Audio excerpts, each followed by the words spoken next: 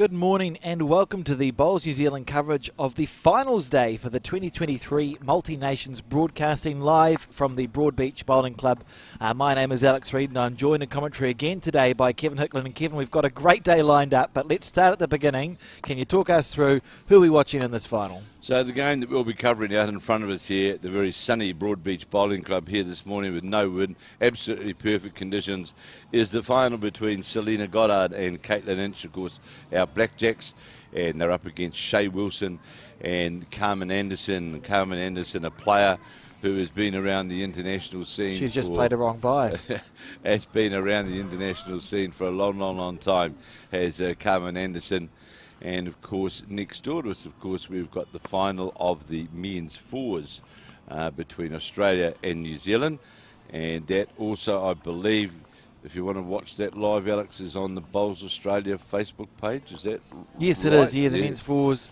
And it looks like, as the Norfolk Island, they might have even switched around their playing order for the final, Kev. They have. That wasn't how it was earlier. No, they have. Shay Wilson has gone to skip.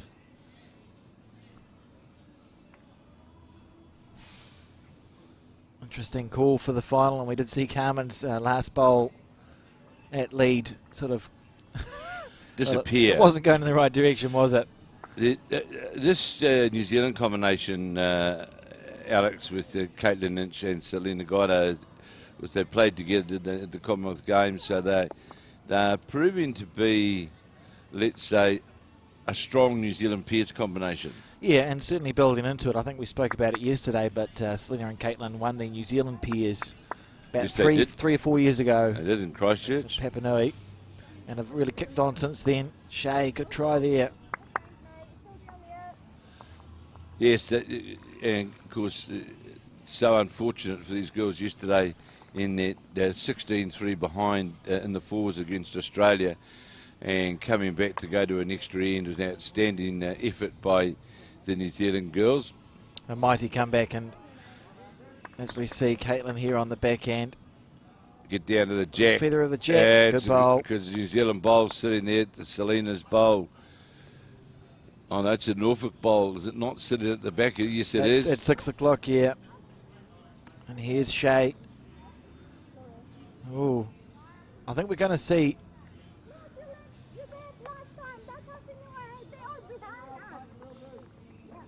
a really interesting dynamic between Shay and Carmen. Carmen, of course, has been around the scene for just about 3 decades now, Kevin. Has won most of the things that you can win in bowl, so very experienced bowler. Shay, newer to the sport, I suppose, by definition of being younger than Carmen. But do you think Carmen's lead will sort of take control of the head here? Oh, Carmen will definitely. She'll run the ship, I can assure you. Yeah, no doubt about that. Carmen, of course, has won at all levels. And it is surprising to see this change around. The introduction of the youngsters, I suppose you could call it. And, of course, only the one club in Norfolk Island, Alex, as well. Yes, certainly. And they'd tell you it's called Norfolk Island. Okay. But we okay, I'll go with that. Norfolk Island. I'll be pleased. And Caitlin here on the probe. Oh, trying to get a touch to the bowl, pushing the bowl through the head, just missing it on the way through. Of course, this game, no time limit and 18 ends. And because it's no time limit, they actually started 5 minutes before the scheduled starting time. So they're keen to get into this game, get it over and done with. Shay makes her way back to the mat, the skip for the Norfolk Island team. I'm going to keep calling it Norfolk Island, Kevin. I can't get my head around Norfolk. Yeah, I'd forget halfway through. Yeah, so we'll just stick with Norfolk. So we see Shay on the forehand side. So we think they're holding at least the one, maybe two, the bowl at 6 o'clock and the bowl at 10. Now, Carmen has been told to get it out of the way of the cameras, but she's a very animated... I was going to say good luck. She's a very animated character, Carmen Anderson, and I suspect we're going to see her jumping in front of the camera whenever a bowler's close and measure now to go around in a circle, figure out what's what. So that's Carmen's bowl there, the toucher. Carmen's one of those players who really is very seldom short. She's because she is the only player, I believe, in this side who, because Carmen's actually based in Australia. She's based out of Sydney. She won gold medal in 1996 at the World Bowls in Adelaide, and the Commonwealth Games she won a bronze in 1994 in Victoria in Canada, and she's played in numerous Asia Pacific events, of course, and yeah. As we just see how many that was to Norfolk Island, 1. To start the scoring off here, yes, you look at Carmen's bowling record, and it's just a smattering of medals, isn't it, all the way through. And quite impressive, really, that she's great competitor, maintained that career. I think she beat Karen Murphy in a singles final, a district singles final, about 3 weeks ago. So obviously still in pretty good form, Kev. Carmen would play bowls 8 days of the week if there was 8 days to play. She just absolutely loves playing bowls, and yeah, but an excellent player in her own right. On the back end here, she's making sure she's got the bias right this time.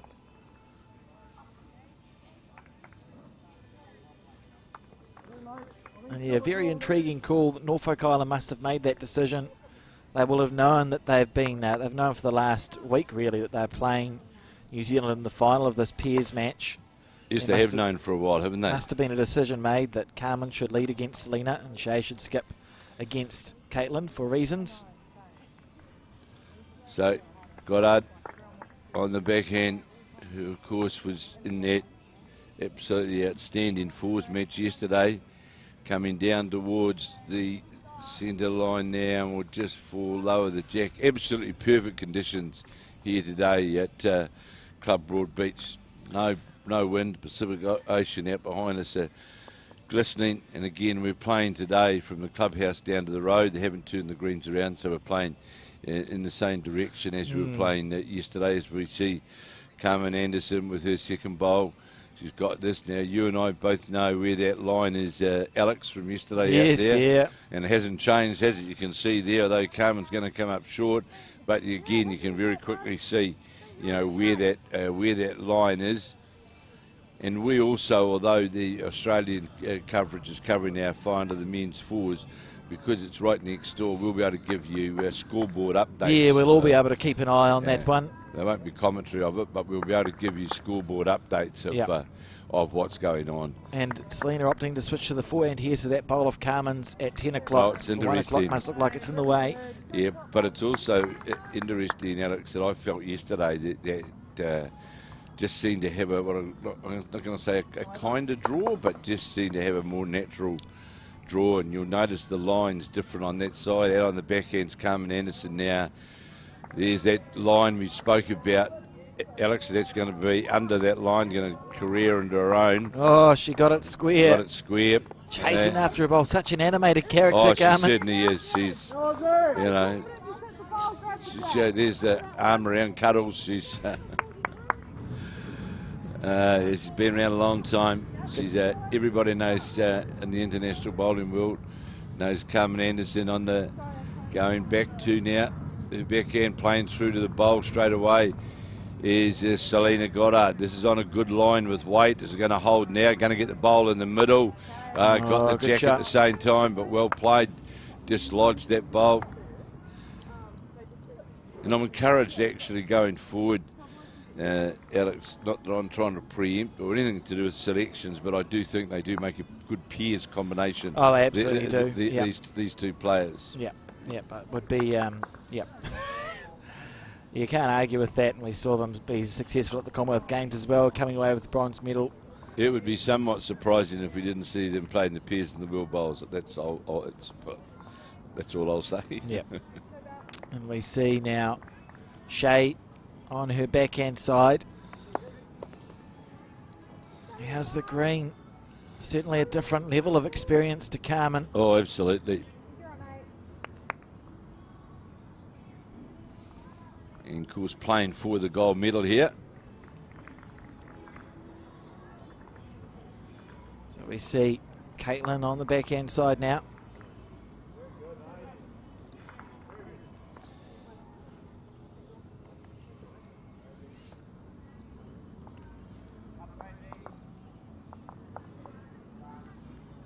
And just needs to get past this front and will count. Will it get all the way down, or will it's a straight line to the jack? Now, in that, it's a Carmen Anderson bowl in the middle of that. Is it not, Alex, or not? No, it's not. We've got the bowls at 12 o'clock as a Carmen Anderson bowl, and it's all quite scattered out. As we see this one from Shea here, that should have. I think Selena might be holding two, really. Those two bowls you see to the right of your screen. Very scattered. It is scattered out, isn't it? Very, very scattered.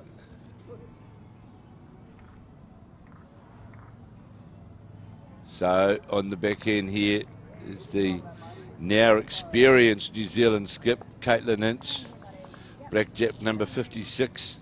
And this looks pretty handy, this one. That's a great shot there from Caitlin That'll Inch. take some beating, that bowl from Caitlin, right to the front of the jack. One down is the call.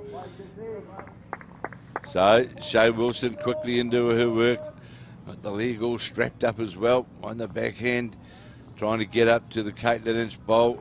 Well, oh, gee, there's a good attempt. Just going to go by. I'd have thought if you were going to go for the bowl with that weight, Alex might have played the other hand. Under to the bowl. Slightly overplayed, really. And a chance here for Caitlin to add a bonus on the second end. Carmen, of course, is born in the Philippines, but may well have played bowls for the Philippines as well. I don't know. Who knows? I don't know, actually, Alex. But certainly been around the international scene for a long time, as Caitlin Inch now on her backhand.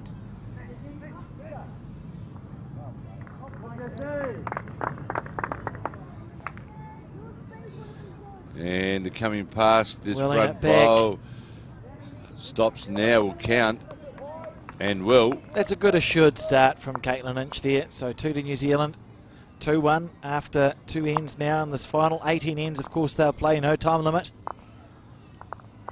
And somewhat surprising to punters, I suppose, that we see a final with no Australian pairing in it, Kevin. Oh, well, there's going to be a couple of events where we're not going to see any Australians featuring, as I just see Lance Pascoe down in front of us push the jack back, but I just see it went to an Australian bowl, but I'm not commentating that, so I can try and guess what's going on there.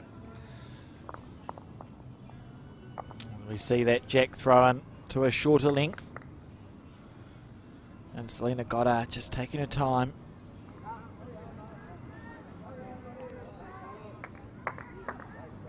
On the backhand. Very nice, smooth delivery. And of course, no stranger to the Broadbeach greens, having spent some time here. Of course, yeah, a Broadbeach player of years gone by. Look at that for your first bowl. Lovely shot there from Selena. Right in behind the jack. I did notice this morning that the greenkeeper on the roller would have gone over the screen 3, maybe 4 times. It just seemed to be on the roller all morning, Kevin, to try maybe, what's the reason behind that? Try get it to eke out another second of speed, perhaps? Oh, I think, yeah, more than likely there might have been a bit of moisture still there, Alex. So just keep the roller over it and to remove moisture, or just to soak some of that moisture up. But, watching it to date here, certainly, running very, very good. On the backhand again is the New Zealand lead, Selena Goddard, and just not quite going to run all the way down. You're more than likely see now Carmen play her renowned, let's say, heavier draw. She won't be short. No, she's certainly never been frightened. Played a lot of singles internationally, has Carmen, and never been frightened to play to reach the head. I can assure you of that. Here we go on the backhand side. Carmen Anderson. She's short. She is short. That's most surprising. There's a commentator's curse. Yeah, not that far short, really, was she? When you look at it on our camera in front of us. So I hope you've enjoyed these. I don't know how many days coverage has been. A lot. A week. A week. 5 or 6, perhaps. Here we go. Selena on the backhand, so she's holding one at 5 o'clock to the jack. Looking to put another bowl there or thereabouts. Just pulling up more wide than anything else. Just those two bowls on that wide line, and Carmen now for sure will be reaching through on her backhand side. You'd be thinking a metre or 2 metres over here. She's on the wide side though, Kev. Looked wide out of the hand. She'll be disappointed with that. You can see a bit of frustration there from Carmen. Beautiful weight for the trail, but just on the wide side. Looks like she's using head-side XGs based on that grip. And the skips will make their way down to their end, Caitlin and Shay. Caitlin with the first bowl, of course, in New Zealand holding one on the head. So it's about, is she on her forehand there? Hard to tell. A kick from the Australian. On the ring next door we go, Caitlin on her backhand side. It looks like it might be easy to get caught a little bit wide, although of course it is a shorter end, isn't it, Kev? Yes, it is, but it's coming back now. There's again is that medium, that where to get to on those lines. Well, they're still very evident, of course, the lines, aren't they? There's no others there, very much so. So here is Shay Wilson endeavouring to reach down to the shot bowl. Carmen's getting excited about this, and Julie beautiful Shay shot. What a beautiful bowl that was. Absolutely lovely. Never looked like missing. Was very smooth. Well, watch Shay's delivery with her next bowl, almost looping, Kevin. Yeah, on the back swing, isn't it? Almost sort of goes around in a semicircle. And Caitlin having to switch to the forehand side. Well, how's the weight? Because Jack been moved off the centre line. He's going to get all the way down. This is a good attempt here. This is a better than good attempt. That's a superb bowl. Class there. From the New Zealand skip there from Caitlin Inch. Draws a toucher.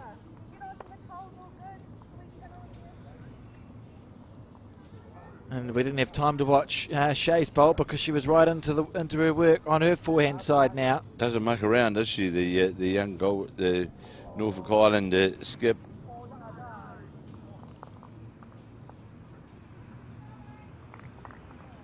Caitlin making her way back down. Had an assured start, you feel.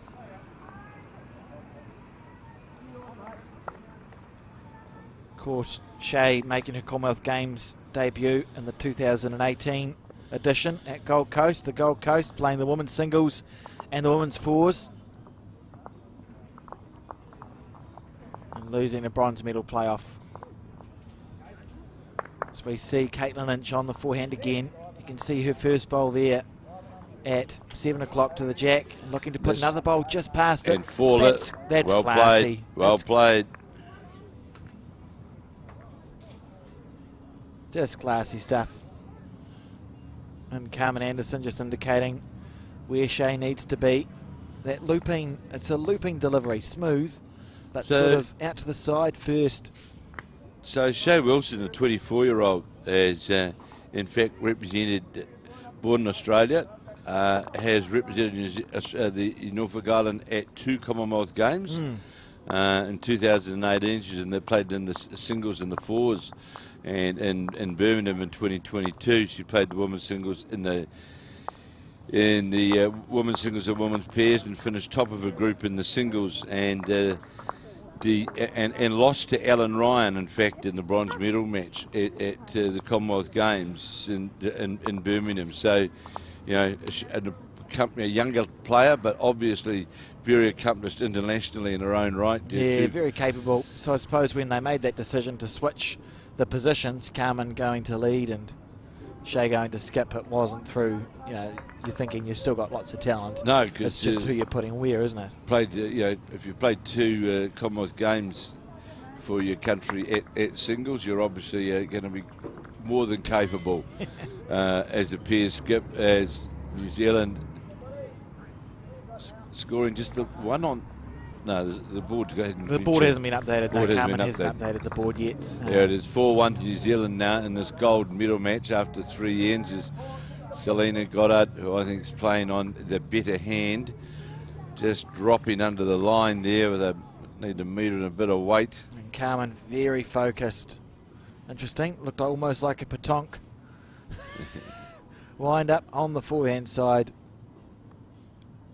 And sort of all on the follow through and body weight from Carmen Anderson. Well, she moves with the bowl at the delivery, Alex, doesn't she? Very accomplished bowler. Now remember, this combination obviously defeated one of the Australian combinations on the way through to this gold medal match. Yeah, I'll find out who it was before the end of the game for us. Obviously a very good side. It was Chris Dick and Alan Ryan were defeated 1911 by Carmen Anderson and Shea Wilson. Gold medal at Commonwealth Games. That same combination for Australia. Yeah. So again, just dropping short is Selena. And, this is, as we've spoken about, Alex, that effective bowls. So Carmen on the back end. It really, I suppose, a very good player at lead as well. Well, depending on what you want from your lead, because there's two types of pairs lead, isn't there, Kev? You've got the type of pairs lead who smothers the other leads by putting 3 bowls right around it, and you've got the sort of pairs lead that with their third bowl is making the change. If we take New Zealand, let's say we use Tony Grantham as an example. He's a jack player, smothering pairs lead. He's not a, then if you look at Aaron Wilson as an example, he's more of the forceful lead. Is still going to be short here. And Selena. I was building up to saying that Carmen feels to me more like your sort of lead who's really good with their third bowl to change stuff. But on this particular end, she's going to be holding 3 on the draw on the crossover. She doesn't need to do anything. But, we may not, because she looks to be under the head.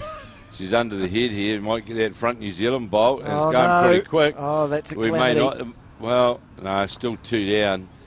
And was under the head. But early on in this match, Caitlin Inch has very quickly shown her drawing prowess, hasn't she? Caitlin's the one that switched on the fastest here in this final. She's already played. It's N4. She's already played 4 or 5 real classy bowls. Just looking assured to me, looking like she's there going, look, I've got a job to do. I know I'm in good form.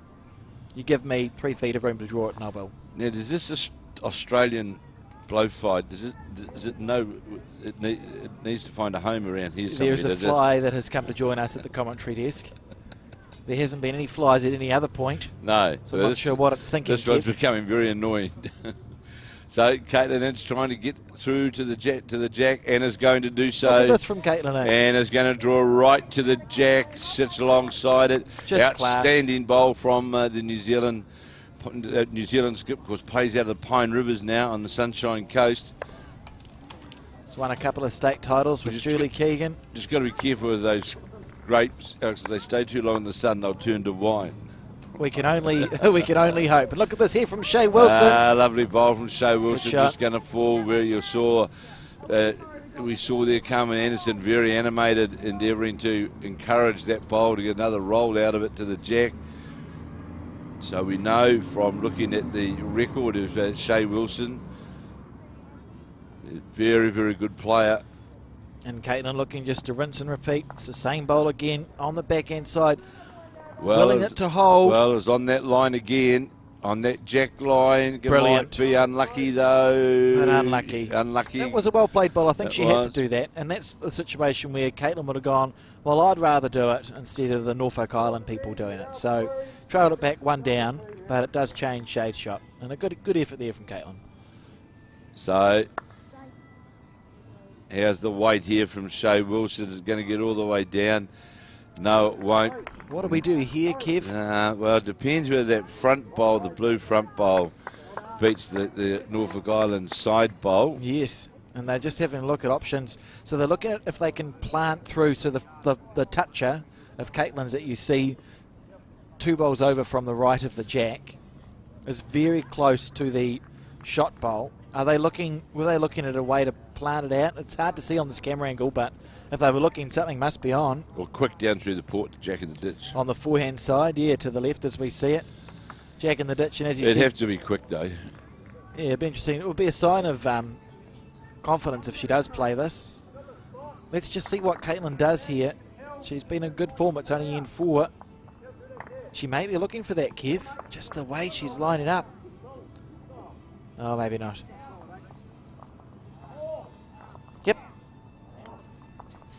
She picks the port. She's very close. This is a great... it's going to drift. It was a hard shot, but it was a shot that was on, Alex. Yeah. Through that, especially with that weight. She had the right weight, did Caitlin, through that port to try and get to the jack. A very positive indication when you think about how Caitlin is feeling about her bowls in this game, that she was happy just to go for jack in the ditch and gave it every chance.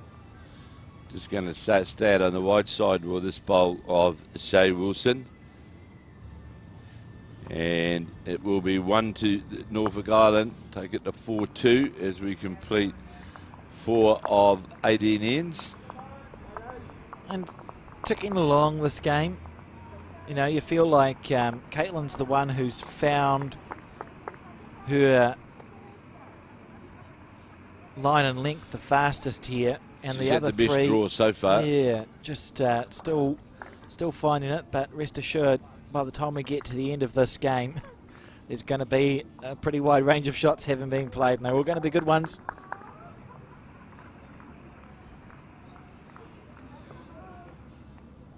So Carmen Anderson on the mat.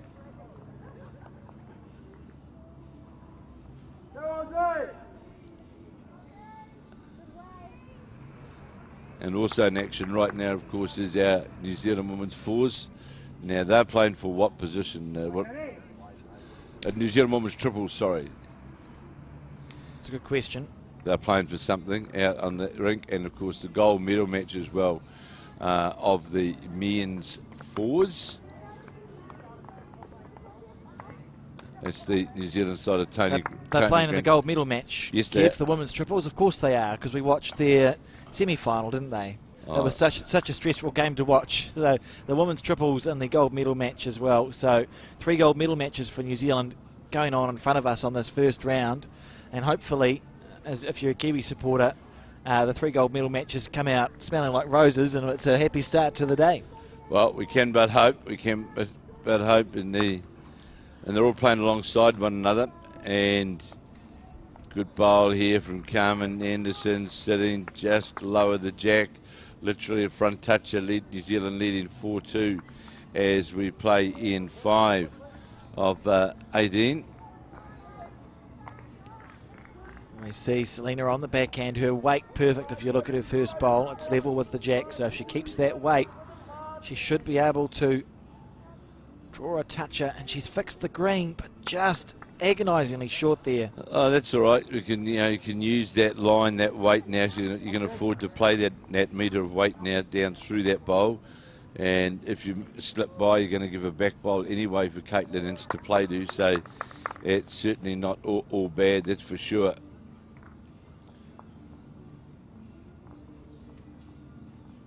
And here we see Carmen chasing after her bowl. Very animated, isn't she? Oh, she certainly is. She certainly is. And she'll be delighted that bowl's over the head with Carmen Anderson. Great stuff.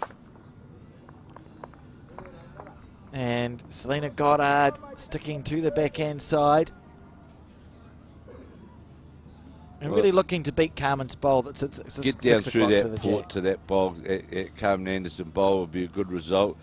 Needs another metre of weight to do so. Get onto her own bowl. We'll get a couple of rolls out of it. Not enough. And because it didn't actually get cleanly to the back, really, Alex, it sort of determines the weight that Caitlin Ince can play.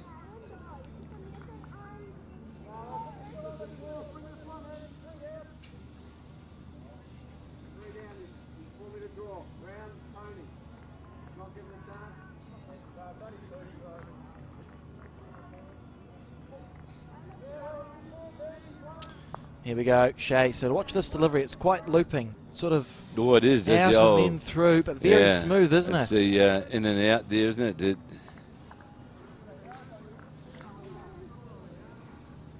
On the backhand, Shay from the Norfolk Island.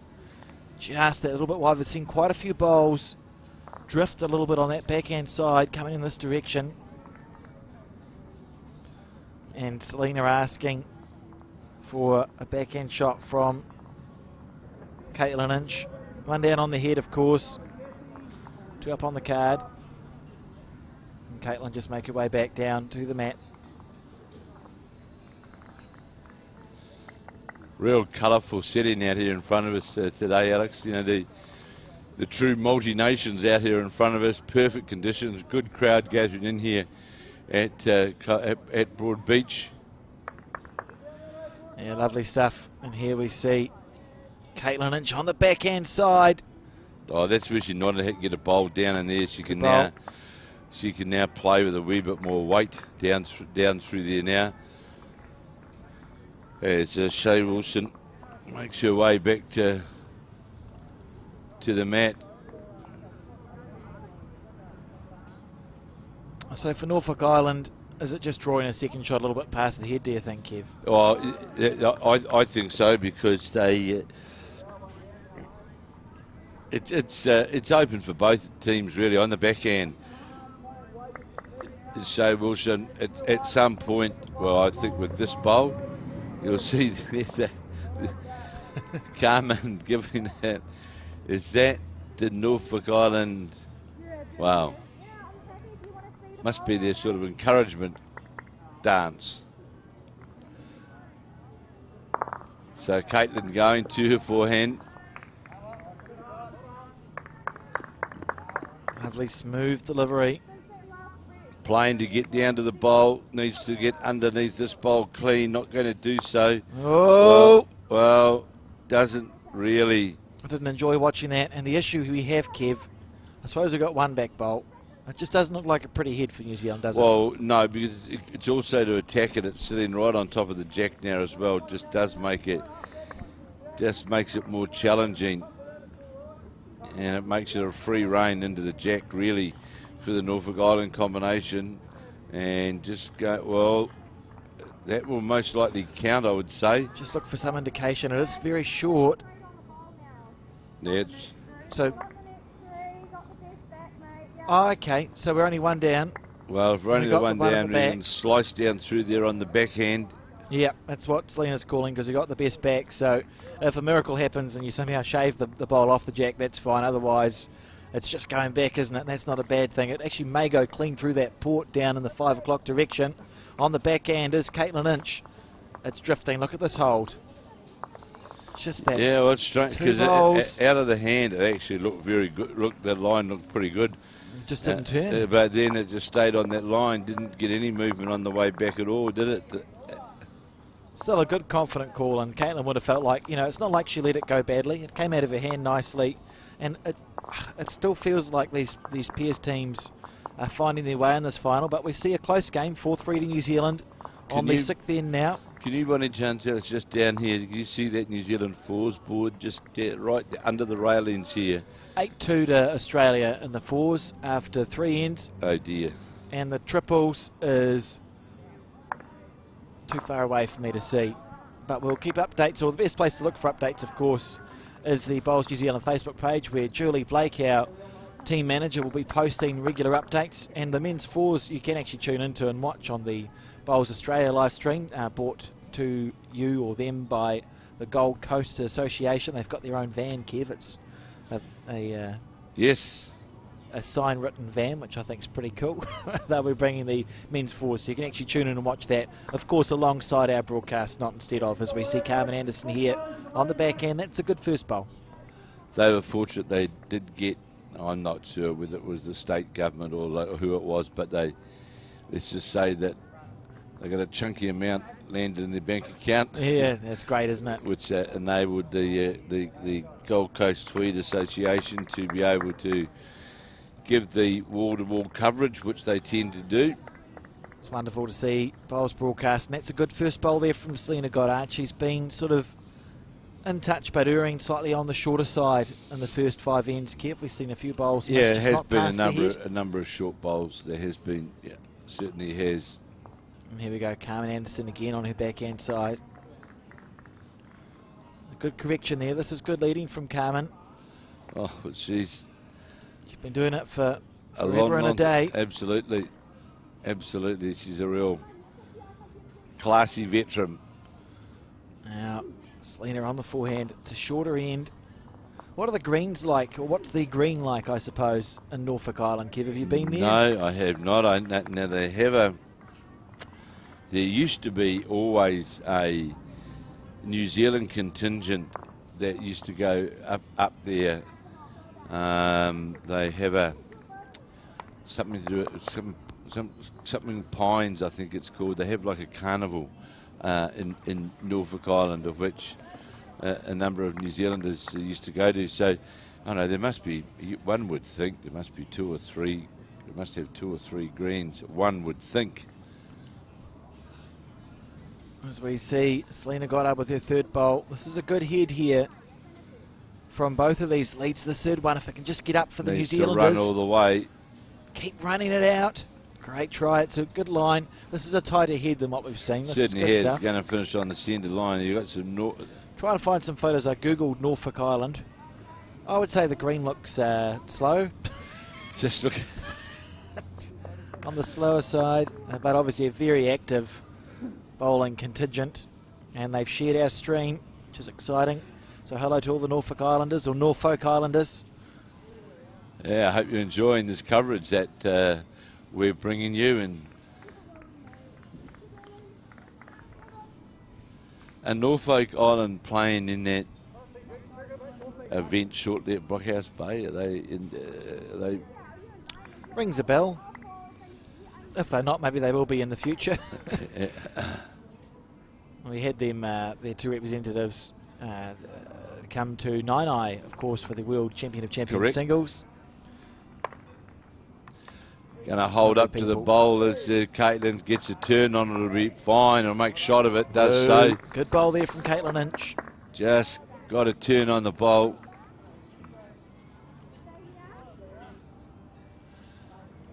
Yeah, so it was just that they told me this morning, Alex, that they just had the 1 green.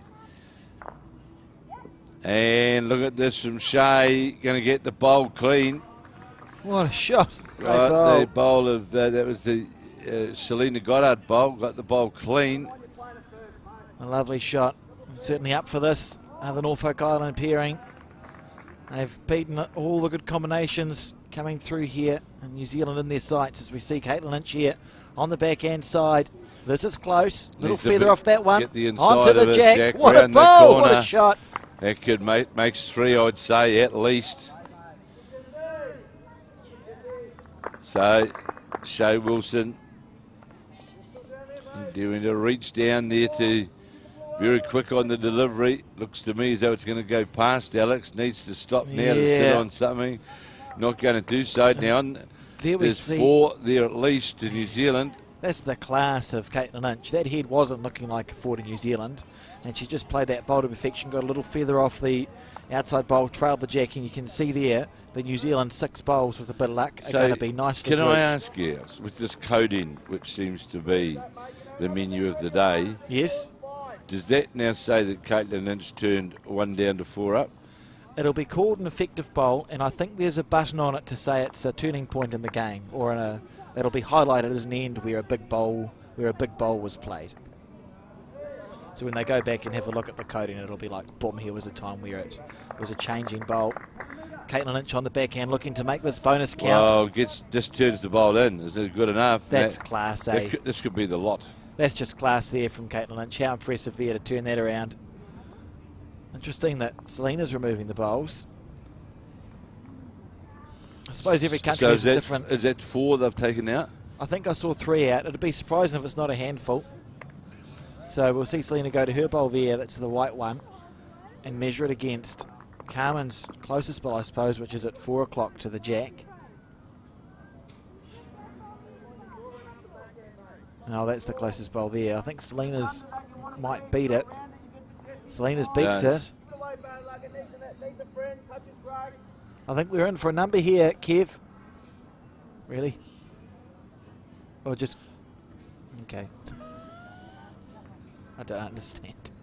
I don't know what's going on there. There's lots of pointing. Yeah. No, that one was always in. 4 there to the New Zealand team. What a great bowl that was from Caitlin Inch to turn that head around. And I think, like you said, when we look back on this game, that's a really important moment. It certainly was. That's a big conversion. 1 down, 4, 8-3 New Zealand lead. Great stuff. And look at this replay. This is the bowl. Played to perfection. Gets the inside half of the Norfolk Island bowl onto the jack. Trails it back. Brilliant. Genius there from Caitlin Inch. Well, good weight control. And, Caitlin, in the main throughout this whole event that I've seen, her weight in and around the head has been outstanding. Certainly has been. Very impressive pairs combination. And of course, I mean, they had big shoes to fill, didn't they? If we think about the women's pairs combinations of the past for New Zealand, I suppose it's always been a space we've been pretty impressive, Kevin. Well, Joe Edwards Val and and Joe occupied that role for so long, but I think these two players can as well. I just like their confidence. They get on very well together. They play the shots, and remember they have won a New Zealand pairs title. So bronze at the Commonwealth Games. So to me, they're the logical. Yeah, what's not to like there? And we see Carmen on the forehand side. Yeah, they're a logical combination, I think, and young. So there's who knows what happens. There could be change of lifestyle. Who knows what's going to happen in the future? But as we sit right now, they certainly, in my view, are a strong pairs combination for New Zealand. Absolutely, and Selena Goddard now on the backhand side. Interesting, we haven't really seen any long jacks in this entire game, have we, Kev? No, but from Caitlin's point of view, she'll be happy. She'll be more than happy, though, providing Selena's giving her bowls around the head, and she can play the shots. Yeah, all they need to be is there or thereabouts, really. You'll see Carmen on the forehand. Played a good first bowl and a pretty good second bowl. This is a good end building here for Carmen Anderson. Well, as I said earlier, Alex, I certainly feel that was for a lead. I think that was to me, appeared to be the kind of drawing hand. Here we go. Just Selena Goddard just taking her time. As you can feel now, that temperature. We're inside, obviously, doing this commentary, but it's starting to heat up. You can tell. Yes. And trying to get a rest to the bowls is Selena, and more than likely he's got pretty good weight to do so. In fact, does have good weight. But interesting head here. Now, if you're a Norfolk Island supporter, there haven't been that many chances for a number for Norfolk Island so far. It's N7. You're trailing by 5. This could be a really big end for that combination if Caitlin can't salvage. You watch the body language here of Carmen Anderson. Well, that's now brilliant. Do you hit it with the first bowl? I go early. Often they talk about that, You talk about that in pairs. It's your leads last bowl and your skips first bowl. If you're wondering when to hit it, it's your skips first bowl. Go early. Well, even if you don't get all of the target, Alex, to sort of open it up is fine. But in my view, go early to reduce or get the jack. Yeah, may as well. And we've seen Caitlin in such good form this game. Very confident. Of course, we'll see her later on as well today in Game 3, Round 3 in the Women's Fours Bronze Medal Playoff, which we will be broadcasting. So on the forehand here, Caitlin Inch, 3 down on the head. Well, I'm surprised at that weight, to be fair, of electing to go for the draw. But she is playing so well, and she's going to all but get the shot. Oh, when you're good enough to do that, Kev, I take my hat off to you. So it's just amazing stuff there, Caitlin Inch. Well, to me as well, very quick on the match, Shea Wilson, isn't she? By goodness, she is quick. No making around, and she doesn't like that bowl. What a bowl that was from Caitlin. But it highlights to me, Caitlin's been over here for a few years now, and she knows the pace of these greens so well, and what it will, what the bowl will do at the finish, which to me, that and does that with confidence. So on the forehand now, 3 down was Caitlin Inch on this, the 7th of 18, draws the shot, leads 8-3. That's got the bowl out on her.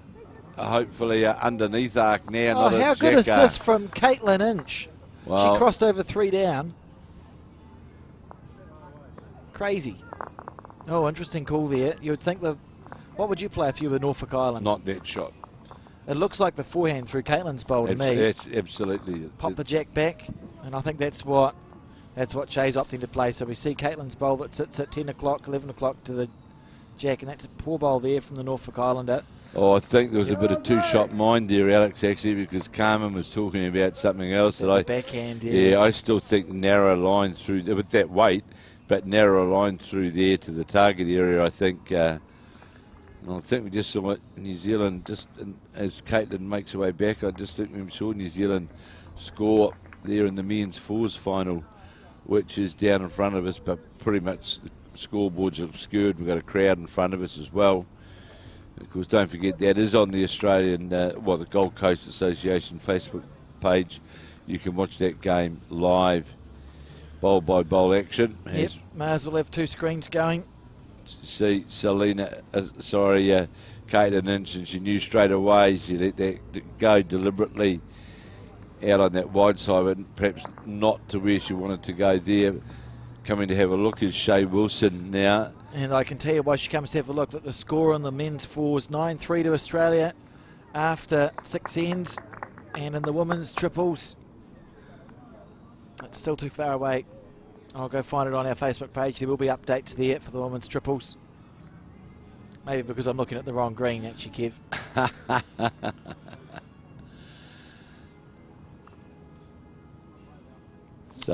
So Wilson, we know, 2 Commonwealth Games.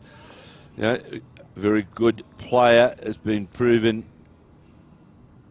You can see in that previous camera angle just how short this end is, really. It's right up this end.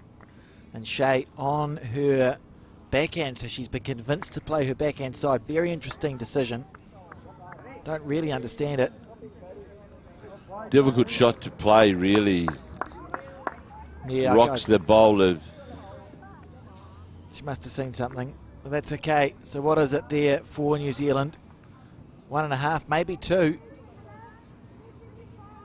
So Selena just confirming what length to play. I'll just wait till we see the scoreboard updated. Oh, it's definitely 2. Brilliant. 2 to New Zealand there at the halfway mark. And progressing well. Looking assured, the New Zealand team. 10-3 up in this multi-nations final. I just had here, Alex, you were talking before a couple of days ago about this. Gary Smith announcing to conclude his 22-year career with World Bowls. Will finish his employment on May the 12th of this year. Certainly a time of change for World Bowls, having now moved down to the Southern Hemisphere. Exciting next 5 to 10 years, I think, for the sport. We see the jack, it was delivered to that short length, so I think Selena and Caitlin just happy to keep playing to that nice natural length here in this final. So 10-3, great start. On the forehand. That more forgiving side, we think. It's an okay start there from Selena Goddard, and Carmen Anderson straight into her work on her backhand side.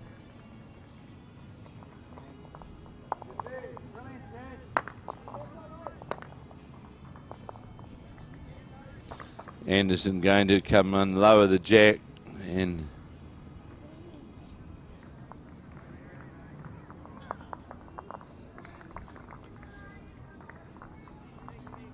so we see that nice camera angle there. Carmen Anderson looks like cap number 14 for Norfolk Island, if you look at the top of her cap. And Selena Goddard here looking to run it out. Now, I know Selena and Caitlin are still comparatively young, really, but they've been playing for their country for some time, Kev. Well, I certainly have,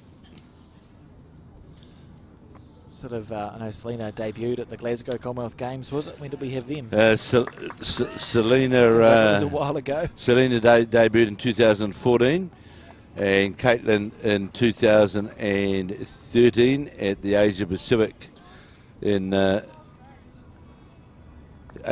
Pacific. So we're essentially talking about 2 young bowlers who've had decades of international experience behind them already. Yes, they have. They certainly have. It's not bad. And Carmen there, she played a beautiful toucher. And Selena looking to bog onto her bowl. So we're just 1 down now. New Zealand still nothing past the head. But there is a good shot there for Selena to play, for Caitlin to play through that, because she'll follow through as well. That's right, yeah, on the forehand. On the bowl and jack will go through together, and Carmen wouldn't be frightened to play this herself, actually, because Little feather. it's certainly what New Zealand are going to be playing. Well, that opens it up a wee bit now. Actually unlucky there, Carmen Anderson, wasn't she? She was on the right track. Well, she's on the track to get that jack trail that we spoke about. And I can confirm, yes, that it is 9-3 after 5 of 15 ends in the men's fours.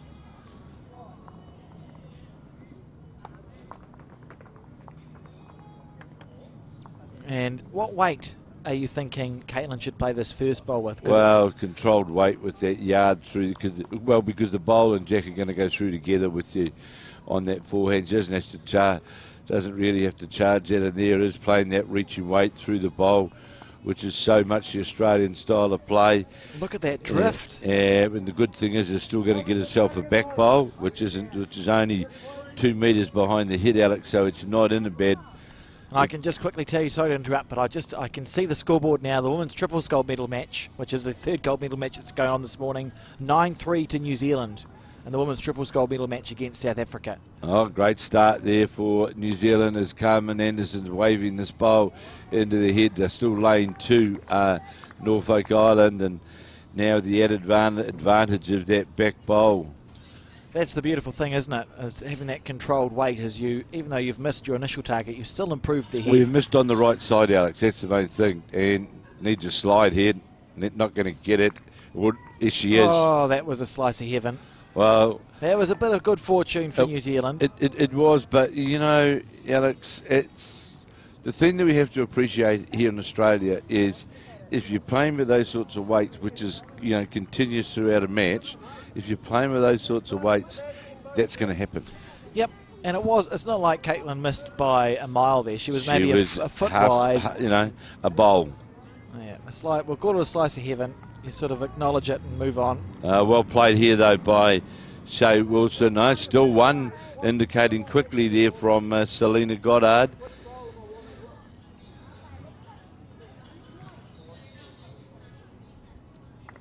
And a bowl to come from Shea. New Zealand are looking pretty comfortable in this final, I would say, Kev. If they can just keep ticking over the scoreboard. The Norfolk Island equation, obviously different. Yeah, certainly. So, yeah, wow. Well, we've seen one opportunity for Norfolk to score a number, and it was stymied on literally Caitlin's first bowl.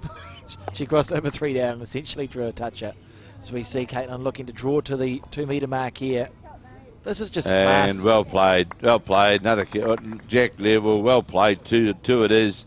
And really, Caitlin Inch this morning is highlighting that why she is, well, I think she is New Zealand's #1 player, along with Val Smith. I think they're our 2 real key lady players.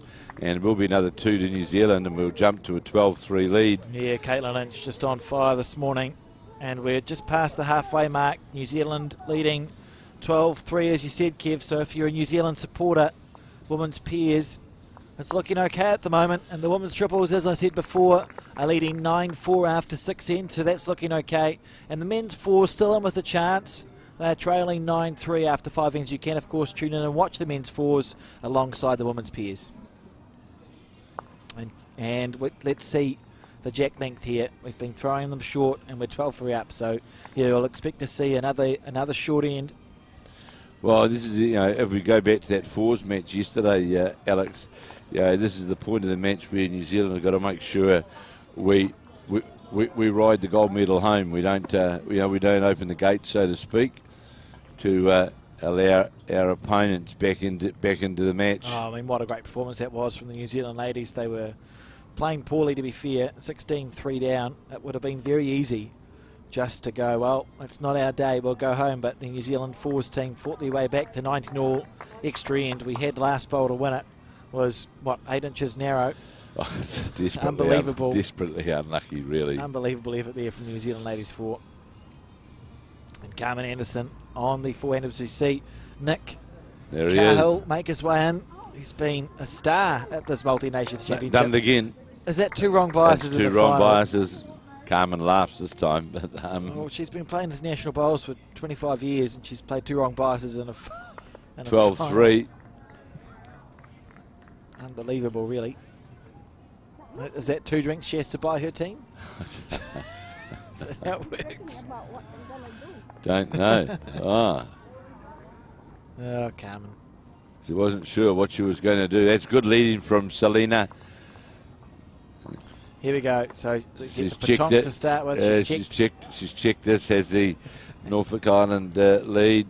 Got the right bias this time, Carmen. And you got a bowl to make up for. So look out. She would have put so much focus into this bowl. Just missing heavy and narrow.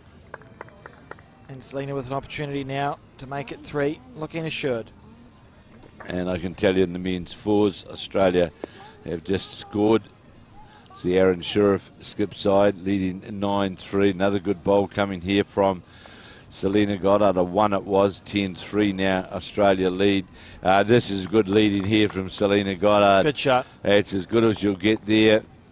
So Alex, I'm going to ask you something. We've got a triple going out there now, Yep. playing off for the gold medal. Yep. We've got these gears here playing for gold medal. It's 5 players. Yep. How many players in the World Bowls team? Yep. That's all I'm going to say.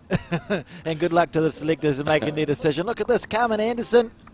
And falls. Yeah, it should be shot. Nearly made up, I think, for the first bowl that that went the wrong way.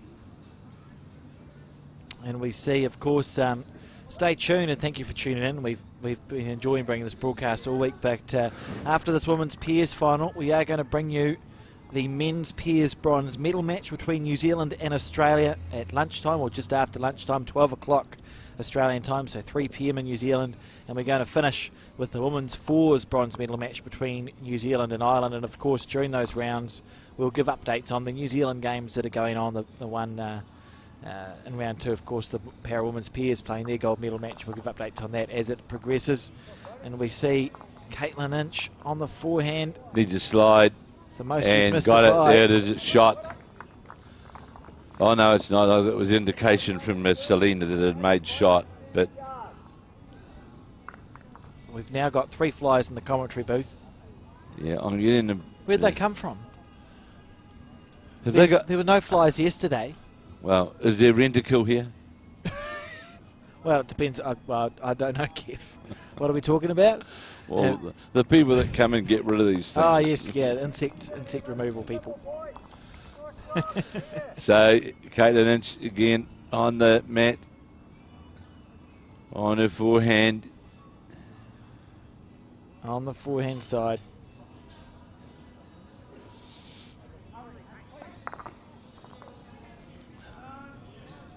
Caitlin Inch, she's just in what form? What form she is in. Oh, well played. Didn't even need to use a bowl. She just essentially drew 6 inches past the jack. She's got no intention of letting this game slip away. And Shea Wilson now on the forehand side herself. The Norfolk Islander looking to clear the front. Not going to do so. It may not enough weight to rock the pole over. They're coming in droves now, these fly things. Actually getting really upset at the fly situation. What do they call those hats with the corks? Australians. Okay, shall we get them for our commentary?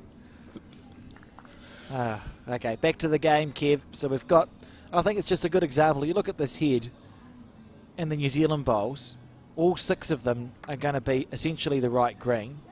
1, 2, 3. All but in the count again. There's silly. Is Caitlin. All 6 of those bowls be within 3 feet of the jack. That's a fair effort from a pairs combination. Shay, she's got 1 clap, 2 clap. Oh no, she's waving the bowls. I thought she was clapping them. What's she asking it to do, Kev? She's doing the washing machine. Well, whatever it did, it worked. What a shot there. I think it'd still be 1 to New Zealand. Would it not be the back bowl? Oh, maybe the one Alex? at 6 o'clock. What's happened?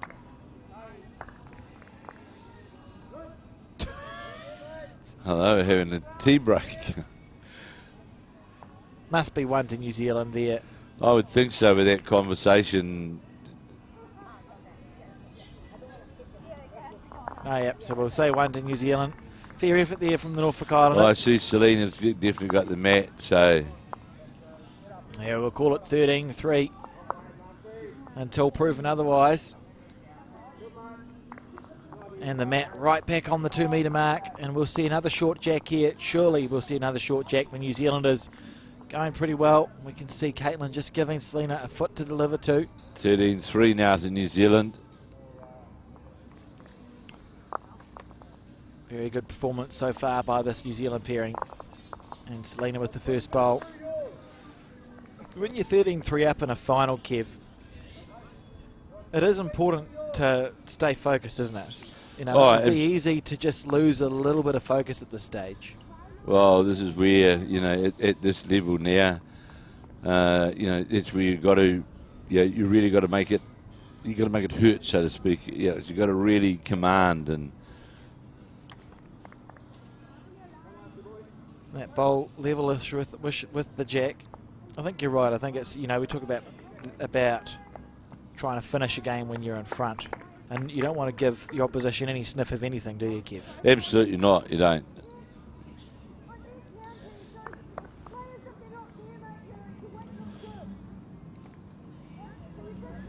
So,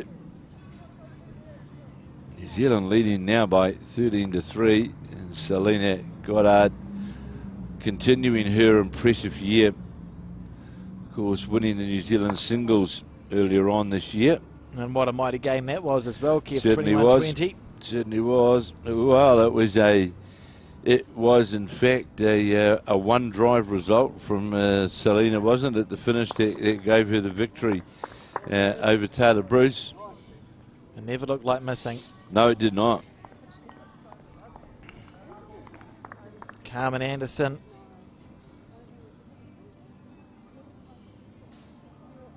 Always had that delivery. It's not what you would call conventional. Nothing, but no. Very, very effective.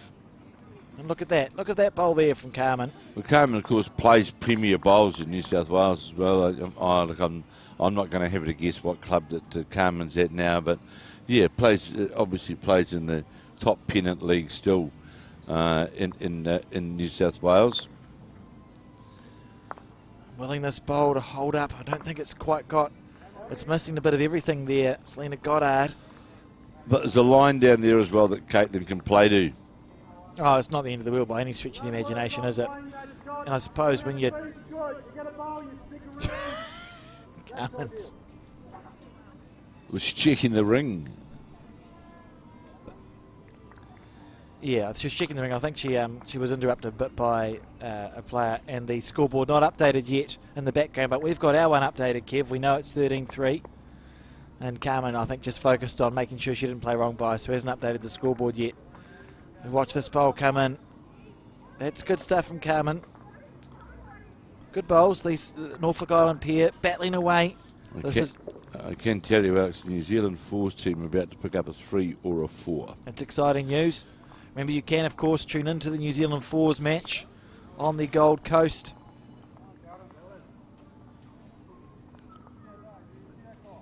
Has this fly got a name? Nothing that I can say on here. Besides nuisance? It's got no name that I'd like to broadcast. We see Caitlin on the backhand. So this is probably the second time that I can remember in this entire game that Norfolk Island has crossed over with a chance for a number. I can tell you now that the New Zealand fours trail 10-7 now. Exciting. Picking up a 4 on that particular end. Now 10-7. That's the Sheldon Bagley Harley skip side v Aaron Sheriff. And look at this here from Shea. Oh, well played. Got a turn on the bowl. That makes 3. Turned it over. So I suppose the call here really for Caitlin just to continue that. Well, her draw has been so consistent, really, Alex, hasn't it? Unbelievable. And there's been times where it's looked like she should drive, and she's just gone, I'll just play a draw bowl. Not far away here either. Not far away here. Just going to fall low. Beautiful effort. She'll feel confident with her next bowl. So, Shea Wilson.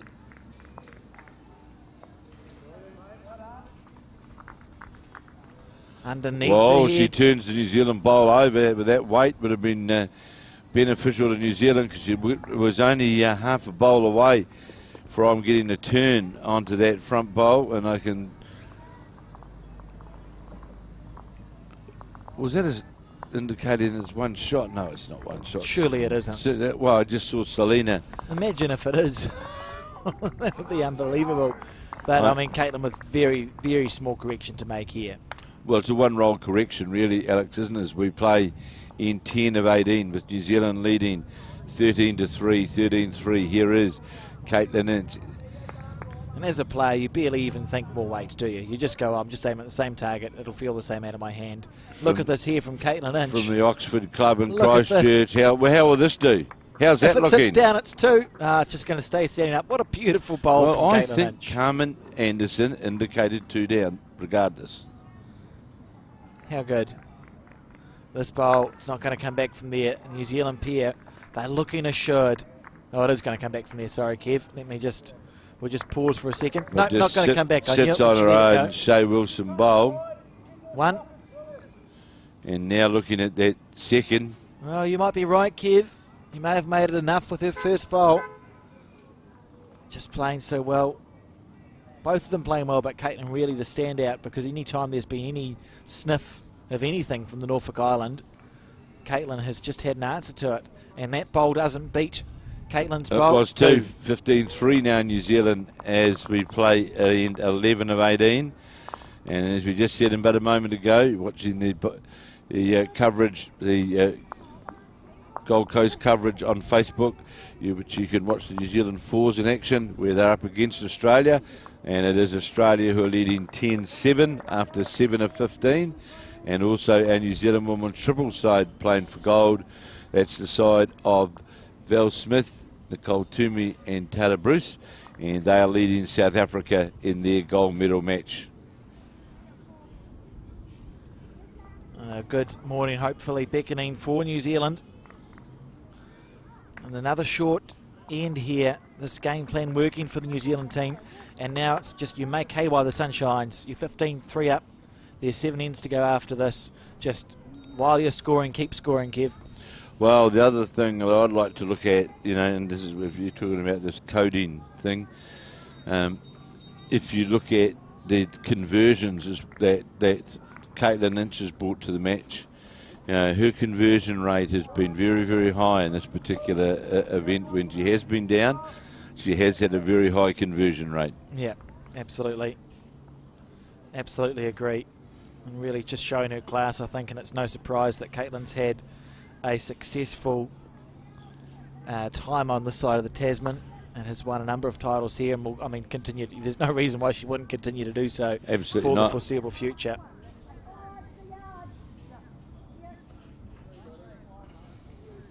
Carmen on the forehand.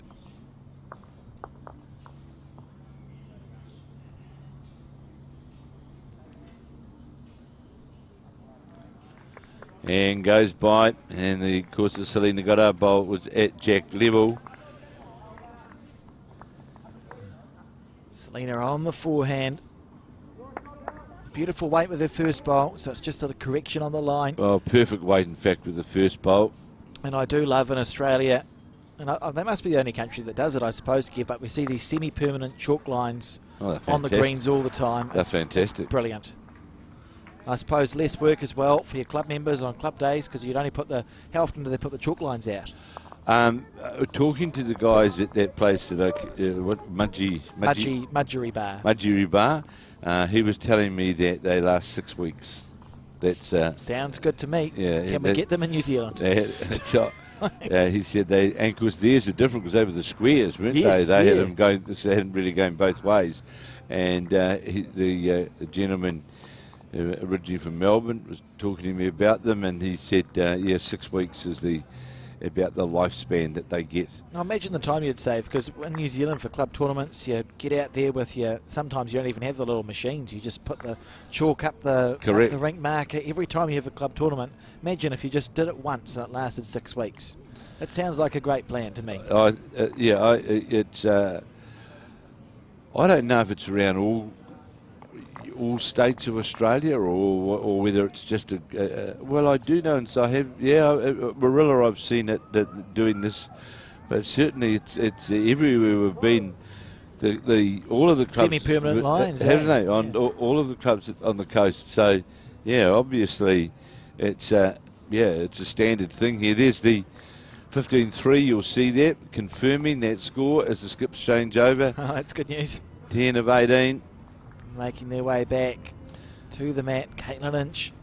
She's been the standout player in this game. I'm going to make the bold prediction. The World Bowls, New Zealand Women's World Bowls pairs combination will be Caitlin Lynch and Selena Goddard. Wait and see, I reckon, Kev.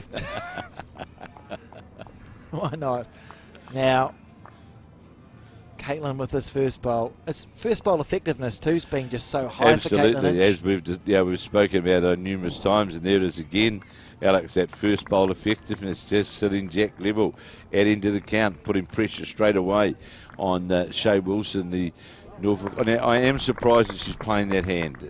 I am surprised because I just think as she's going to draw the shot, perhaps, no, she's not, it's going to be short. I just think there's a clearer run to the jack on the other hand, Alex. Yeah, and also there's a reduction opportunity on the other hand, I thought, as well. From the mat, it would have looked easier on the forehand, you would think, but I know their minds, I suppose, and Caitlin Lynch just with the opportunity to plug another ball in there.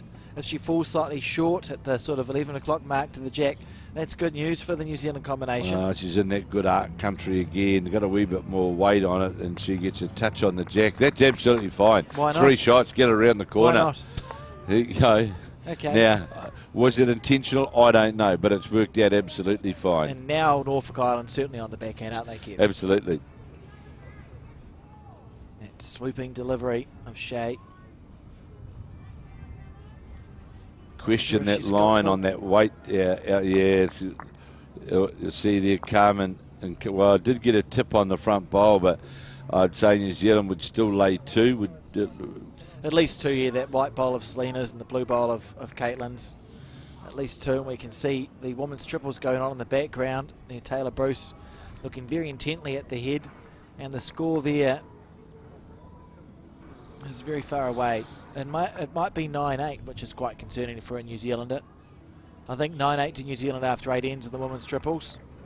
We don't know a lot about the South African players, well, except that I think Colleen Pilketh is playing in that line. Is she playing in that triples lineup? Yeah, I think she is, and always been. Yeah. South Africa's always a dangerous country when it comes to bowls. She's definitely. Look at this, Caitlin Lynch under it clean. Do you get much better than this, Alex, this exhibition today? Oh, she just played so well. 3 bowls on the right line. So hard to beat. And it's about that effectiveness. As I've said, we spoke about it often, Alex, that 85%, This ball could be close though, Kev. How fast it's getting down to the head. It's onto Selena's bowl. And we'll still leave New Zealand lane 2. There's 2 it'll be to New Zealand. It is. New Zealand now go to a 17-3 lead. Very commanding performance here from the New Zealanders. Hard to see it way back, and the scoreboard still hasn't been updated. No, All the ends haven't been ticked over, have they? Unless I've jumped ahead on the ends. I'm sure we're on the 12th ends now. I'll just wait for Carmen or someone to go and update the scoreboard. So 17-3 is the score. I'm not sure if I think they just haven't flicked. Well, she's by the scoreboard, Kev, so we're nearly there. Well, of course, a number of these matches they've had attendants as well who have been, chipping, turning the scoreboard over. I'm probably asking a bit much. I suppose there's other things going through my. Well, so lengthened it up here has Selena. The other thing I'd just quickly like to talk about in regards to bowls is, of course, is tomorrow April Fool's Day? Yes, it is. And of course, on April Fool's Day, as you would, the new laws come into effect. Correct, so they do. Crystal, Mark, 3 or 4. 4, I think it is, come into effect. And if you want to know what that means from a New Zealand point of view, go on to our bowlsnewzealand.co.nz website, and there's a big button there that says World Bowls Rules, and there's a document that outlines all the changes and what it means for New Zealand. It's essentially just a simplification, and the language has been simplified in a lot of the rules there. No real big changes. Let's see, Aaron Sheriff in the men's 4s. New Zealand were holding the shot, drive, cleaned the bowl out, took the bowl out for 1 for Australia to take them to 11-7. It's upsetting. And another good opening bowl by Selena Goddard behind the jack. And what we're seeing really, to me, Alex, is a combination that is really working. They're complementing one another. Selena had a few what I call scratchy bowls early on in the match. Caitlin has held that high level consistency right throughout, and in fact has increased it as the game has gone on. Well, it's not been often that Caitlin has been in trouble, but when she has been, has literally never failed to salvage a situation. No, as you see, Carmen Anderson draw it back, touch up. Like I can think of maybe 4 ends in this game where Norfolk Island had a chance after the Leeds bowls. You'd look at it and think, oh, they might score a bundle here, and on none of those ends have they actually scored any points because of Caitlin Lynch's bowls. Yeah, no, she's been outstanding in this particular match, and you know, if we look, Alex was how good is this from Selena Goddard? Gets clean and does. Beautiful shot, great shot. Look at that. And if you look back at that fours match yesterday, of which New Zealand lost on the extra end, being down 16-3. How many big bowls that Caitlin Lynch played in the latter stages of that match. The three in the skip, Caitlin and Val. And played outstanding, didn't they? Absolutely stepped up in that game. The last 4 bowls, well, the whole 4 stepped up, but the last 4 bowls in particular, just with shot play under pressure, was pretty incredible. It's a great game to go back and watch. I would encourage you to do so. If you didn't tune in and watch that yesterday, it's on our YouTube channel. Day 5, I think, or semi-final. It'll be called the semi-final. There's been some outstanding games actually to go back and look at if you take it right over the duration of our coverage, Alex. There's been some really... Oh, such depth in international bowls, really. Absolutely, been some outstanding games. And Caitlin Lynch on the backhand side. Leading 17-3 as we play in 12 of 18 in this women's final. The pairs and the multi-nations here in the very sunny Gold Coast. Well, we're at Broadbeach.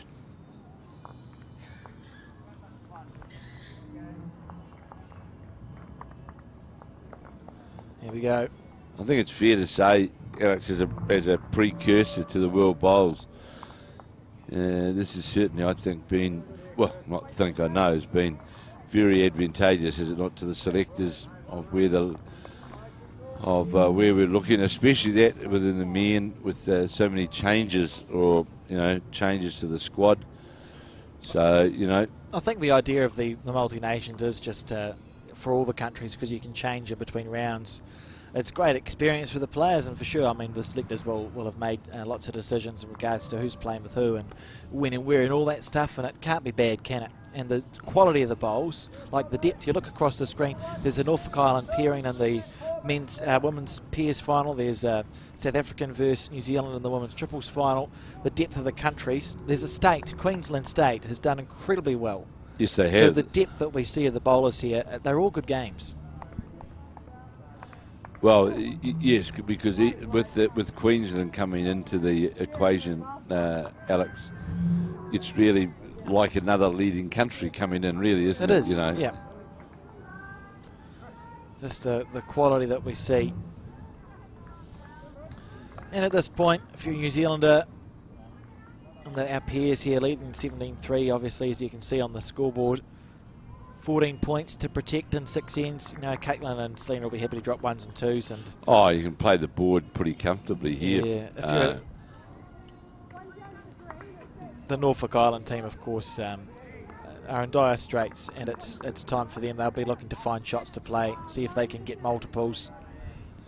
Yeah, but the difficulty for the Norfolk Island side is, though, of course, that if, as New Zealand are doing right now, getting bowls in and around the head, and they're not really even trying to play the last bowl there, was Shea Wilson quite happy with how things lay.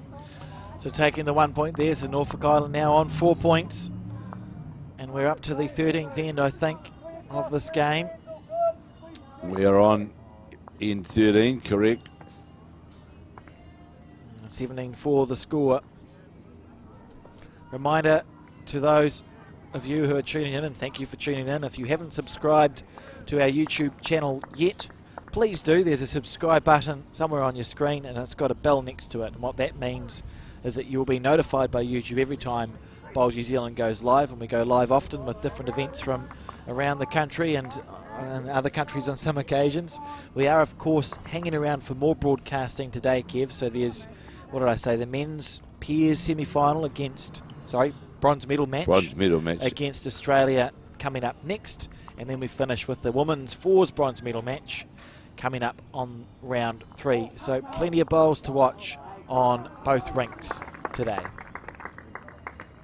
So Selena now, after we saw Carmen Anderson go very short with her first bowl.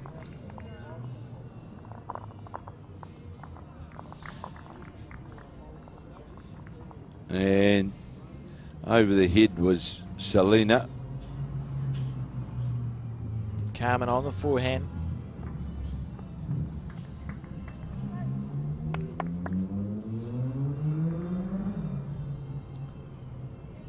I have it on good authority that Johnsonville has permanent marks on their main green, Kev. So maybe it's there something we that's go. catching on. That's great. Good to hear. Catching on in New Zealand. Hopefully it continues to catch on. I think it's a brilliant idea. And Selena Goddard on the forehand, winning this bowl down. Going to sit on the back of the bowl clean. Yes, Class. it does. Well played. Just class there from the New Zealand pairing. So Carmen Anderson on the mat. Definitely one down. We'll try and get to the shot bowl or a touch on the jack. Riding this bowl. She's close here. Carmen Close Anderson. to the jack. Gets the back of the jack and just caresses it really towards the New Zealand bowl.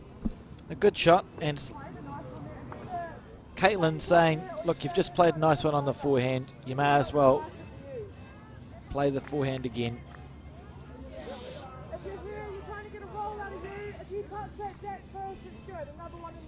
Yeah, it's a good call. You heard clearly there from Caitlin Hinch. Play down there confidently because you'll get another bowl on the head for us as well.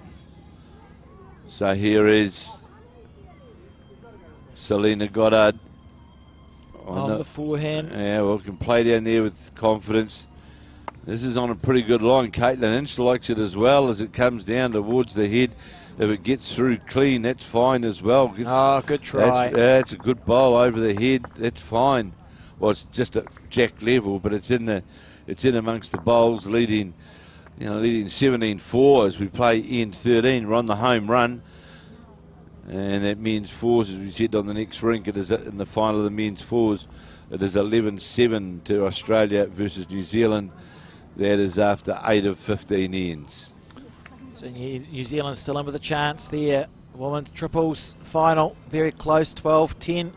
I think I can see the New Zealand after 10 ends in this women's pairs final. If you're a New Zealand supporter, a little bit better at 17-4 up after 13 ends, although of course it's never over till it's over. But something is going to have to change if the Norfolk Island pairing have any hope of winning this game. Certainly are, and beautiful conditions here today. We've had, throughout the Māori nations, we had one day of some rain that we had, but really conditions have been outstanding, Alex. Yeah, I think the weather gods have done well with us, and have provided a pretty good space, really. The only thing I was annoyed about is that when we did put the cabling out here at Broadbeach, we had a thunderstorm for exactly the length of time we were putting the cabling out. But everything else has been great. Looking for the bowler, Jack, and he'll get some unlucky contact, really. But well played. Jack moved, went back. So now, ask you again, I'll come back to the coding. So is that an effective bowl? I don't know. I think it is. I think it would be marked as an effective bowl because it was, wasn't it? It was within the area and it got unlucky. So surely you would call that effective. Do you know the most effective coding? What, Kev? Is exactly what we're doing. Yep. I mean, the players, they use it more as you speak to Sharon Sims, it's more an awareness tool, the coding, isn't it? You sort of, absolutely. You just compare what you think the game went. Oh, good bowl here coming from the, just got a kick but rolled good in. bowl, that's a good shot. It's well played, that bowl from Shea Wilson. I think that demonstrates more what she's capable of. Yep, so Caitlin's on the back end. If she's narrow on to Carmen's, it's fine because there's a plant there which will crunch the jab. There is a plant. But what she's looking for is that last bowl of Shays, as square as she can. You peel the 2 Norfolk Island bowls out, sit there with a few. That'd be cool to watch. Well, with weight through the head, that peel shot is there. Really. Yep. They'll split away. She's playing well enough to do it. Oh, this is online. This is online, Alex. I tell you, this is online to get to the bowl. She's got it. And it'll move the. Oh, Hit it harder. move the. Hit it harder, Caitlin. Well, the players are 2 shots to the Norfolk Island, but well, 6 inches, 9 inches or more weight may have, but you know what an outstanding bowl. Beautiful effort there.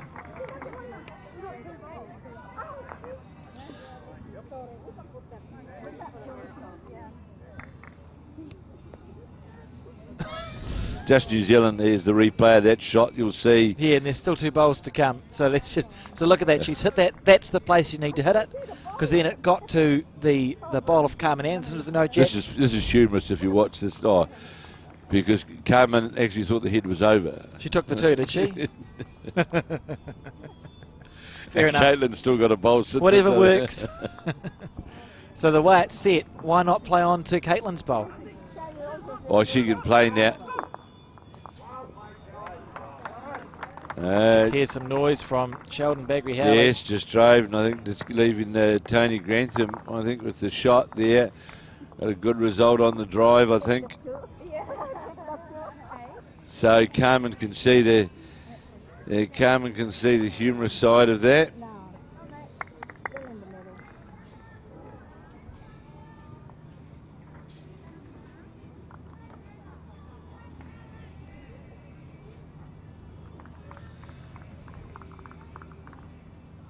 And I think, I'll check, New Zealand have just picked up a 3 in the men's 4s. Brilliant. And 11-10. 11-10 now. Carmen, you're right now, Carmen. You can pick the mat up. So, a good fight back from New Zealand men's 4 side at this point of the game, Alex, isn't it? Because they started off, they were, there it is, it's up on the board now, 11-10 after 9 of 15 ends. Good stuff there, and worthwhile checking out if you want to tune into that live stream in conjunction with our live stream. It's on the Bowls New Zealand Facebook page because we shared it across. Go check out that men's 4s final between Australia and New Zealand. What it could be, no, I'm not going to say it yet, but a good morning, potentially, maybe for New Zealand, a good morning across all the disciplines here.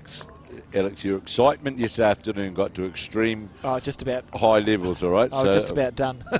So let's just sort of... I'm calm. It's fine. It's all fine. I think I was going to pop a blood vessel yesterday in that women's 4s semi-final. Unbelievable game of bowls. Of course, we are now on the, the 14th end of 18. 14 of 18, correct. And I can't quite see the scoreboard there in that women's triples, so I'm not going to try and guess. We'll wait till we get a clear view of that. 12-10 to New Zealand after 10, I can see. Now, they play 18-2 or 15 in the triples? 18, I think, 18. In the triples.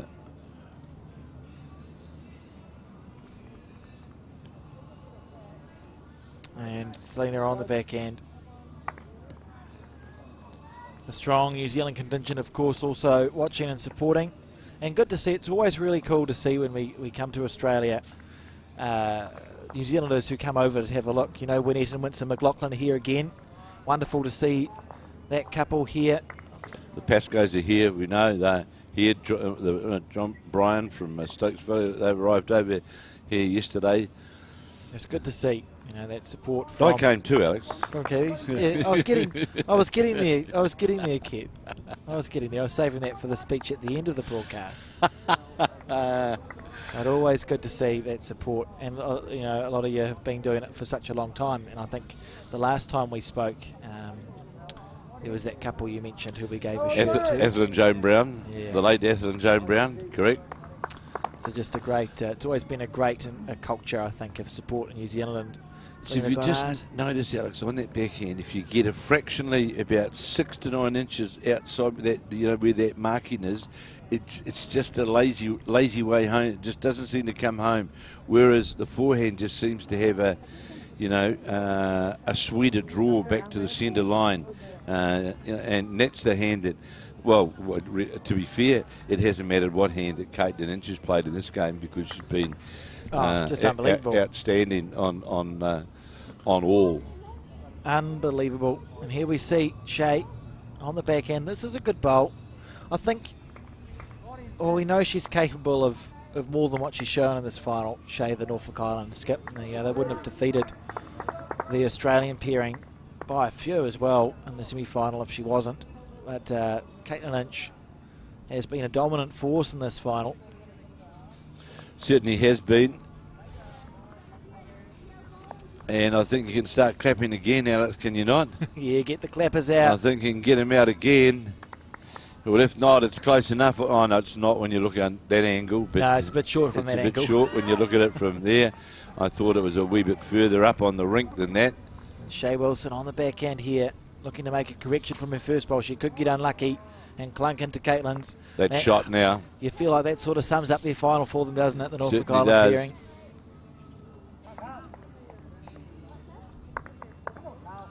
Give me a foot, please, says Caitlin. So we see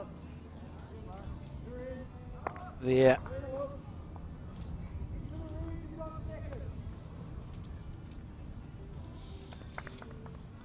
On the back end, Caitlin Inch.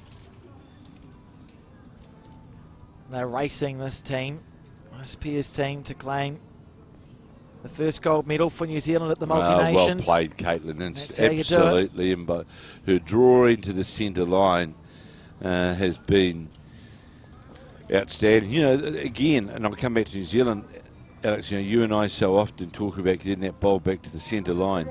By goodness, how they mark the greens here.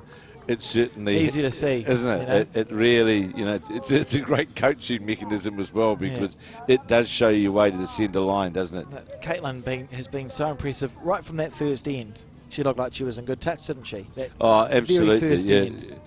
Look confident all the way, didn't she? And Shea there, little grimace.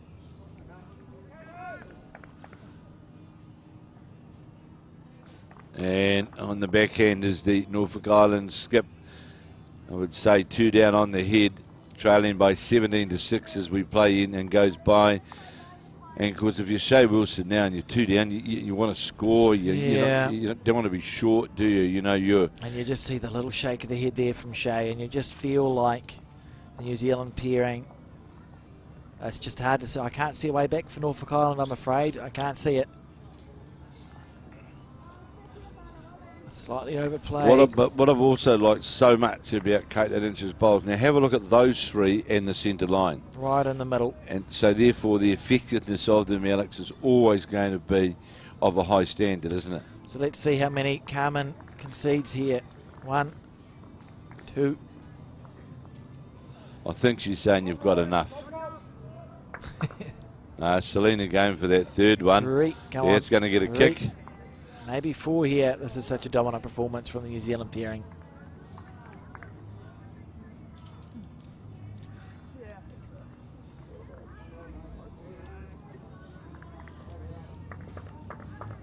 Well, we cut just as she said what it was. I think it was 3. Okay, we'll go for 3. We'll say 20. So into the 20s, New Zealand pairing, and we've played 14 ends now. So 20 points to 6, 14 points to find in 3 ends time, 4 ends for the Norfolk Island team. You'd almost see them get more aggressive, wouldn't you, Kev? And you can't do that because the kill goes on the 2 metre mark. So there's no, yes, you're correct. There's no need to be super aggressive. You can play the old ploy of getting one on and then just put everything in the back and then try and push the jack back for 4, 5s, or 6s or whatever. That's But I think that's all that's left for Norfolk Island here. Yeah, but of course it's exceptionally difficult to do that when you're playing against a short jack. It is, yeah, absolutely. It's working perfectly. We see on the forehand side, again, Selena got up. This New Zealand team just plugging away. Selena's been very steady up front. Well, they combine. And this is what I like. Yeah. Baked pea crisps. That's one of the snacks that we have, yeah. I'm not eating the baked pea crisps. That's a no from me. But apparently quite delicious. It's good. It's good. I had a polenta fry the other day. That was unusual. As we see Carmen's bowl, it just feels like, yeah, I mean, just kudos to the New Zealand team here in this particular pairs they've final. been outstanding. Obviously, on another day, you never know what could happen, and hats off to Norfolk Island too for making it through to the final. If you look at the draw through, they defeated a number of very good teams. Well, but clearly, just haven't quite brought their best to this final. They haven't got their A game, but the point is, Alex, sometimes you're not allowed to play your A game as well because I think that's a good point. Yeah, the opposition really today have been commanding, and that inhibits your play as well. But we all know how, and it's not as though that Carmen Anderson, especially off the front, or both players haven't had bowls around their head. It's just been the dominance really of the consistency of Selena Goddard, but the conversions of Caitlin Ince. Caitlin's been absolutely outstanding in this gold medal match, and I can tell you, Aaron Sheriff's looking at the head closely because New Zealand are holding the shot. Another good bowl here from Selena Goddard. Selena Goddard resting behind. New Zealand are holding the shot, and Aaron Sheriff's been down. Most unusual. Spending quite some time looking at the head. So here is Carmen Anderson. Fair enough. Trying to reach down to the Selena. She's so good at these bowls, Kev. She is. Little feather. Good bowl. Good bowl. Well played. And sits right in on top of the jack. Played a good bowl for one. And my penultimate reminder, because I'll say it again at the end, but please, A, press the subscribe button if you haven't on the YouTube channel, and B, we're here all day, Kev. We're parked in at the Broadbeach Bowling Club on rink 16. We're here all day. Oh, so here, we're in the same spot, are we? Yes. We own this rink 16. Yep, rink 16. That's our broadcast rink. So stay tuned after this game's finished. Go away or maybe watch the end of the men's fours, have a cup of tea or any other hydration, a biscuit. Come back and watch round 2 and 3. Or a Harvest Snap baked pea crisp, salt and vinegar. Yep. if that so be what you want to have in the break, feel free. I might have a piece of carrot cake. And now we have, look at this. Look at this here. That's just beautiful. I should be more excited, but I've seen so many of those bowls. This has been an outstanding display by Caitlin Ince. She just threw a touch of Kev. Yeah, she's just, and the confidence in her hold, her demeanour, her shot selection, her weight control has been, to me, absolutely outstanding. Yep, I should be more excited, but it's almost monotonous how well Caitlin is playing. That was unbelievable. A perfect example, that sums up the game for me, because it was an end, again, maybe the fourth end where Caitlin's crossed over down, and she had maybe, 3 or 4 inches of room to draw. About 3 or 4 inches maximum to draw. Just drew the jack, and she drew it in such a way that if it's tapped, it's going to Selena's bowls. What great skipping. So I see Tony Grantham has got the mat again Good in news. The men's fours. I don't know the score, but I just see the end. I saw the umpire called out. And Tony Grantham, 11 apiece. There it is, all locked up, 11 all after 10 or 15. Where's the jack going? Well, you saw past. Carmen was riding that all the way down to the. She was certainly. Beautiful shot. So 11 all now, New Zealand in the final of the men's fours after 10 of 15 ends. Oh, exciting times. That game's going to go for a little bit yet. And a beautiful bowl there from Shay from Norfolk Island, showing us what she's capable of. Still fighting away, the Norfolk Island pair. They'll go till it's mathematically impossible. Another trait of these international bowlers. None of them ever know if they're beaten, Kevin. Oh, that's, and to me, that's fantastic. I think it's great to see. And really, Caitlin endeavouring to get to second shot. Well, it's a scoreboard shot, really, isn't it? New Zealand's thinking they're 14 points up. Let's just drop 1s and 2s and we'll be fine. Carmen looking for ways to score more than that. So she's saying on your forehand, if you can move the jack a foot, maybe it's worth more than 2 there. That should be. And this is close here from Shay on her forehand side. Needs it to run. Now, is that Just women's pulled triples that's still going out there, isn't it? Yeah. 12-10 still, so they're taking a while to play that game, that end. And what did we see there? Kev, was it 2 to Norfolk Island? I think it was 2. I didn't see Carmen's indication, but I thought it was. I thought it was 2. So 2 to Norfolk Island, so a 12-point differential here. 20 points to 8 in favour of New Zealand on the 16th end, 2 ends to go. So technically you can still score 18 points if they went 3 sixes. Have they got the ends right, Alex? They haven't ticked it over yet. Yeah, So we'll wait and see. We're on the 16th end now, and if they haven't ticked it over and that says 14 played, I think they will be right when it's updated. It's just there's been a couple of delays in updating the scoreboard on their side, haven't there? We've been faster. So, Jack, and there we go, 12 all in the women's triple. 12 apiece, 12, 12, 12, all the 12s. All the 12s there, and Carmen on her backhand. It's a good bowl here from Carmen Anderson. A good opening bowl by the experienced Carmen Anderson. Long. Fighting away.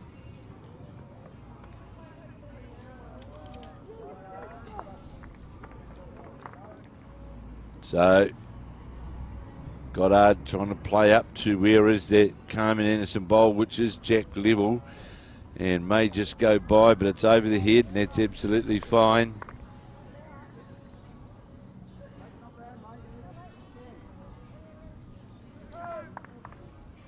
So Anderson again on her backhand. Good crowd assembling here at Club Broadbeach, the home of the Broadbeach Bulls, of course, who won the Queensland Premier League a couple of weeks back.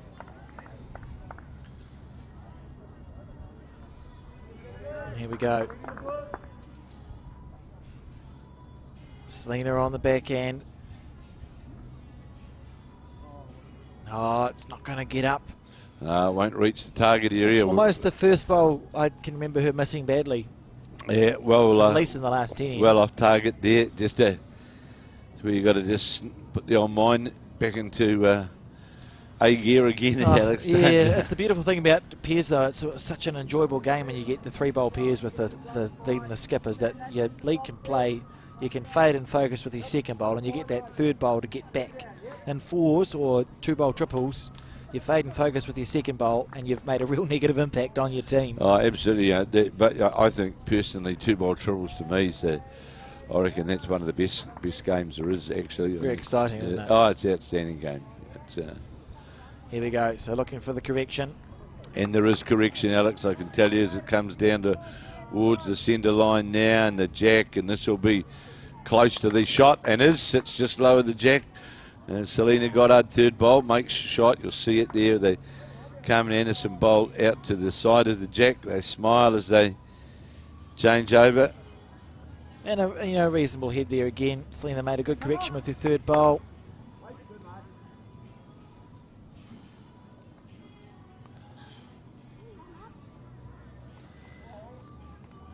And Shea Wilson on the mat down to that front bowl of the Selena Goddards. But this is a good attempt here from the Norfolk Island skip. Gets the inside of the bowl, can get the jack. A little bit unlucky. Bit unlucky there.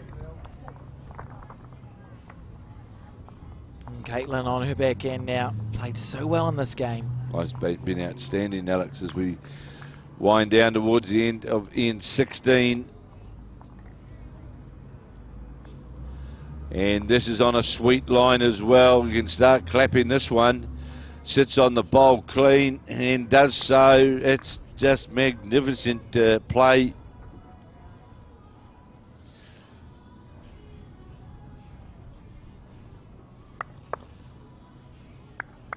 So Wilson endeavouring to get inside to the jack line. Oh, and same bowl twice. Exactly the same place. Same bowl twice. Sure, she would have got a touch on that inside of that bowl to get down to the jack.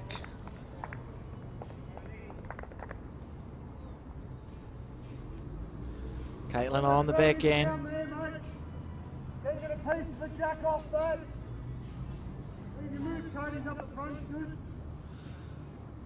Oh, here she comes again. And thought she was going to turn the bowl over. Just about.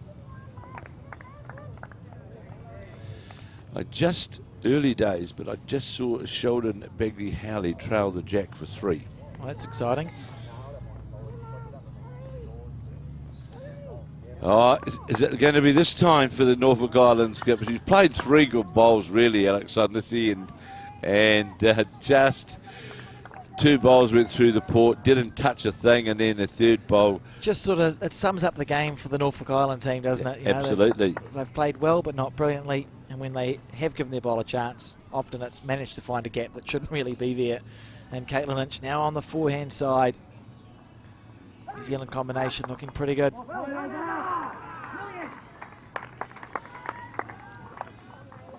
Found a gap there. So it may be 1 to the Norfolk Island team. 1, says Carmen. 9. Now on the penultimate end. And it was Norfolk Island.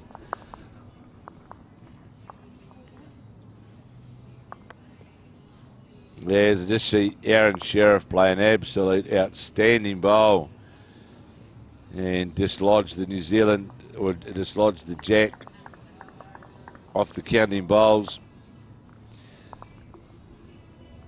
And we're locked up in that match, of course, 11 all in that men's 4s final.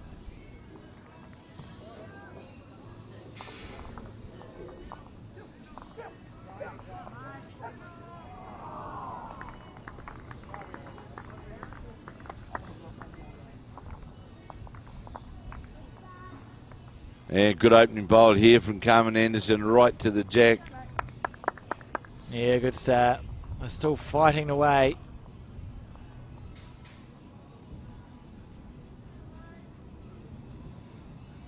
And we see Selena Goddard on the forehand side.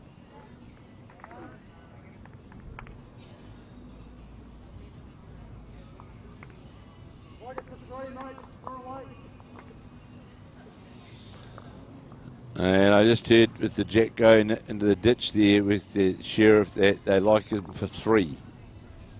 After I saw the bowl, Sheldon Begley Howley just roll into the ditch actually.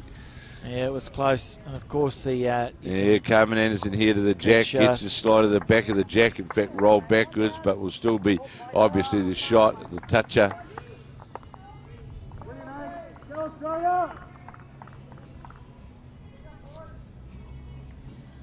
The men's 4s final, of course, being broadcast by Bowls Australia via the Gold Coast Association or Gold Coast District Association. You can find that live stream on our Facebook page. And I can tell you, Kevin, that at the completion of this game, we're going to point our cameras to, well, the left or the right, depending on your perspective, but onto the women's triples rank, that women's triples final between New Zealand and South Africa.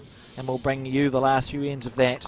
It'll be slightly restricted, but we should be able to bring you that. We'll find out who wins that game, and we'll leave the live stream of the men's 4s to Gold Coast, and that should mean that we get to see the final ends of all 3 New Zealand gold medal matches happening here this morning. Well, I can tell you it was a 3 to Australia there, and takes them to 14-11 after Aaron Sheriff played with weight when New Zealand were holding 3 shots and moved the jack right back into the ditch. And here now is Selena Goddard. More than likely 2 down. This is a better line. This bowler Goddard's on this, the 17th end. Going to have a wee bit more weight. Will just go through, but leading, of course, 20-9 in New Zealand. The most important shot in this particular end now for New Zealand is second shot, and then it's all over. That's it, isn't it? It's mathematically impossible at that stage.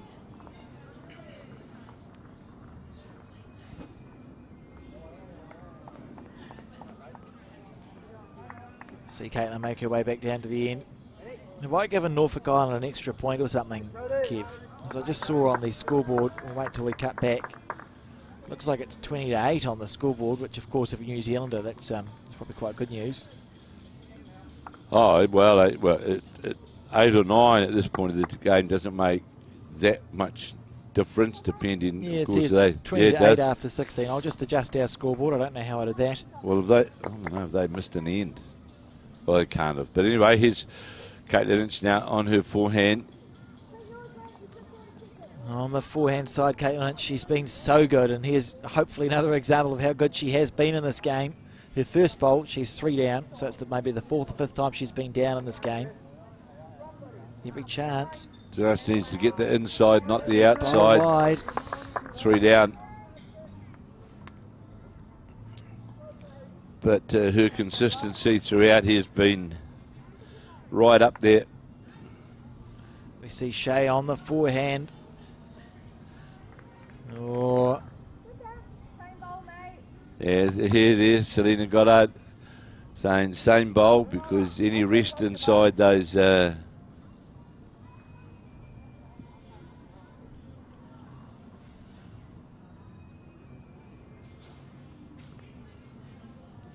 is on a better line. Is it coming down now to... Down to your weight now, Caitlin. Beautiful. So she's had the perfect weight and the perfect green. To see if you can put the two together and get a perfect bowl with your third one. Meanwhile, Shea just plugging it in. This is the penultimate end, so they need to get within 6. And they trail by 12. So 6 is what they need to score. So it should be the final end. We should see a New Zealand team. The first New Zealand gold at this multi-nations in about 30 seconds. Should be. There we go. We'll see. That should be that. Caitlin Lynch on the forehand. Her last bowl of this game, we think. That's a summary. Look There at it that. is. She drew a touch. There it is. One to Caitlin Lynch.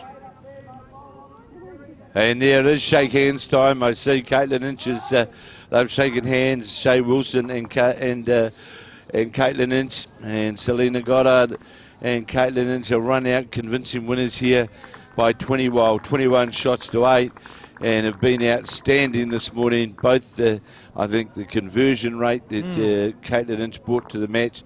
Then we got to the mid-stage, the consistency all the way of Selena Goddard in the draw was outstanding, and some of the conversions that we saw from Caitlin Lynch and jack movement. It's just Caitlin Lynch was unbelievable. Out of this world. You could just about say extraterrestrial, Kevin. She was just about that good.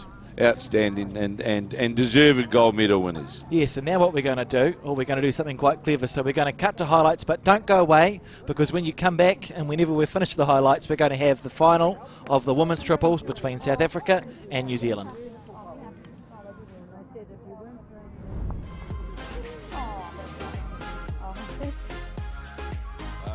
Jack at the same time, but well played. Looked pretty handy this one. That's a great shot there from Caitlin. That'll take some beating out of the way down. This is a good attempt here. This is a better than good attempt. That's a superb bowl Class from there. New Zealand. That jack line Brilliant. might be unlucky though. But unlucky. Unlucky. It was a well played by Caitlin Lynch here on the backhand side. This is close. Little feather off that one. Get the inside Onto of the it, jack. What a round the bowl. What corner. a shot. That could make 3, I'd say, at least. Going to all but get the shot. Oh, when you're good enough to do that, Kev. Hopefully underneath arc now, not a how good is jacker. this from Caitlin Lynch? Well, She crossed over 3 down. and Caitlin in 2013 slide head, not going to get it. There she is. Oh, that was a slice of heaven. Well, That was it. in that good arc come through again. Got a wee bit more weight on it, and she gets a touch on the jack. That's absolutely fine. Why not? 3 shots, get around the Why corner. not? Down to the head. It's On gonna to go Selena's by, bowl. and we'll still leave New Zealand lane 2. How good is this from Selena Goddard? Clean and does. Beautiful shot. Jack, and it'll get some unlucky contact really. This is online, Alex, I tell you, this is online to get to the bowl. She's got it. And it'll move the, Hit it harder. First gold medal for New Zealand at the well multi-nations. played, Caitlin. That's how you do it. Absolutely in the good draw. Look at this here. That's just beautiful. I have The 10 this and close here 15, from Che. Where's and the this jack is going? it. Well, you saw pass. Carmen and Caitlin into run out, convincing winners here by 21 shots to 8, and have been outstanding this morning. Both the, I think, the conversion rate.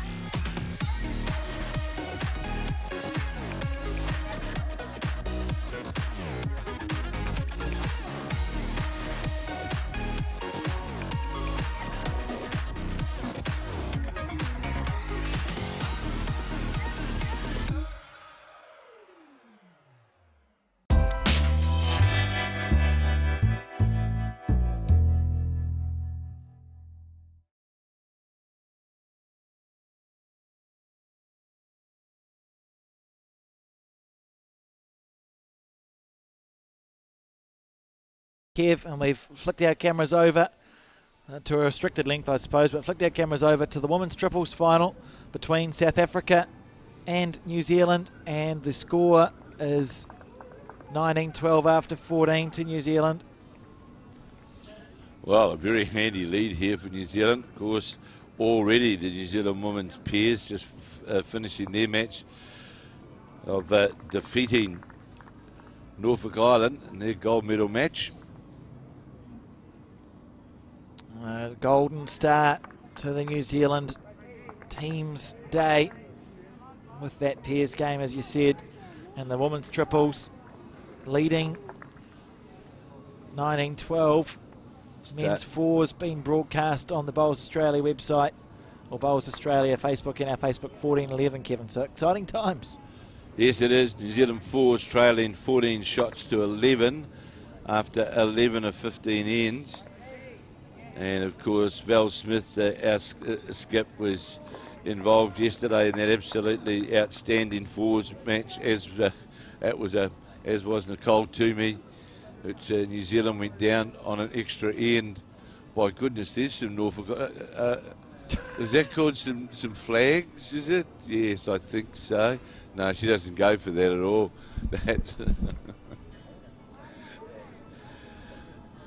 So, New Zealand leading 19 shots to 12 up against South Africa. Taylor Bruce, the Burnside player, standing on the mat, on the backhand. New Zealand jumped out to a handy lead right at the start, then it all tightened up again, and now New Zealand have been able to get another spurt of scoring as we watch Taylor Bruce's bowl. Don't be disappointed, Taylor. You're in front 19-12 and you're mere centimetres away from the jack, so it's pretty handy. And Aaron Sheriff, I can tell you, has done it again. It's incredible. I can see the charge down the green of the Australians. They were down on the head again with Sheriff. Played a weighted shot. Not that we can see it from here, but played a weighted shot and got the result. Never one to lack enthusiasm. And we see Val Smith is going to play her first bowl. New Zealand women's triples, they've been in a bit of a battle, to be fair. They were up and then they were all square last time we checked, and now they've obviously run out to that 19-12 win. And it's funny because they've just seen the New Zealanders on both sides of the rink. We had three New Zealanders teams in a row. Have just seen Caitlin and Selena run out the winners, gold medal winners in the middle. That's got to be a bit inspirational, doesn't it? So Aaron Sheriff there. Alex, while we're just waiting, is he the best men's bowler in the world at present? Oh, there'd be a strong argument for that, I would say. Oh, here comes Val's bowl. And needs to sit inside the South African bowl. Good try. Rolled it. That's a lovely coloured South African bowl, actually. I like sitting that there. colour. And we see the South African.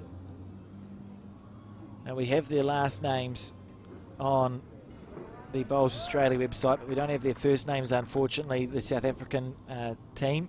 We just have their initials, so I can tell you that it's at skip A. Seinemann, at 2 J. Van Rensburg, and leading off the front D. Rosenblatt. So Val Smith down, looking at the head. I just heard from the men's fours drift across on the microphones. It's your favourite shot, mate. So I would encourage anyone to tune in and have a look at that. Well, I think Sheldon maybe had to play a good bowl. It's Sheldon that's back to how he has to play it. Yes, it is. He makes his way back to the mat.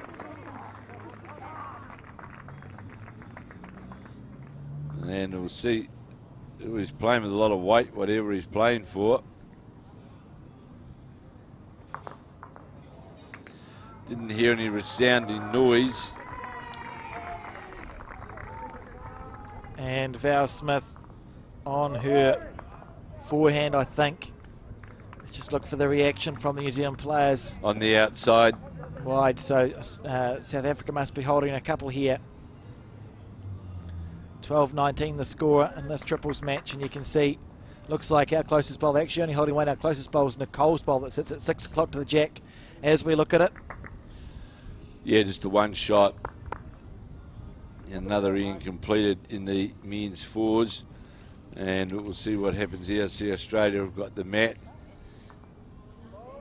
And it's Aaron Sheriff who's done the conversions. It was a 2, 16-11 now to Australia after 12 or 15. And the last 2 ends, in fact, Alex, with New Zealand have been holding shots. It has been... Look at this from the South African. That's a good bowl. Brilliant bowl there from the South African Skip Simon. And it'll be 2 to South Africa on this end. It will be to take them to 19-14. New Zealand still leading. 19-14 after 15 ends. Or was it 3? See, the South African board's been updated there. 2 or 3. Didn't see where the third bowl was, but I can see a 15 on the board, so we'll say 19-15 to New Zealand, 4 up on the 16th, the end of 18. So 2 to go after this. Well, 19-15, still very much anybody's match.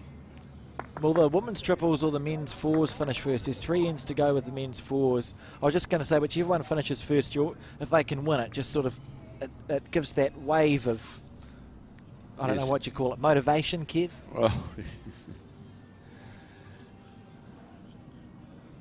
So South African lead there, D. Rosenblatt.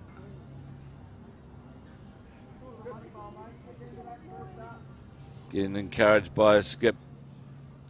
Goes by and sits in behind the jack. Nicole Toomey, big deep breath. Just taking her time.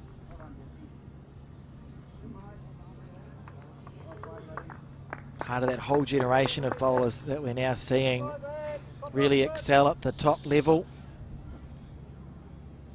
So does the coding as well, so I'm just thinking that New Zealand fours, men's fours, as we watch Nicole Toomey. Shot. Beautiful bowl from Nicole Toomey. Front toucher from Nicole Toomey. So does the coding, for example, we've seen the last two ends of the men's fours where New Zealand have been holding the shots and Aaron Sheriff has converted them for Australia. So does that in the coding, does that allow for that? Yeah, there's a space there for those key ends. I think it's called a key moment. I think it's the key moment button, and then you write about what happened in the key moment. So you go, it's a key moment, and this is what happened when they're analysing how the game goes. I actually quite like that as a function because, as we know in bowls, there's lots of key moments out there, and sometimes it works for you, and sometimes it works against you. But if you can identify when they are, surely that's helpful when you're reviewing the game. Yeah, because it's just been interesting. The last two ends, New Zealand have been holding the shots, and Aaron Sheriff with his last bowl on the last two ends switched it around twice. Switched it around, and so New Zealand going into 7/8 of the end have held control. Another good bowl here from Nicole Toomey. Val Smith applauds it, finishes just high the jack, but that's two good bowls. As New Zealand leading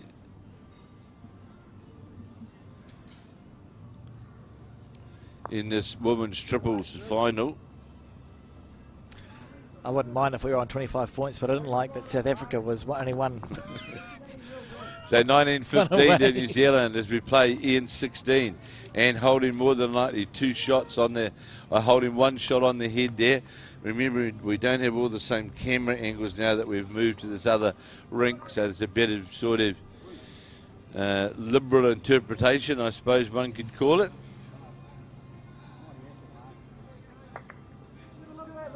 We see Taylor Bruce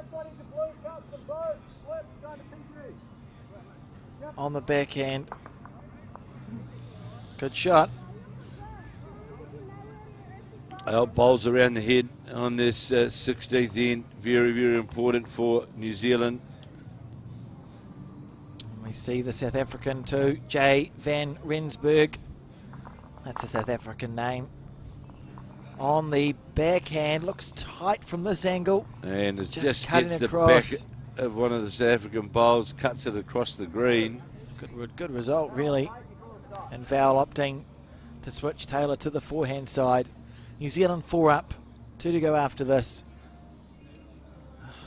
Is 4 up comfortable enough to drop a 1 or 2? Do you think they're still going to be in score? Oh, you'd want to score this end, Alex, actually, to, you know, if you can score this end, you can sort of lock the door a wee bit.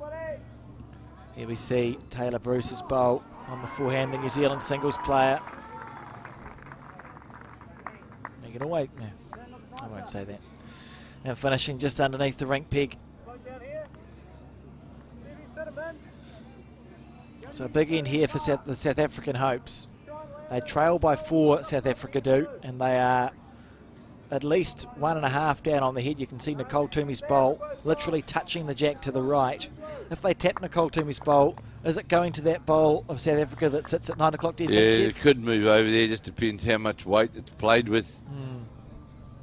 Be interesting decision here from the South Africans.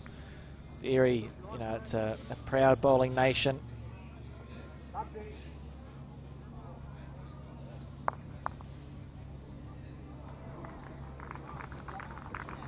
The South African skip, A. Signman on the forehand side. It's a good angle here to see how much this bowl gets back down into the head. Heavy biased bowl, Kev. It turns a lot at the end. I wonder if she's playing with her South African bowls. Well, you know, remembering, of course, South Africa, you're playing on slow tracks. So quite possibly, Alex. Often think there's merit to that, taking your heavy bias bowls onto greens. I mean, these aren't that slow, really. They're running 15, 16 seconds, but at least you know you're going to get, you guarantee you get turn as long as you take green.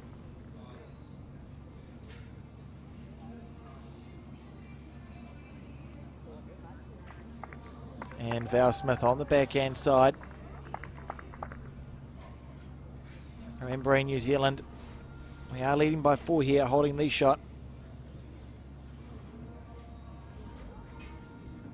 And Taylor and Nicole would indicate that's close because they're very interested. They're certainly looking at it as it comes down towards the head. Needs to get the inside of the bowl. And good shot. Yeah, sits in. Well, they still just the 1, Alex. I think so, but it's another bowl on the head, isn't it? And South Africa had 2nd and 3rd. So it's quite good to have another bowl there or thereabouts from Val Smith. Almost an indication they were 2 down there, though, from their South African 2. Something has to be played here regardless. They only get 2 bowls each.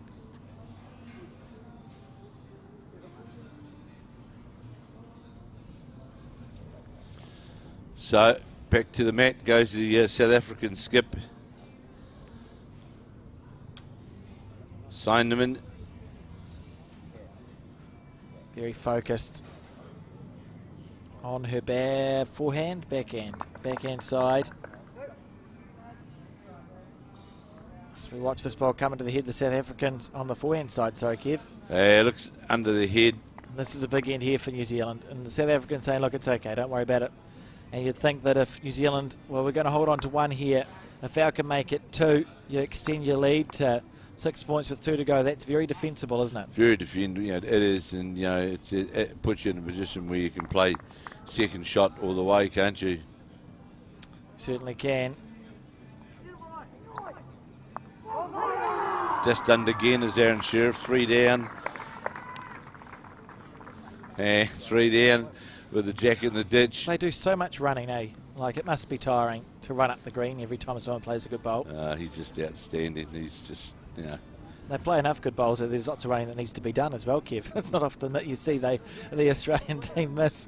And Val on the back end.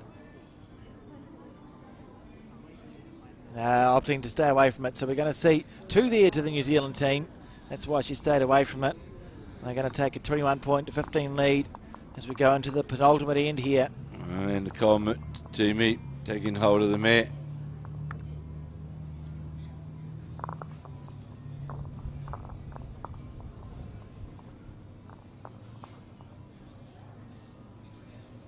Nicole Toomey delivering the jack.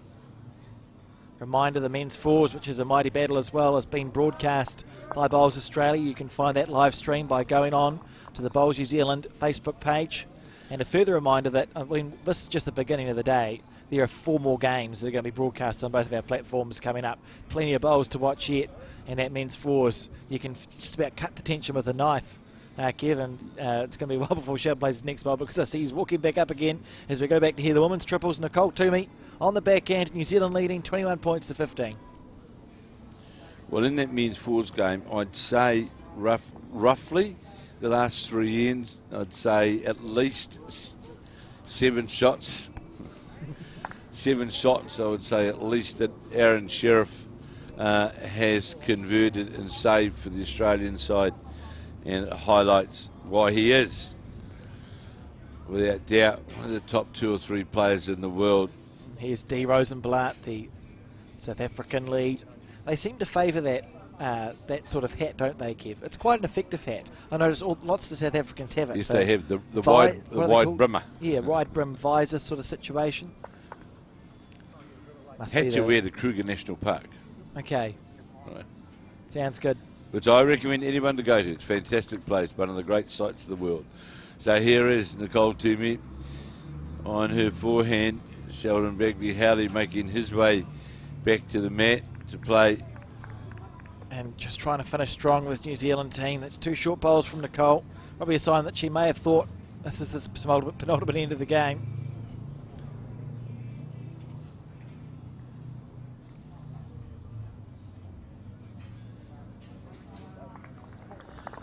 And Sheriff again scores for Australia. Takes it to 20. He's outstanding, this fella. And we see the New Zealand team. Taylor Bruce approaching the mat now. We've got 2 short bowls, remember, from Nicole Toomey. Leading by 6 points, so it should be a defensible position. That's what they'll be thinking, the New Zealand team thinking, if we score a point here, we won't have to play back towards the clubhouse. No, Bruce, what a shot, what a bowl. Inside to the touch of the inside of the South African bowl, gets through to the jack, just slightly low the jack. Remembering, of course, New Zealand already won a gold medal here at the Multi-Nations with Selena Goddard and Caitlin Inge with a convincing win over Carmen Anderson and Shea Wilson of Norfolk Island, giving New Zealand the gold medal. And let's just hope now that our women's triples side with Val Smith, Taylor Bruce and Nicole Toomey can continue that great trend for the morning. Yeah, just finishing as we see Taylor. Beautiful delivery. Looking to back up her first bowl. You can see just less than a foot short of the jack. And here's her second bowl coming into camera view, and that's a good bowl there from Taylor Bruce. Well played. I've just picked my New Zealand women's side for the World Bowls, by the way, Alex, which I won't comment on. And we see now the South African 2, Jay van Rensburg on the backhand.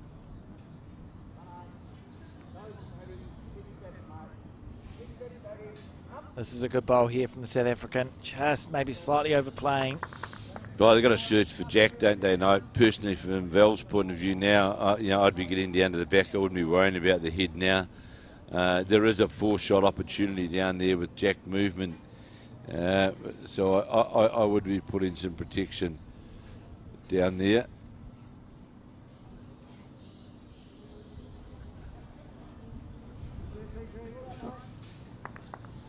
The World Bowls will be held here with 4 other venues around Australia, around the Gold Coast.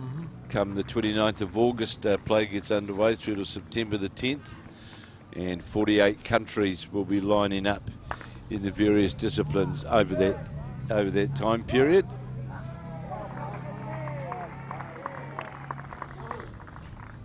And of course, New Zealand will be one of those 48 sides. Yes, and we returned the Leonard Trophy, which is for the best performed men's team at the World Championship. Beautiful trophy. It's sat in the Bowls New Zealand offices since 2016 when New Zealand won that. We returned it to Broadbeach, but we didn't give them a key.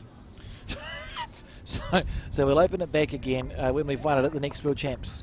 Yeah, I was there. The pleasure of being there right throughout that.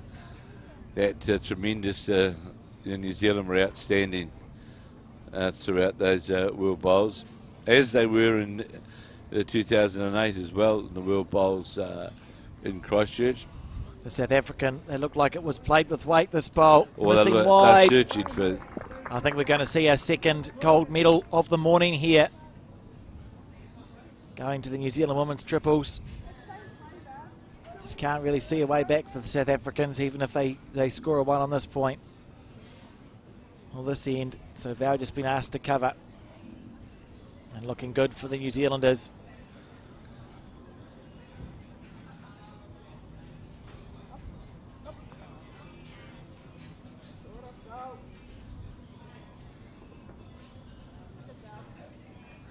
Val Smith now would be content to get down to the back. That's who she wants to get to, for sure. Covering them up amongst those bowls. New Zealand leading 21-15, holding on the head.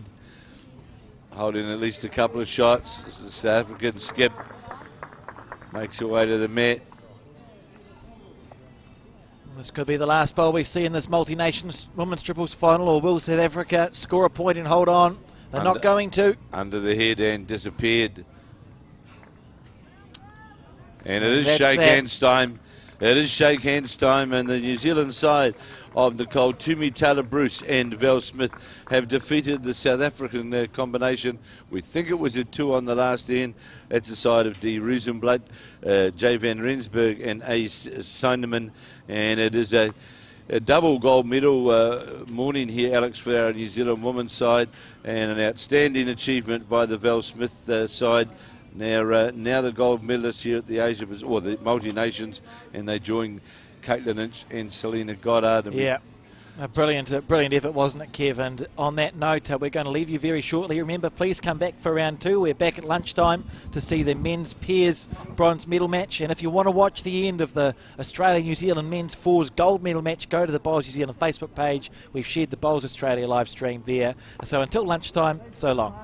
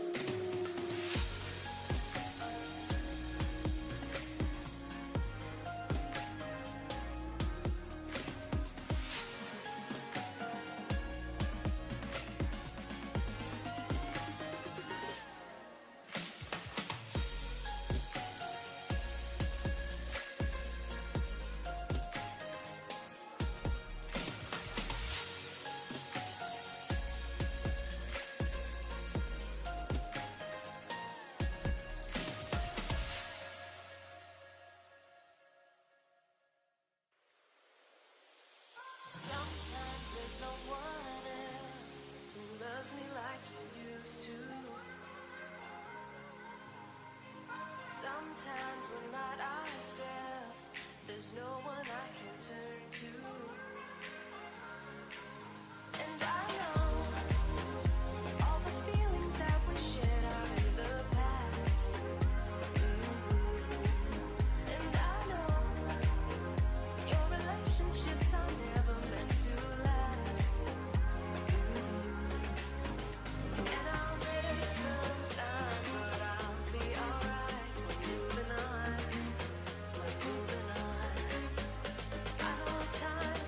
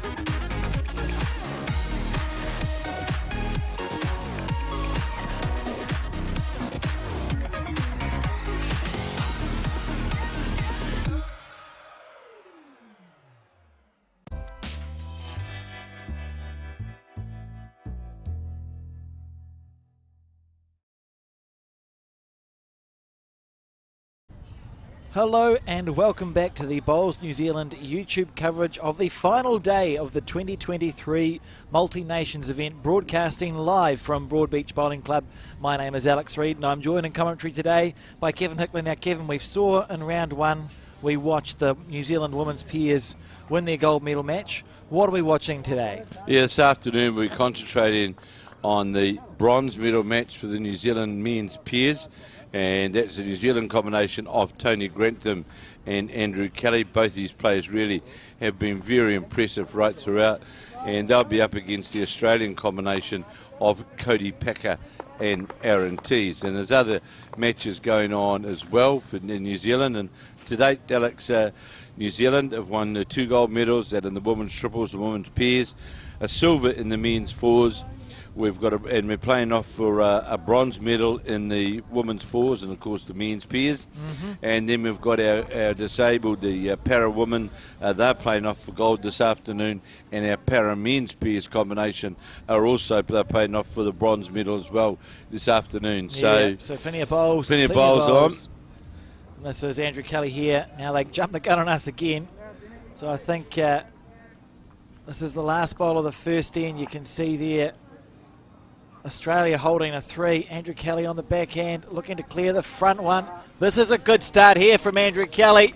A bit unlucky to pop the jack back through. He did just pop the jack. But from 3-1, that's a good result from the New Zealander.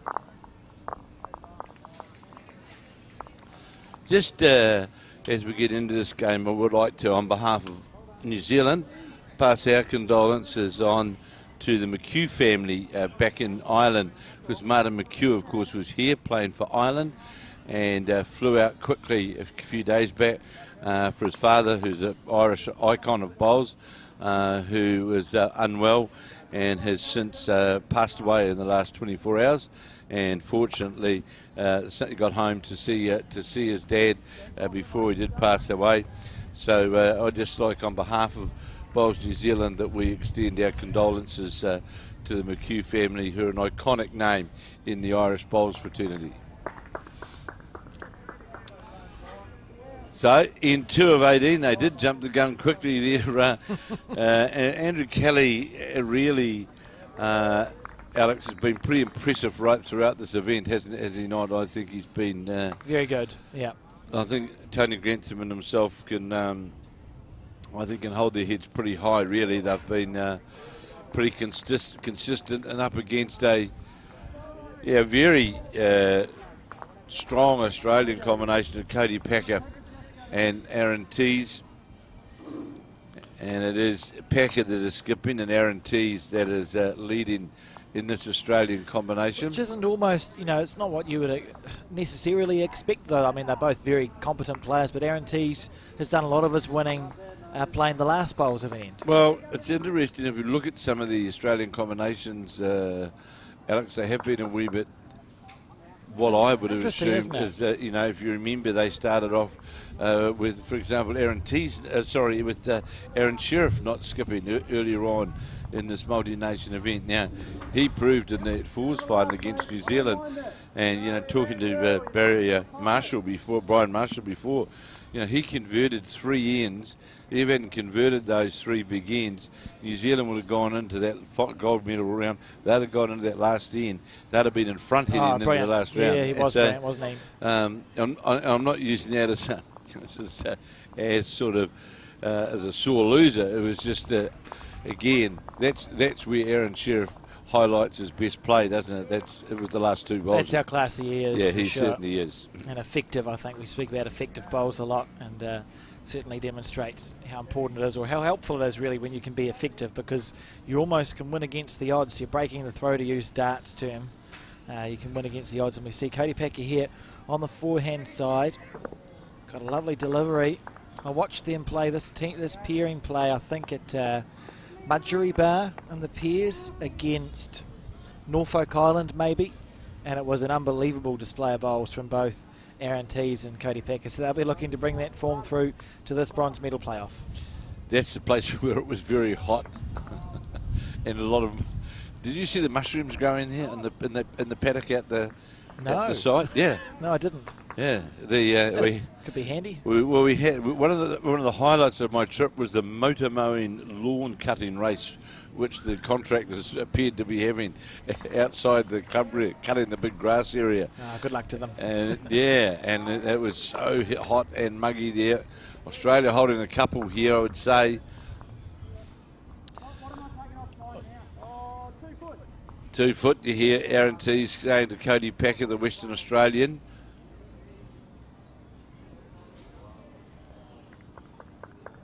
So, Packer playing up to the Aaron Tees front bowl. Lovely. That's a good shot there. And it'll count. We saw, of course, the women's peers final. As Tony's just calling some weight from Andrew Kelly. I was just going to say we saw Caitlin Lynch start off with confidence, and we'll be looking to see Andrew Kelly do exactly the same thing. You know, you play confident bowls early on in the game, and you're just saying, look, I'm here. I'll play any shot that's in front of me.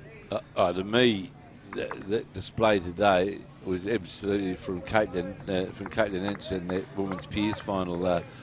Alex was just outstanding. Oh, fantastic display of skipping. And Andrew Kelly here on his backhand. Trying this to is a get to good the line. jack. Trying to get down to the jack. That was the call from Grantham. Trying to get to the jack. Well, that'll do for shot. And good call there from Tony Grantham, because ideally a wee bit more weight, but at least it got us up to the head. So are the New Zealand women's fours, are they playing out here as well now? Round 3, when we're covering them, we'll get to watch them on our Right. screens. Okay. Kev. They're I'm in round 3. The confused. women's There's that many fours. rounds and games going on. We've been playing all week, so I understand.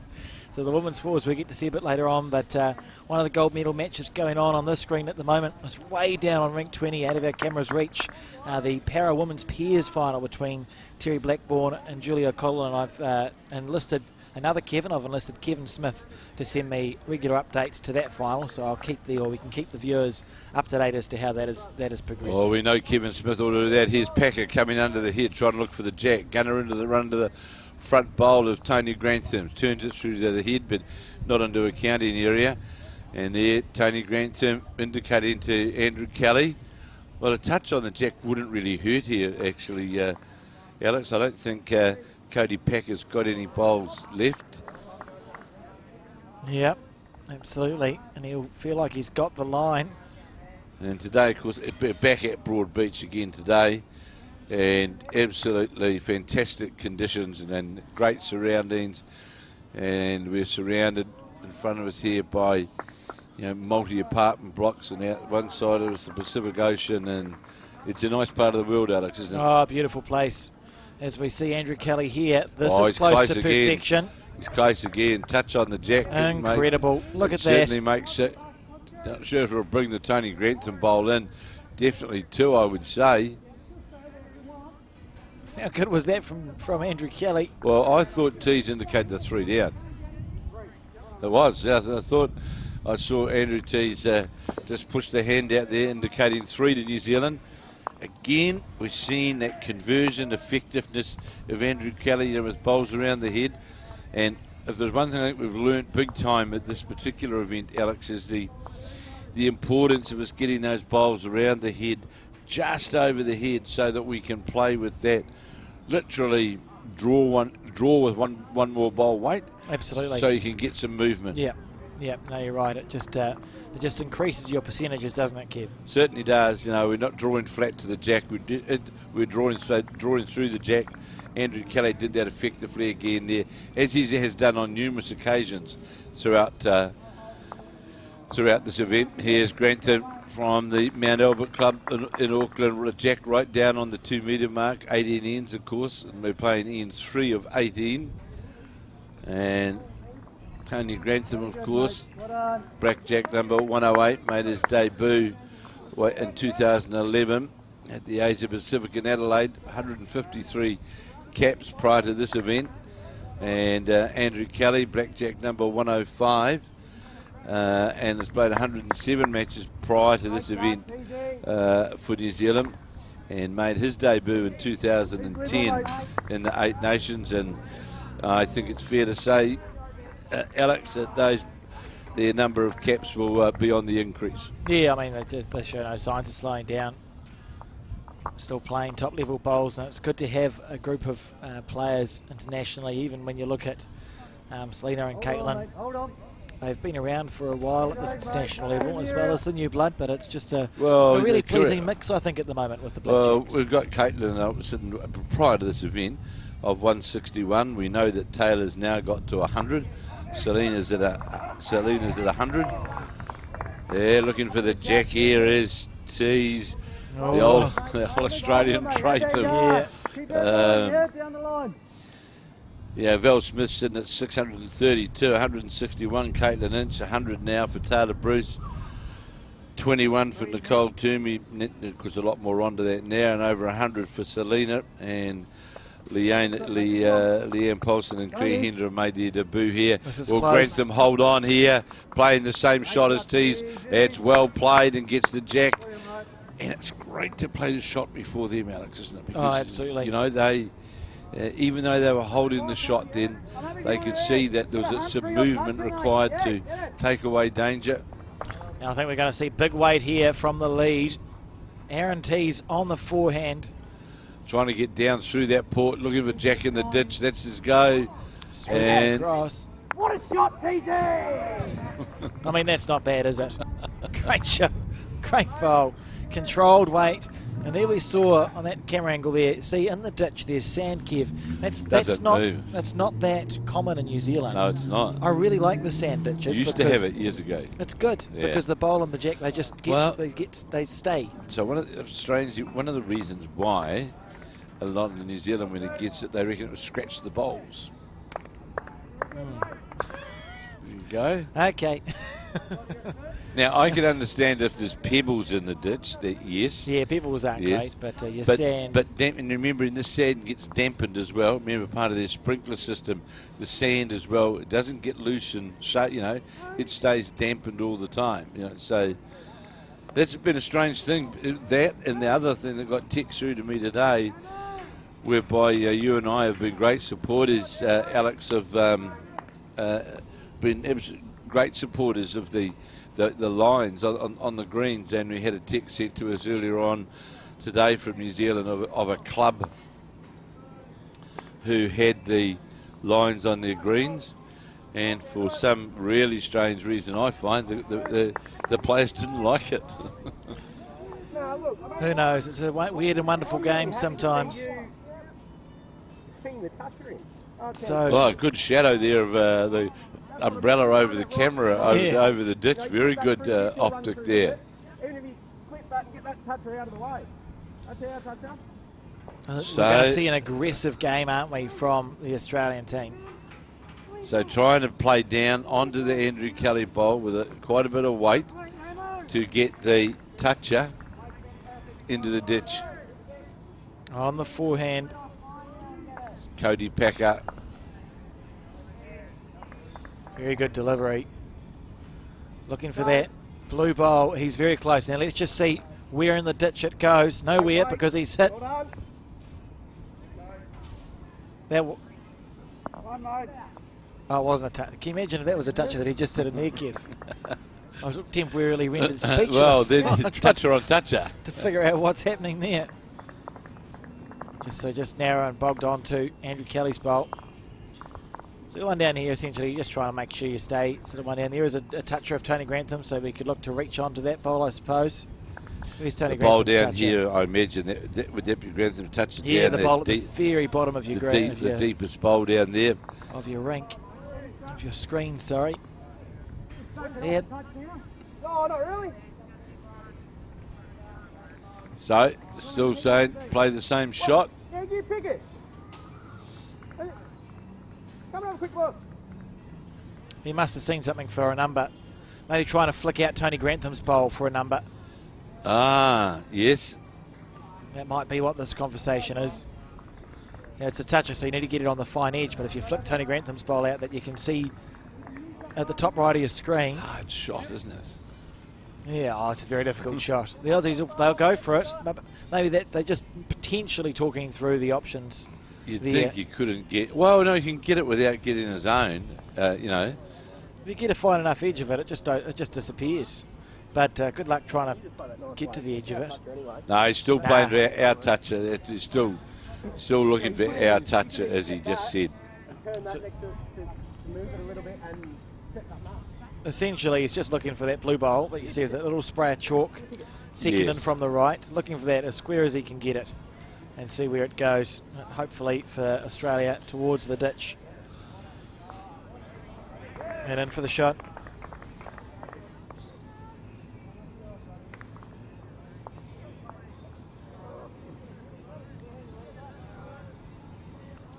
So here is Packer trying to get down to the Australian toucher.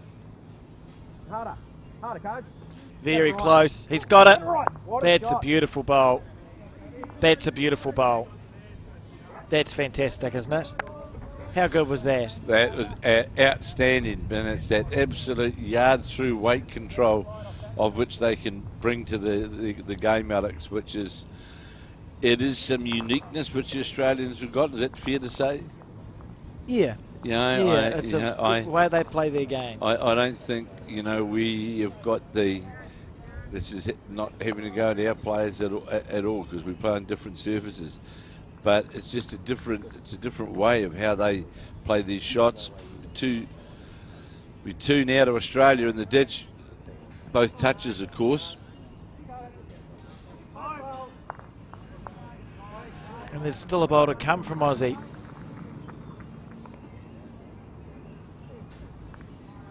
Andrew Kelly on his backhand. See his second bowl, sort of 1 o'clock on your screen. Well, wanting to get down. Imagine if he gets Tony's bowl square. Imagine if he gets Tony's bowl square. Nothing happens. Well, it's good third. try. Well, that's third shot. It's a good bowl. A great bowl, but unfortunately, you can't get any further along the ditch board, can you? You can't. It won't run along the ditch board from there. Essentially his He's best looking effort. at something else, this guy. Now, if it wasn't a sand rink, you've got a chance of pummeling Tony's bowl and trying to get the bowl to roll out on the sand. How far is it? How far that toucher at the bottom right of your screen? Well, he just said it. I think it's a bit too far. Yeah.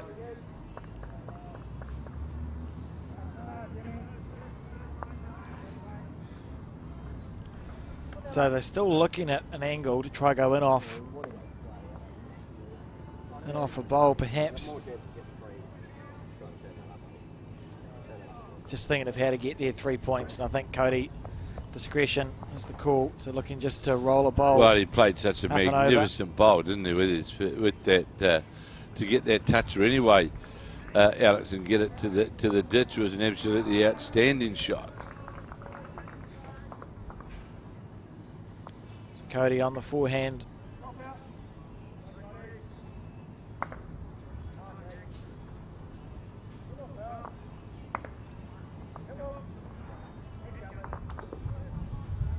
Out of his hand nicely on his backhand, sorry. So he's looking to promote one of the yellow stickered bowls. Hurry. I don't think he's got the weight. He thinks he's got the weight. Pedal. Aaron thinks he's got the weight. Will it get? Pedal. Oh, chance. Nope. No. Not a snowball's chance in hell. Going go. No. What? That's two. Oh, Tony. Okay, 3 it is. They didn't listen to me, so Snowball's apparently got a very good chance in hell, Kevin. As we Well, see that here. just does surprise me. Yeah. Didn't look like it on the camera, did it? Yeah.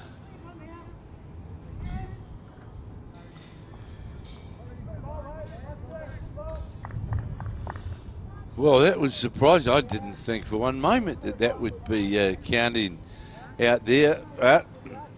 And, of course, once again, our big thank you to Tamara and Sarah, who have been the brains of bringing this live coverage right throughout the week. They put it all together, and Alex does as he's told in regards to what they want done. It's the best call. And they've done a wonderful job in making sure everything runs smoothly. So thank you to Tamara and Sarah. Certainly been satisfying to be able to bring this broadcast both back to New Zealand and also to our Australian neighbours and viewers as we see Tony Grantham just tuck the jack in behind the Australian bowl there. Well, I know one of our famous, very much devoted Scottish followers has been watching. Brilliant. That's good news. Another good bowl here from Tees. Look at, oh well, it might work in our favour. He's unlucky there, really. It was, but it moves the jack out to vision now for Tony Grantham. And it's interesting, really, isn't it, Alex? If you take, from the mat to the how far would you say that we're playing distance-wise from the mat to where these bowls are? How many feet would it be? It'd be nearly 30 metres. Look at that there from... So 100 feet, right? Yes, yep. And there you've seen 4 bowls delivered, all within a foot. Now I defy, if people say bowls is not a difficult match, I defy anyone to get out there and try and deliver these bowls and get now 5 bowls. 5 bowls. This is brilliant stuff here from the leads. 5 bowls within a couple of feet. 3 touches out of 5. Great stuff, isn't it? And we see Tony Grantham here on his backhand side. One of the best leads New Zealand has to offer.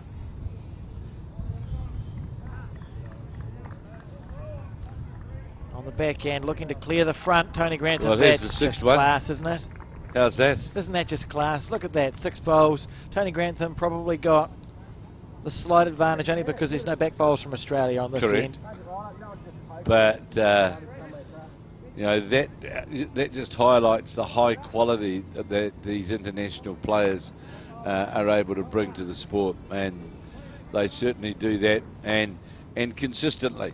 And it makes it enjoyable to watch, doesn't it, Kev? Certainly does. It's a pleasure to watch these players at the top of their game, such a high level of effective bowls. So you know if you're going to sit down and watch a day of bowls, and there's games going on every rink here, you're just going to see, here's a good bowl. That's what you're going to see, just good shots. Playing up through the heads, Cody Packer trying to get that result onto Good the shot. jack. Did so. He's improved the head for himself, hasn't he? He has. Now that match next door, that's Queensland v Ireland. That's the gold medal pairs match, is that right? I think.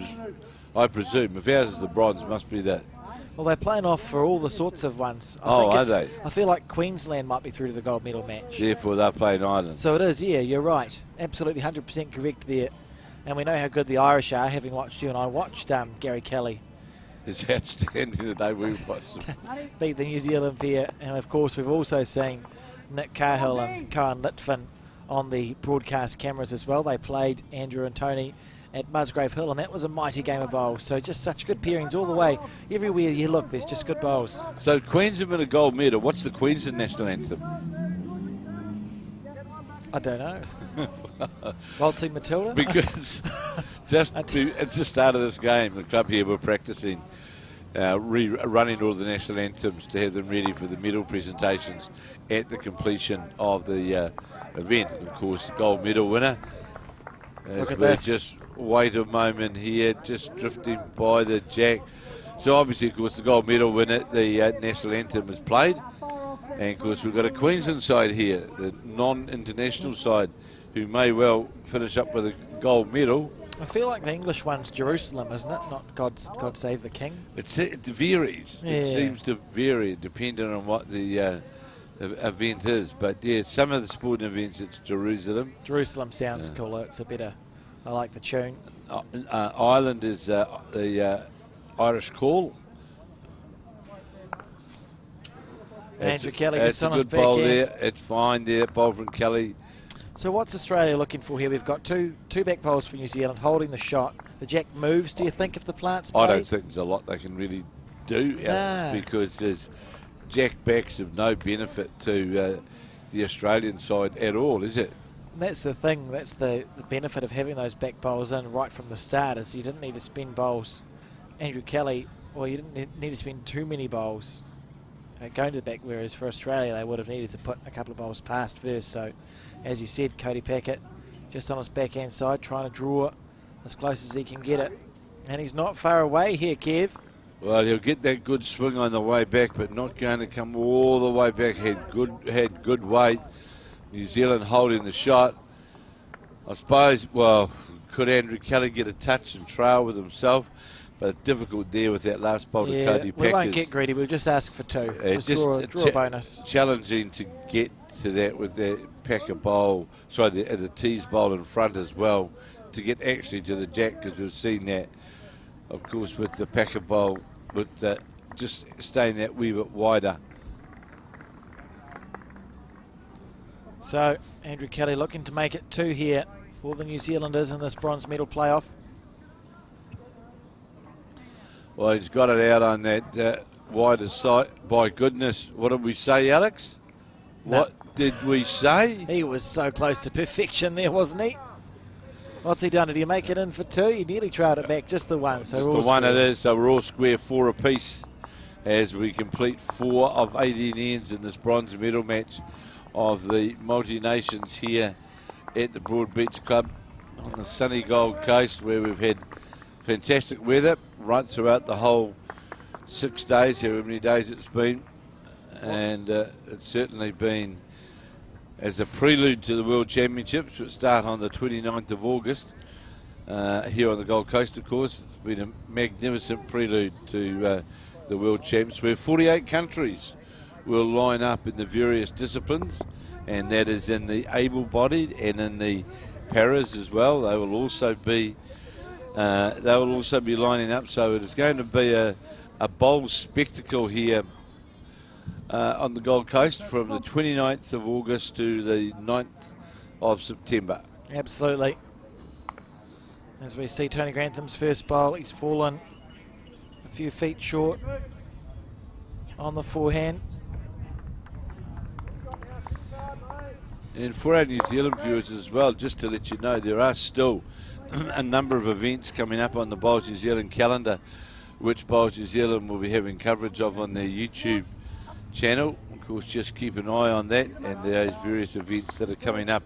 Yeah, I suppose, the best way to do that, if you don't want to sort of mark it in your diaries, if you just click the subscribe button, Kev, on the YouTube channel, you'll see there's a subscribe button. It's in red. There's a bell. Click that and it'll just automatically, you'll get a notification on your phone or your computer or whatever you use saying Bowls New Zealand is live with blah, and there's plenty of stuff to come. Look at this from Tony Grantham. Toucher pushing the jack through with his just moving it off the centre line. Beautiful shot. Aaron Teague's now on his forehand.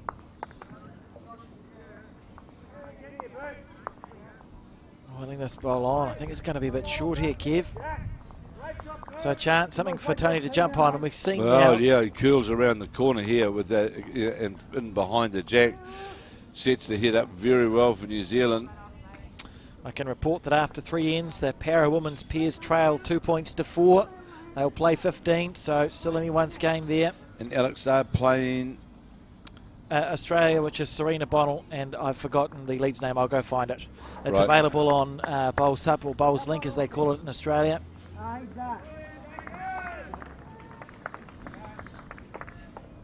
So I can tell you that the final is between Serena Bonnell and C. Lindfield from Australia, and Julie O'Connell and Terry Blackburn of New Zealand. So you see how far this bowl of Aaron Tees is coming back. How far did that come back from the centre line? Came back a long way. Came a long way back from that outside line marking as we change over in 5 of 18 in this bronze medal match. Tony's touches made this head look worse than it was because, of course, the jack was a bit closer to those 4 bowls that are bunched together at the front of the head. So, wee bit of a breeze here, and off the Pacific Ocean, which is just beyond the Norfolk Pines here. We're about 300 metres from the sea, maybe. Yeah, a hop, a skip and a jump, I would say. And Andrew Kelly on his forehand. Backhand, sorry. Trying to get down to the Tony Grantham bowl, or just in behind it to count. This is on a good line, just needs to come all the way now. It's coming now as the Kelly bowl. This is well played from Andrew Kelly. Good bowl. Been in fine form all week. He certainly has. He's been, to me, he's been, well, a man who has really stood up and said, you can't leave me out. That's and has really displayed the confidence and supported that with his ability really right throughout this event. Oh, we've seen some unbelievably good bowls come out of Andrew Kelly's hand, as we've seen all week, and all the broadcast games we've had. It's just been a pleasure to watch. Easy to commentate when all the bowls are pretty much going where they're pointed. This is Cody Packer here on his forehand. The Australian skip. One down to the bowl of Tony Grantham's at 12 o'clock. Aaron Tees was second shot at 10 o'clock. And Cody shortened into the bunch of bowls sitting there. That's where the jack was a few minutes ago.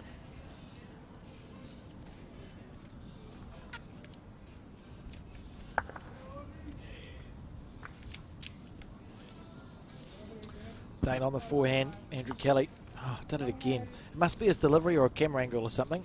He let it go. I could have sworn that was on the forehand, and he's not Kelvin Scott, Kevin, so there's no reason for me to get confused. He does cramp in a wee bit. This is a good bowl here from Kelly. Beautiful bowl. Well played. Legitimately, it looked like he was playing his forehand, but he's done it twice on the back, and they've been two good shots. Cody Packer, he's cap number 150 for Australia. Made his Australian debut in 2022. Plays out of the Osborne Park Club in Western Australia. 31-year-old. Switching to the backhand side. He's on the right line. Just his weight as we see this bowl go past. So we've had a short bowl at 12 and a heavy bowl at 6 o'clock from Cody. Beautiful green both times, so for him it's about finding the in-between.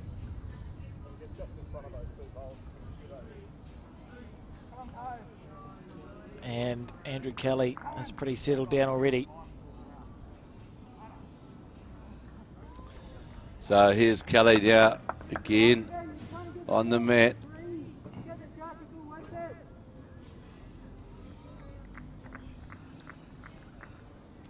On that backhand, I'd say holding at least two, out slightly wider. How fast is it going to come back? It won't come all the way back from there.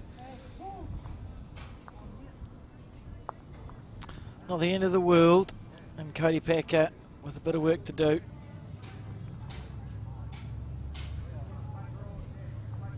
Sort of hasn't found his weight on this end. He's played well up until now. If you've seen, we're only 4 hands in. So how's this one? Is he back to being short, or has he got enough weight, Kevin? It's hard to tell with these close bowls. To get the jack. How's this? Beautiful shot. What a bowl. Through the port. That's how it's done. And he made sure he wasn't missing short, so he didn't overcorrect there. Well played there. That was a head looking very good for New Zealand. He just came down there and again with that yard, as we call it, Alex, to reach the head. It's positive, isn't it? And they just got to the jack. The Australians seem to be able to pick the line to the jack so well with that weight, because it would be easy. Well, the concern is when you play that weight as a player, you think, well, I'd hate to slice the jack, cut across the front of it. But they just take that lovely arc to it. Certainly and more do. often than not, they gut the jack absolutely Well, square, like we just saw. Correct. Aaron Tees plays out of the Barilla Club in New South Wales. Magnificent club for those who haven't been to Barilla Club in the, well, I did call it, it's about 2 hours out of Sydney, down in the Illawarra district, and absolutely magnificent club. A good response here from Grantham. In fact, a toucher, well played by Tony Grantham. Prior to this, played 153 against Australia, and he's cap number 145, made his debut in 2017. As we watch him here now trying to get down to the Grantham bowl and the jack. How good's this lead in here from these two? Having an absolute battle. I wouldn't be able to call a winner at the moment. Tony Grantham will be on his backhand again. So consistent, Tony Grantham. Again, another one that's been around for a long time. Oh, this is close too. He's got it. This is close. Hold up for one roll, and does. Good shot there from Tony Grantham. Aaron T's favourite food, eggs Benedict, and favourite drink? I don't know, Kev. Water. Water. I nearly said water. Water. I believe him. And look at this here. Oh, good shot. So many touches. These leads are just having an absolute battle. It's almost like watching a singles game, isn't it, between these two It's leagues? outstanding. Australia leading 5-4 as we play in 6 of 18. Andrew Kelly just indicated in 2. Tony Grantham play down through here. And you do see, he's Under tight, the line under the here, line. tight. Easy to do. But one of the good things about international bowls, and I suppose bowls on these slightly slower greens too, to be fair, is it's quite enjoyable even to watch a fours game to see how much the jack moves early on and ahead. Absolutely. Your twos are moving the jack around. In this pairs game, we see at a glance there's 2 or 3 touches there. That's been what it's like for the first 4 or 5 ends. Well, The that's jack how just the Australians love moves. playing, isn't it? And so do the English, so do the Scots. They love that moving the jack around. So Cody Packer now with his first bowl. Holding shot. Trying to draw under the Tony Grantham bowl. He's given this every chance. Look at this. What a bowl. What a shot. That's just unbelievable stuff there from the There's Australians. 3 touches there locked around the jack. That's so good. And Tony Grantham has also got a toucher. Yeah, I mean, that's just a great hit of bowls.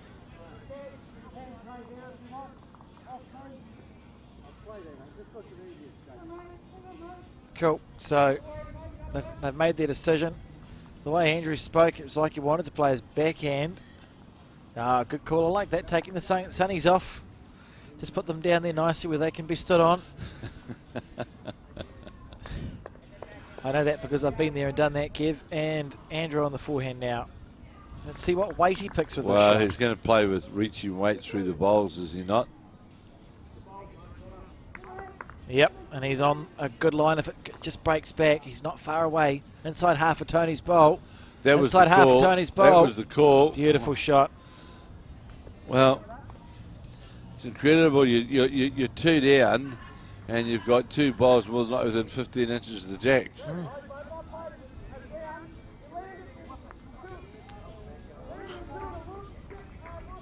I think we just heard pretty good sign language there from Aaron Teese. A metre of weight on the forehand. Roll Andrew Kelly's bowl out of the head. Sit there for 4 shots. Makes it sound easy, Kev. Oh, we're talking about manipulating a head that's 35 metres away. He's close. Square onto that'll do it as well. Good bowl. Do we have how much of the back do we have? Quite a lot of it. Yeah, well, he'll obviously be playing through to get the jack through. No, just great bowls from these players. Yeah, that's the call from Tony Grantham. Play down there, get the jack. It would be disappointing to be short on this one, wouldn't it, Kev? And I don't think he will be. No, the key thing is he'll want the bowl to go with the jack, not fly through really, Alex. So Kelly, to get the target, will want his bowl to go with it. Hit anything. Cannons and got. Well, just a quick point there, Alex. I don't think he had to play it that quick. it's on the faster side, wasn't it? It was on the faster side and got that late swing away. If you watch the Australians, they play with that weight that holds up, and Probably look at that and thought. Probably looked at that though and thought, well, I've got bowls low to the left and the right. I just need to put it at a metre target, and I'm going to be okay. It looked like a side of roast beef there. So let's go. I wouldn't mind roast beef actually. But Let's yeah, go and, you can't imagine the Australians doing something that's going to stop us from hitting this, though, can you? not at all. Really? Just Like, we know Andrew's shot's going to be hitting it. It's just what that's worth at the end of the day. And you can't really see it being worse than what it is. so it's been. I think to date it's been a pretty successful week for New Zealand. As I say, we've got 2 golds in the women's triples and the women's pairs, silver in the men's fours, and we're playing now for a bronze in the men's pairs and the women's fours. And we've got a gold medal playoff in the women's disabled pairs and a bronze medal playoff for Mark Noble in the disabled pairs. And then we've got Women's fours. playing for bronze. Playing for bronze, yeah. So many games going on. Now, Cody Packer, what have they decided? They know New Zealand's going to attack this. He might try and Well, no, he's going deep. So that's just making sure that if and when Andrew Kelly does hit it, you've got something sort of near where the jack might end up. Well, the only reason why I say we're not playing with so much weight, Alex, as well, because then your bowl will go with the jack and go straight back into the ditch, and it's on a straight angle. It's not going to go all over the place. And I just feel with less weight, you'll just run straight through with the jack and bowl. Certainly what we're hoping to see here as Kiwis. Andrew Kelly on his forehand. He's got a nice target. 2 down on the head. Playing it. That's lovely weight here from Andrew Kelly. He's very close. Anything is fine. He's in the target area. Good bowl. And 1 down, I'd say to Tony Grantham indicating One to New Zealand. 1 to New Zealand. Well played. That's using your areas, isn't it? You know, he was It there is, and thereabouts. controlling your weight, therefore you can control your line more, Alex. And he was always in the target area. I think the positive thing was, with the weight he played, his collision bowl, which is the one that he had in his hand, was never going to disappear off the rink. And that's And his collision bowl is what counted, wasn't it? well, correct. And if I come back to way how the Australians, and especially the Scottish, play, is they don't lose their bowl with weight. And these greens are at such a pace, Alex, compared to our 18, 19 seconds greens.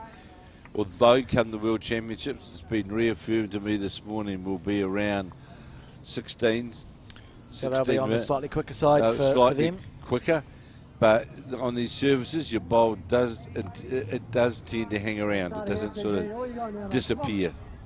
16 seconds on this sort of grass green is different to 16 seconds on a weed green, isn't it? Absolutely, it is. The speed's the same, but the surface we're talking about is quite different. And the lines are different. Yeah, therefore the bowl takes a different track. And we see Tony Grantham, that was a good first bowl. This is a great game, appears to be watching. 7-all on the 7th end. I'll see if I can get another update through from the women's para pairs gold medal match shortly.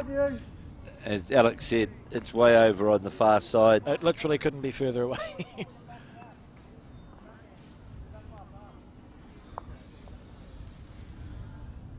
As we see Tony Grantham again on his forehand side. Under looking the for line a clean slightly run with now. this one. Pace is brilliant. Lovely speed.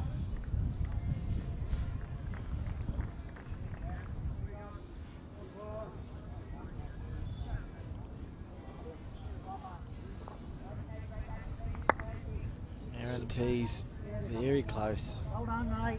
Well Good done. bowl. There, going to the zone. Again, that's a bowl that's in the area with good weight, isn't it? Absolutely.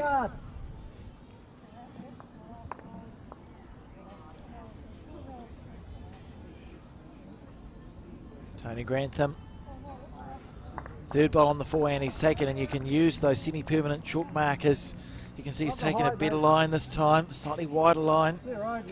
Well, this is fine if he gets down clean. Yeah, Beautiful. that's well played. Turn mine. Carl Jack round that bowl.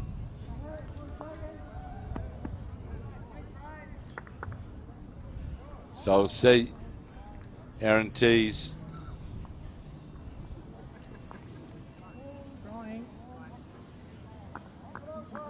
On his forehand This side. is on a good line, or get a contact. No, he's well, Well done. stands the bowl up, gets a back bowl. 2 seconds. Ball starting strong. So skips make their way back down to the delivery end.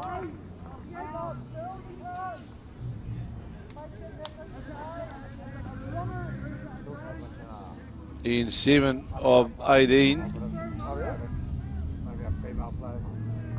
I'll have to do that many times. I just come back negative, but I feel like I got it.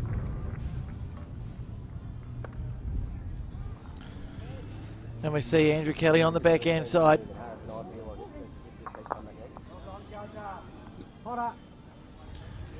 This bowl here, that's a good shot from Andrew Kelly. Brilliant, mate. Well done. And make shot.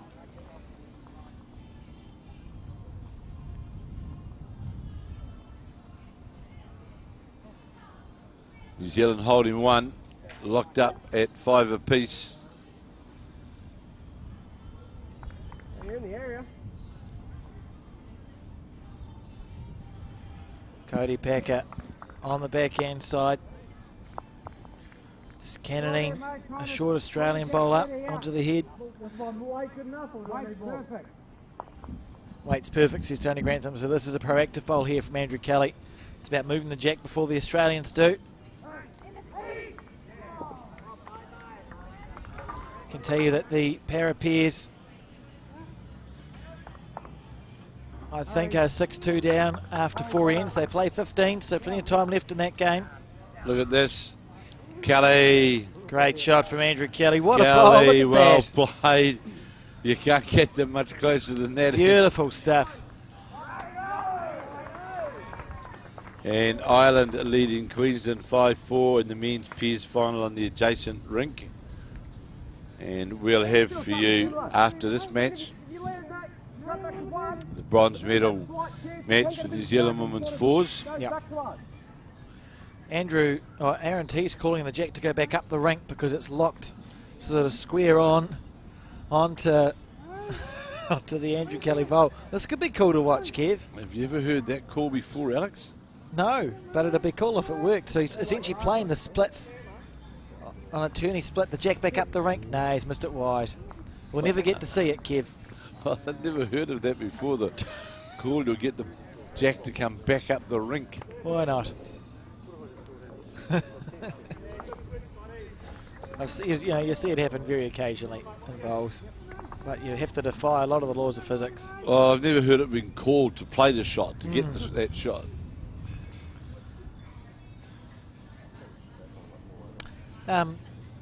I've heard about it being called once. Leif Selby was telling me that Rex Johnston in a pennants final Rex, yeah. drove the jack. He had 6 short bowls or something. He said, well, the only way we're going to score is if I drive the jack as hard as I can and bounce it out of the ditch and back up the rink. And he did it, got like a 6 to win. Oh, well, Rex Johnston was a legend in his day, of course. Winner of many medals for Australia was Rexy. Andrew Kelly on the forehand side. If anything, this might supercross and be a good block. Unless he gets too close to the head, then it's a guide. That's more a guide than a block, I think, Kev. Oh, we'll tighten that line with a bit of weight, mainly down through there. Well, we're going to see the jack go back up the rink for one. Yeah, Rex Johnson, of course, 1990 Commonwealth Games. He skipped the Australian fours side. I don't mind if just try and draw a shot for him. A lovely delivery. Probably limited it. You can't even draw that hole. Get shot. I'd hate to see you go quick, or even if you get the outside of that black and get the jack for 5. So just deciding what they're going to play here, the I Australian think pair. playing weight any good. Even if you get that cannon and potential to be I bad. could Just saying it could turn too ugly there, I think. I can remember at Barilla, the famous Peers tournament that they used to have. I had the pleasure of playing it with Peter Thorne, playing at the Barilla Peers, and somebody, I don't know who, and Rex Johnson was playing, but I don't know who it was that went in and reversed the stickers on the bowls before the... I can see where this is going. Yeah, and it was 2 by 2 by 2 by 2. And I'll never forget, Rex went out, played his first bowl. Look at this. No, nothing. As he were. And Rex went out and played his first bowl and went sideways. That's quite funny, isn't it? That's quite Hole good. played his second bowl and went sideways, and just about everyone on the green knew what had happened, and was sort of standing back, watching. And to be fair to Rex, he saw the funny side. Yeah, he did. Wrong biases are they can be funny if they're done at the right time. And as Rex went on, besides playing for Australia for many, many, many years, of course, went on to be Australian he was the head of selectors as well, was Rex. It's a big impact on the game. Yeah, he certainly has Rex over his many, many years. New Zealand leads 7-5 as we play in 8 of 18. Carmen Anderson out here in front of us playing with the crowd. I was going to say, talking of wrong biases, but is it too soon? No, well, I think Carmen... Oh, dear. she's got the medal here, hasn't she? To the best of our knowledge, this morning had the misfortune to let go 2 wrong biases. Yeah, not something that she'd like to remember, I'm sure, so we won't bring it up too much. No, We it's the see end of it. Tony looking to make his correction here. Needs to run out on the back end. Just hasn't quite got the weight to get to the jack. Sort of end where Aaron Tees will go, oh, you've actually given me half a chance this time. There's Tees. On the forehand. Taking a high line, so he's going to need to go around that short bowl of Tony Grantham's, and he's done so. Beautiful bowl. And, just did draw weight just around, wasn't it? It's just got around the front bowl. Yeah, it was perfect, wasn't it? And we see Tony now essentially looking to miss heavy here. You want one of your 3 bowls at least to be past the head. This is fine. That's absolutely fine. Good shot. Over there. Andrew Kelly's happy with that bowl. Yeah, it's over the head. It's not about getting the shot with every bowl you play, is it, Kev? It's about building good position so that with your last bowl you can get the shot. You don't need to have it till the end's finished. Well, Kelly has moved the jack a few times in this game on the backhand, so there's no reason to think, why he can't. T's going to the backhand as well. Yeah, particularly when the players are as good as these ones, I think position's quite helpful and you can just move it around. And will sit on his own bowl and lay 2 shots as they change over. Skips change over with New Zealand leading 7-5 as we play end 8 of 18. We think backhand is the call here for Andrew Kelly. As we draw to coming to the end of this one more round of this multi-nations to be played this afternoon. Yes, we've got one more round to go this afternoon, and then it'll all be over. It's been a massive week really for all the athletes and the support staff and the clubs, and you and I, Kevin and Sarah and Tamara and everyone else. I'm sure the people at home are tired too. Been lots of bowls to watch, but what a great exhibition it has been. It's surprising Kelly electing.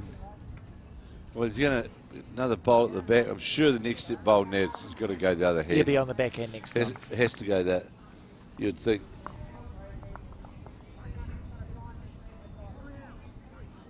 Cody Packer on his back end.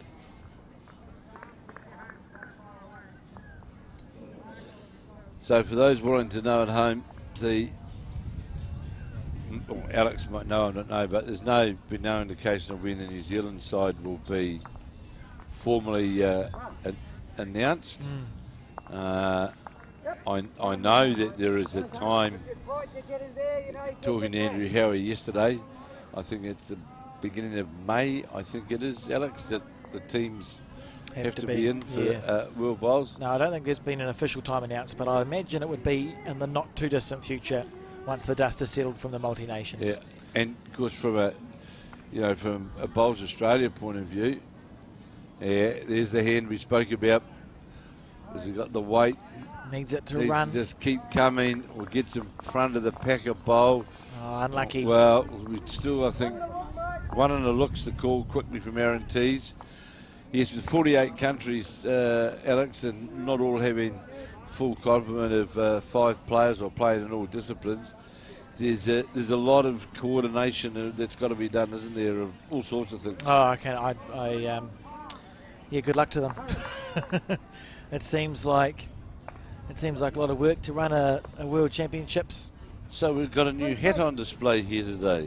Oh, yes. Yeah, the Rangatahi Bowls hat. Haha. So the Rangatahi for our international viewers is a sort of synonym for youth bowlers. So we have a Rangatahi pairs and singles and triples that's just been run actually. Kevin, if you want to find the winners of those, I see. they're on the Facebook page. Boyfriend County's yes. One, correct? Yeah, Lee Warburton. That's correct. Yeah. God to Andrew Kelly on the backhand side. Looking to make the smallest of corrections really from the first bowl. If he gets underneath Needs that. to come underneath this bowl clean. Tony Grantham's looking at it carefully. Just will run fractionally. You sometimes feel like you've played those bowls in reverse, Like that bowl could have been a second one and his second one could have been his third bowl. One and a measure is the call.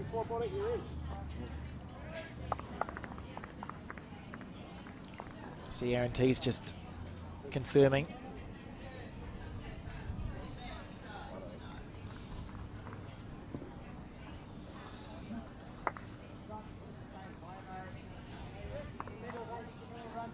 So one and a measure in favour of Australia was the call.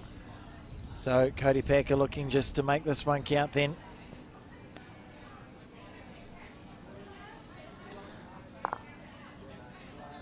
Can hear the crowd building as well. So we see Cody's bowl here on the backhand side. How's your weight, Cody? Good enough. That's good enough. That'll count for sure. The Australian player, and I'll just see where there is. It was definitely 2. 1. And now comes the tape. So he's going to measure. That's quite clever. So you take 1 out, then you measure the closest opposition and go to the next 2. Keep it simple. Well, that ball may not be Like in. it passed through that time.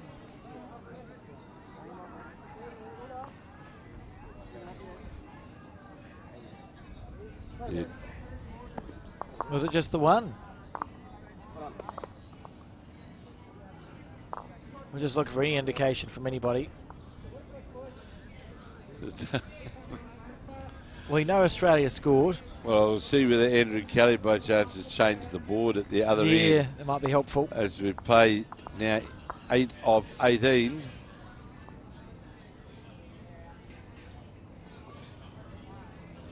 See whether Andrew Kelly or someone has changed that board down Well, there. I'm going to take a punt at a 2, but I'm willing to be corrected.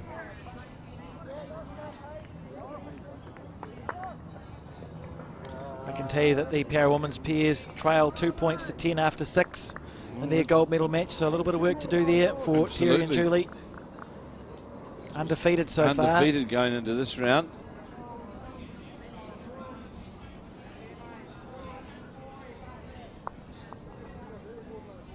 Aaron T's on the forehand. Just keep an eye for the scoreboard because no one told us. No, No one told us what was happening. 8-7 to New Zealand. Okay.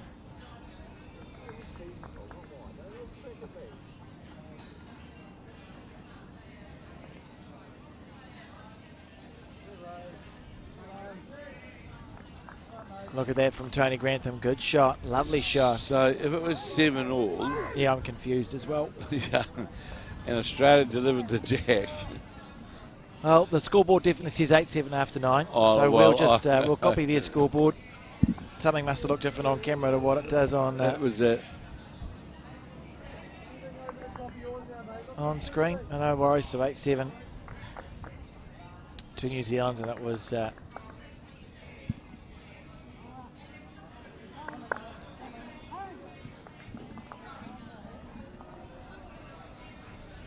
Tony Grantham on his forehand. I was on that safer wide side, really. Good bowl.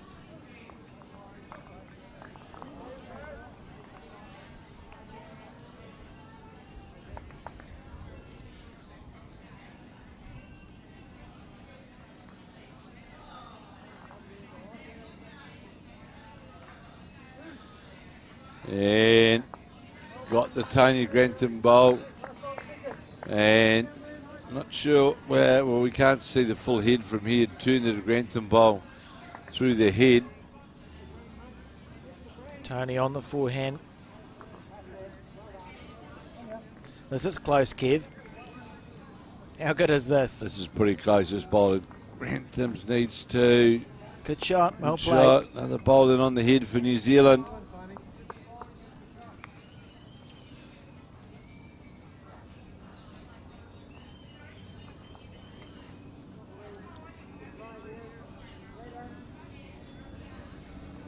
As the skips make their way down to the delivery end.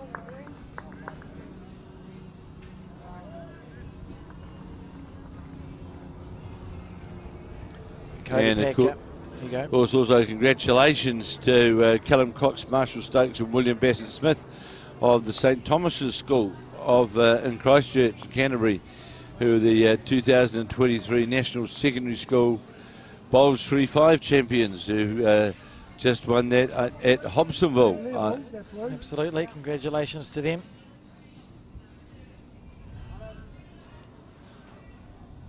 It's good to have that secondary school system sort of up and running again.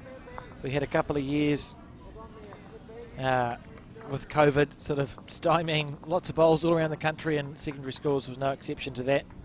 Did you know by any chance, Alex, was there a good entry for that event from around the country? It was an okay entry. It's an entry that we'll be looking to build on going forward, I think, Kev, is my understanding. But the schools and students that were entered were very enthusiastic, and I know we've got lots of centres around the country too that do great work with secondary schools. Cody Packer on his backhand side. New Zealand holding 1 to 5 o'clock. Oh, they're still holding. That was a great effort, wasn't it? Just sits outside the shot bowl. Now we have Andrew Kelly on his forehand side. Another head where the bowls are all there or thereabouts. Certainly a very compact head as the Kelly bowl now. Well, he's just going to die on weight, certainly. We just want to turn that over. One to Tony Grantham, the charcoal bowl you can see there is shot. Couldn't have had a better green if he had tried. And Cody Packer giving us a long look. Must be ascertaining how many down they are here. If they are down, indeed. I think we just heard Aaron T say they've got one. It must be that blue bowl that sits at 3 o'clock to the jack. That's it. Oh, the bowl of Aaron T's sitting out to the side. Level with the jack, I think it is, yeah.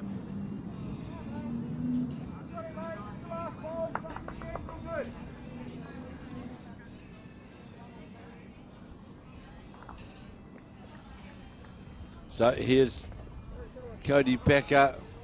Well, he's tightened his line up, but I think he'll get to the front. Only tips the front bowl over. I don't think it made any difference. It was no, it doesn't make any difference. It was Andrew Kelly bowl that got tipped over. Tony Grantham having looked to see who's got shot. Yeah, one down to the Tony Grantham was quite decisive there. One down to that blue bowl. That's the bowl of Aaron T's. Here we go. On the forehand. How much turn has it got, Kev? That'll do. I think something quite exciting just happened. I'm sure that'll do because it fell in.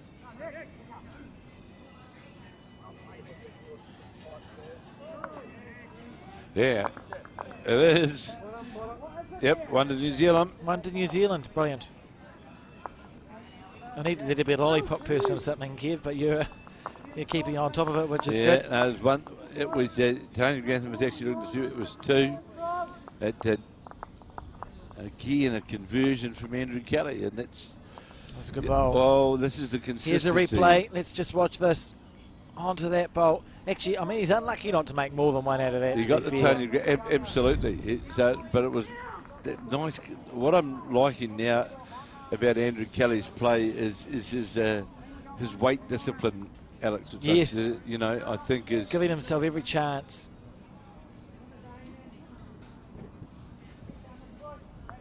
And we see Tony Grantham again on the mat. He's having a good battle up front with Aaron Tees, isn't he?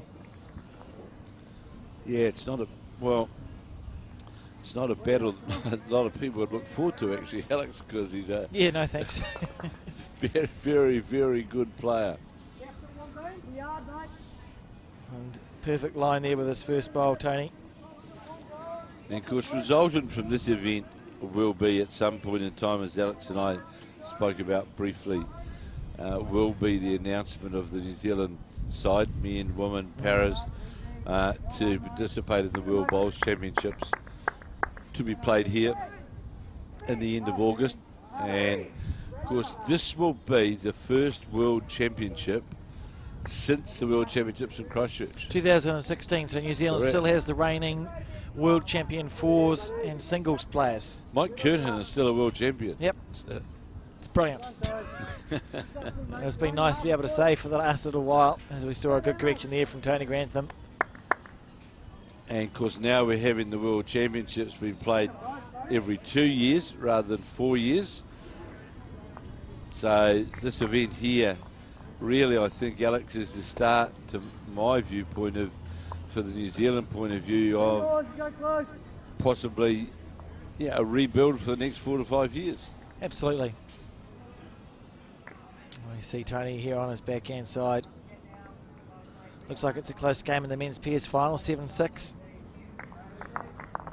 And of course the Para Men's PS final, if you want to tune in, is available on the Bowls New Zealand and the Bowls Australia Facebook page. Well played by Tony Grantham, right in behind the jack.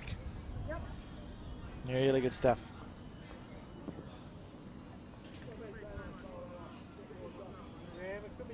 And Tony Grantham certainly highlighting, Alex, that he is a good international lead, isn't he?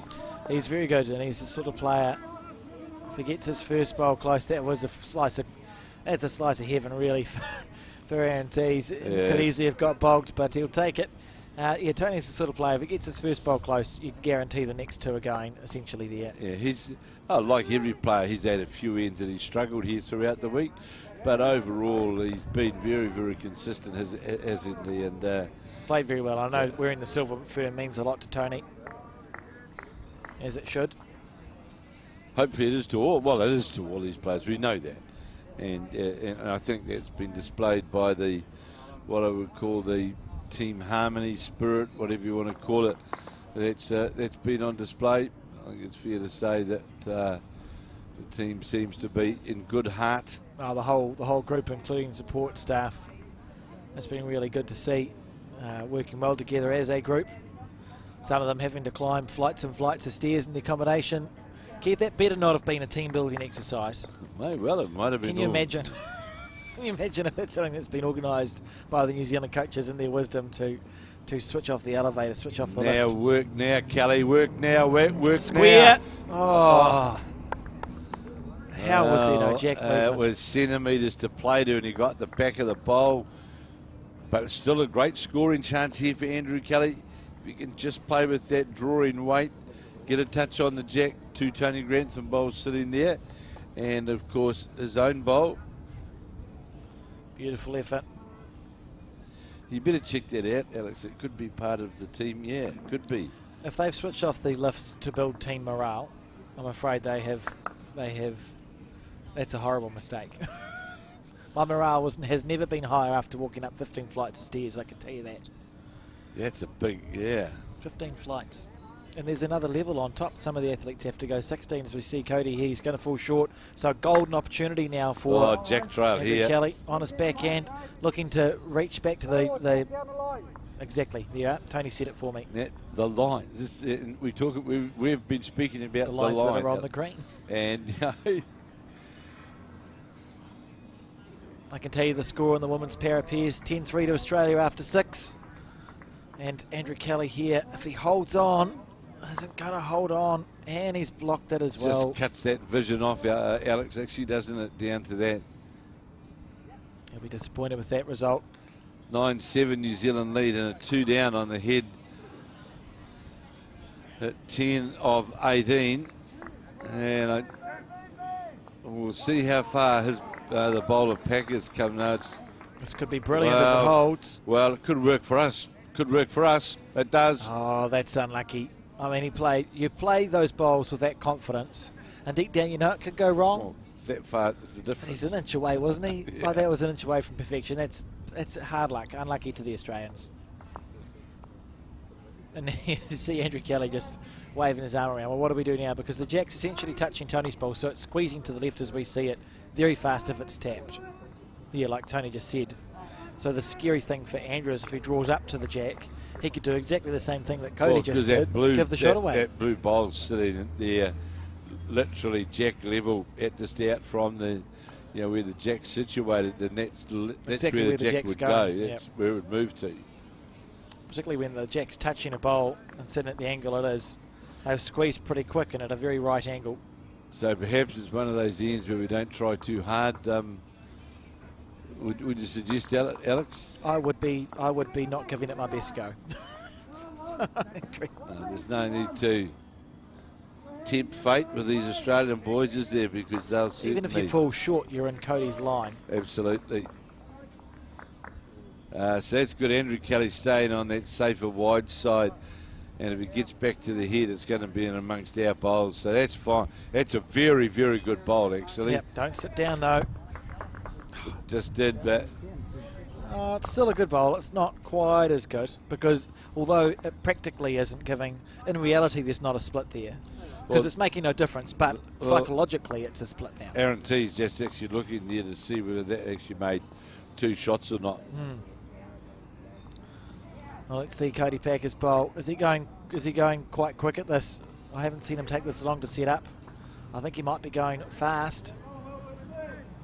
Well, what's the point? With the Just making sure his grip's right. I think he's going quick here, Kev. In fact, I'm certain of it. Looking to chip off the New Zealand bowl.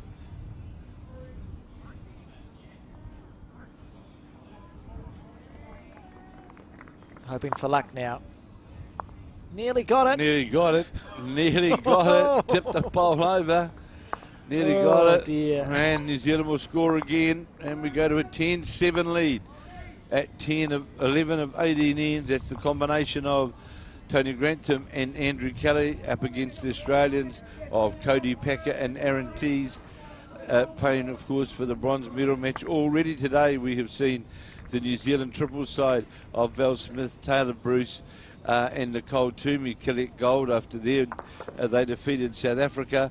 And then we saw the commanding performance of Caitlin Inch and Selena Goddard defeat Norfolk Island to win gold in the women's pairs. In the men's fours, we were defeated in the final by Australia. Well, one could say we were defeated over 3 or 4 ends over the brilliance of Aaron Sheriff that made the really big difference when New Zealand came back and looked like just getting a break in the front, but Sheriff played 3 or 4 big bowls and put it beyond New Zealand. So a silver medal to New Zealand. We've got, of course, the bronze medal to come after this, the bronze medal match for the women's fours. We'll be covering that game after this match here, and of course the bronze medal for the men's pairs, which is the game that we're covering now, and the gold medal game going, which New Zealand are struggling with at this stage. That's the para-disabled women's pairs. It's New Zealand against Australia, and it is Australia leading that match. And also to come this afternoon is the bronze medal men's pairs encounter, of which New Zealand will be playing for a medal there as well. So still a chance of some more medals to come our way. They may not be gold, but all medals are always good to get. And as we build towards the World Championships, just strengthening our overall performance, I think, and it achieves what we want it to achieve, Alex. Absolutely. It's been a good performance, no matter which way you spin it, from the New Zealand team here at the Multi-Nations.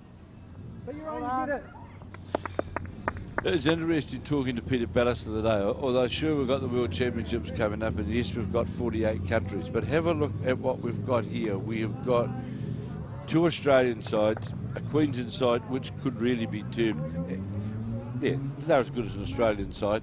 We've got Ireland here, South Africa.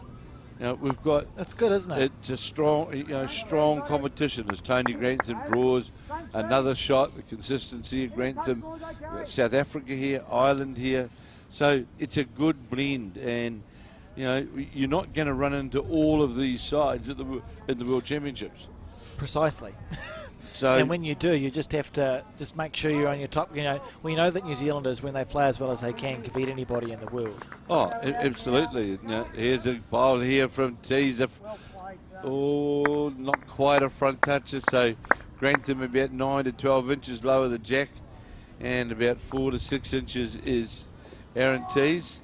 And that Queensland Island gold medal match in the pairs, that's all locked up now at 7 apiece.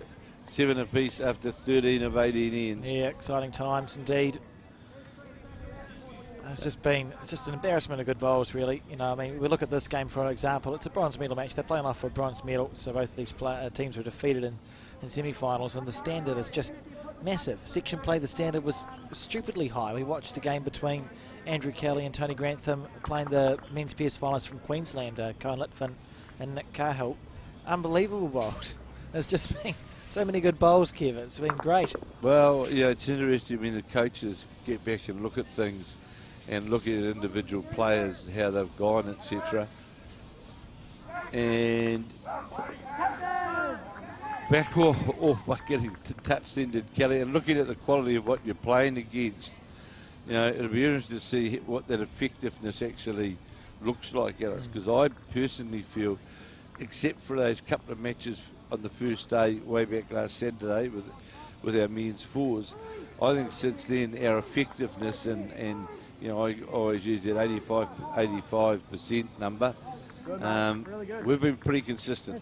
We've been, you know, I think we've strung some pretty good performances together. Absolutely. I tend to agree with that. And we see here on this end, Andrew Kelly with 2 bowls left. I do like that Andrew and Tony are both the deliberate style of bowler as well. Like, it's nice to see. We're one down here on this head. Andrew, under the line. Yeah, it's going to be a disappointing bowl.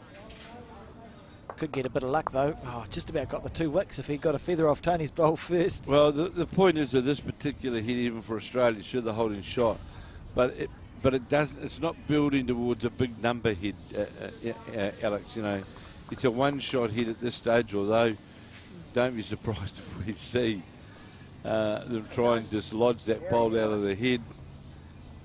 Look at this from Cody Packer. Just going to go by now. Good bowl. Are they going to look for a shot with their next bowl? Yeah. You would think that they would. That's why it's important we get another bowl here, isn't it? On the head, they're down looking at it, because I think they'll try and find a way to play that bowl. That's the problem with the Australian team. You can't blink. They can't blink, because if you blink, you're going to drop a number. If you give them a sniff, you know, it's a definition. If you give them an inch, they take a mile. Metaphorically in a bowls game, that's what's going to happen. There's a 4-shot chance on here. In most cases, in 80% of cases, you'd play. Nothing would change here. But with these guys, when the door may be slightly ajar. Be okay. What? We're okay. It's well, okay. The good thing is it's another bowl on the head, Alex. And I was worried, and I think that bowl there of Andrew Kelly's that sits at 6 o'clock should now make it. The percentages aren't as much there. They're still looking at it though, but they're not as much there as they previously were. Now this is a first. What's happening, Kev? Well, I'm not sure he's looking for a ring, coach, or he's looking at the board. Then he just said to Cody Packer, "You call it, mate." So, of course, if the jack went right back with a wee bit of weight, it would still be 1 to Australia, because they have got the deepest bowl. They have got the deepest bowl on the rink.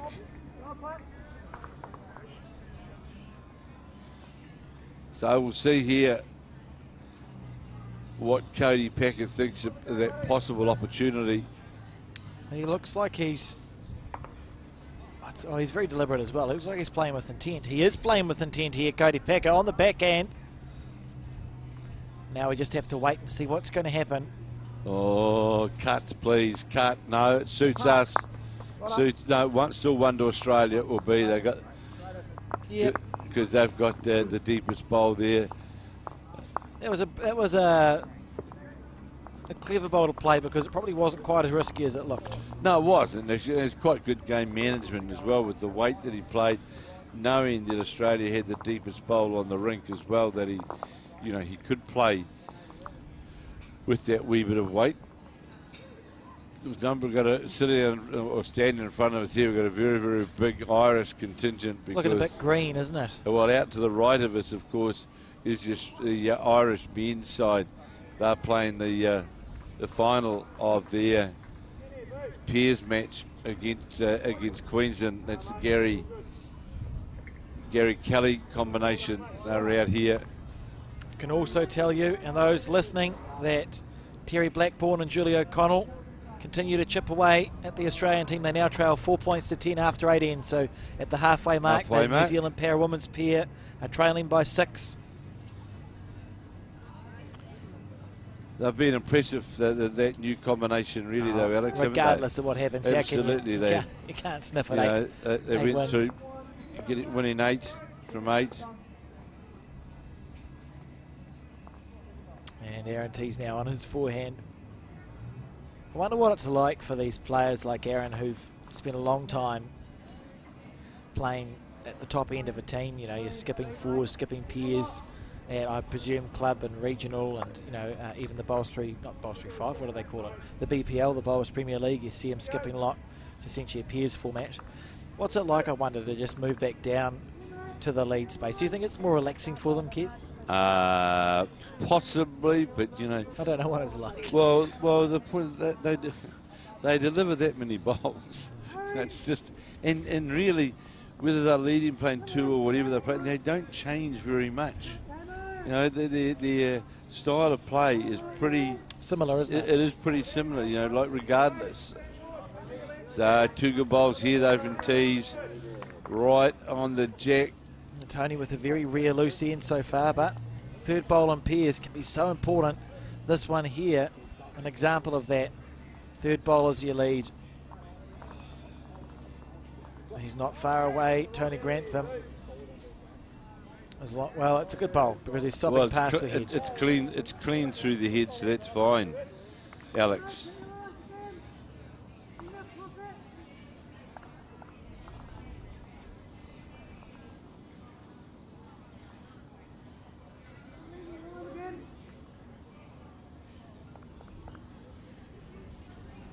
So Cody Packer now with the first bowl.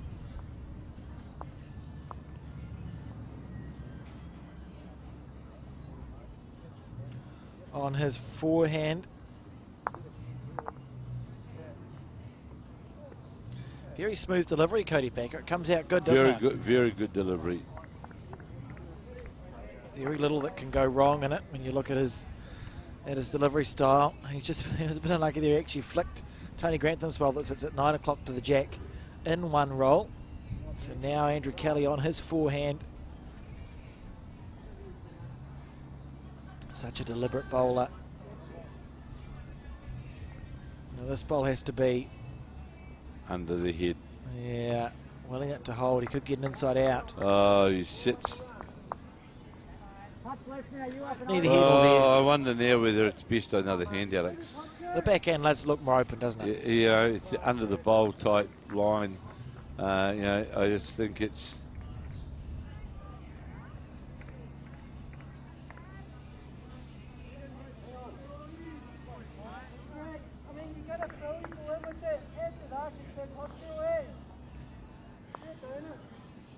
Well, it's pushed our bowl into the head, so I think definitely now, personally, my viewpoint,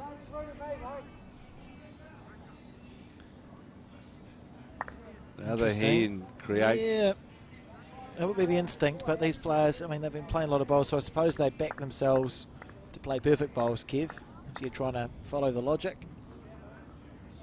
The backhand does look more, because of this reason. Could get a good result though, a little feather. Well, we'll take it. We'll take that and run real fast. That's all I've got to say. 10-8 we lead, New Zealand lead, Cody Packer. I would just like to make the point that Tony did not clap.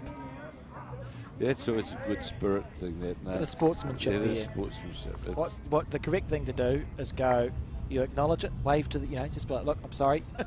I got a good result, I'll take my point. No clapping, no clapping. I must admit, I have, it is frustrating and annoying from a sports point of view when you do see that, and it does happen, so applaud it. It happens at all levels of bowls, to be fair, both domestically and internationally. So here's Cody Packer endeavouring to draw the shot after. Right in here now. Right in here, son. Well played, Cody. That's a good bowl. Yeah, great bowl. It's well played, played, Cody. And a good sign for how he's feeling, because he wouldn't have been visualising having to play that bowl 30 seconds ago. No, So good job there absolutely from not. Cody. You know, the weight, the length of the head was altered considerably.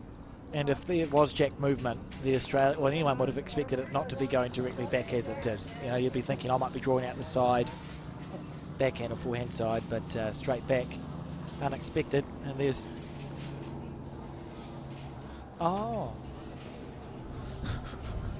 it's Mahjong. Oh, Mahjong's going on here. Mahjong tablets. I was wondering what that noise was. I thought there was a calamity happening inside the commentary office, but Mahjong Kelly tiles. trying to get to the bowl, won't do so. 1 to Australia, 10-9 now to New Zealand, as we'll play in 13 of 18. And for those back in New Zealand, I today had the pleasure of seeing, I haven't spoken to him yet, one of the great sports reporters of New Zealand, and used to be a great follower of bowls. And Terry Matterford used to write her Bowls magazine back in the years gone by in New Zealand.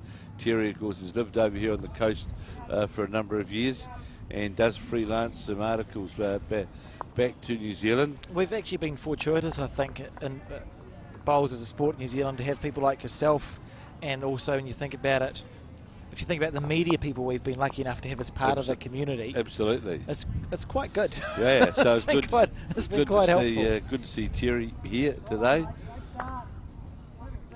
And a long-time sports reporter for the New Zealand Herald, attended many Olympic and Commonwealth Games, and was one of the great supporters of Rowan Brassey in his day. Always was very keen on Rowan's performances and achievements.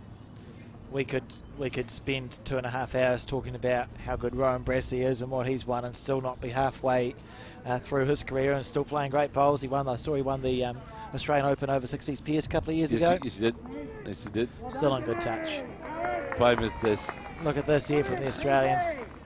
Playing with a very colourful gentleman, Sam Laguza. Yes. I think they may have made the final the year after that. Something in the back of my head's telling me, as we see Tony Grantham here on his forehand. Now the Australians, they've shortened the end right up. They have. So it seems to be an overarching strategy that they've employed at this multi-nations. They From have. the men and the women, we've seen quite a lot. And just to try and put the opponents off their length for a few ends, change the line, change the weight type situation. As we see, tees now will come back to the Tony Grantham bowls. There, hear that brilliant lead in. 10-9 New Zealand lead as we play in 13 of 18 in this bronze medal match. How long is it going to hold up? So Grantham bowl gets it for second shot. Yes, it does.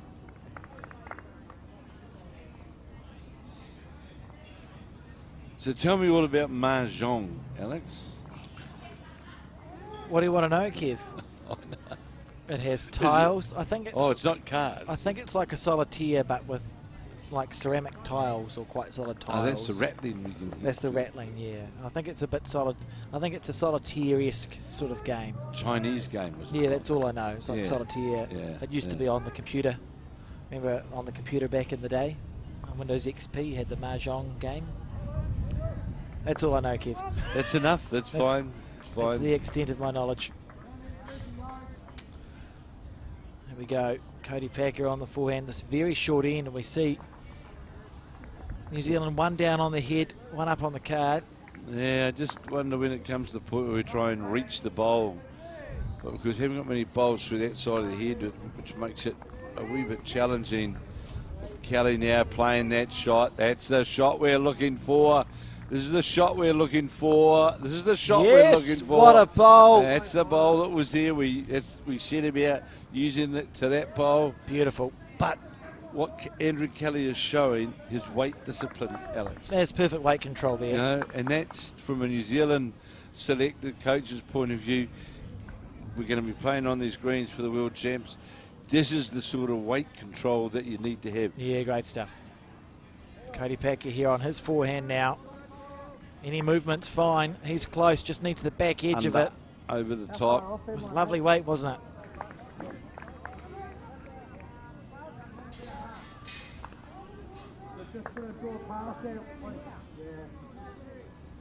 And I think really,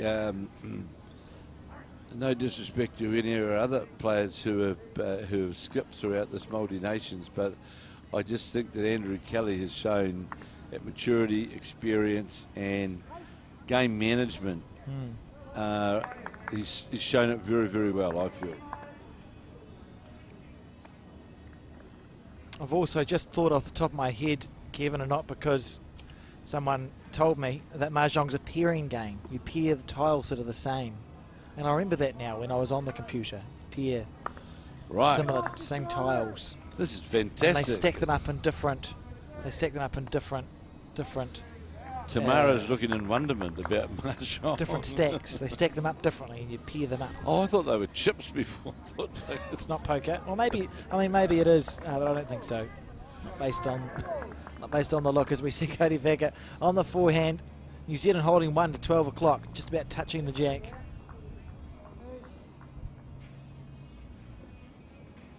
And got onto the Aaron T's bowl, pushed it through the head as we come down to the end, the back end of end 13. And New Zealand will hold on to this one. There won't be any more, I wouldn't think. I think one's about the most you can get here. Yeah. Try to play a perfect volley. It's one of those ones where you look to miss wide on the draw, isn't it? You don't want to tap your own bowl if you manage to make a second. That's happy days, and if you don't, you take your 1 point and move on. And good psychologically here from the New Zealanders because it's a short end that Australia dictated. And Andrew Kelly, he's doing his best to make it too. He's very close here, Kev.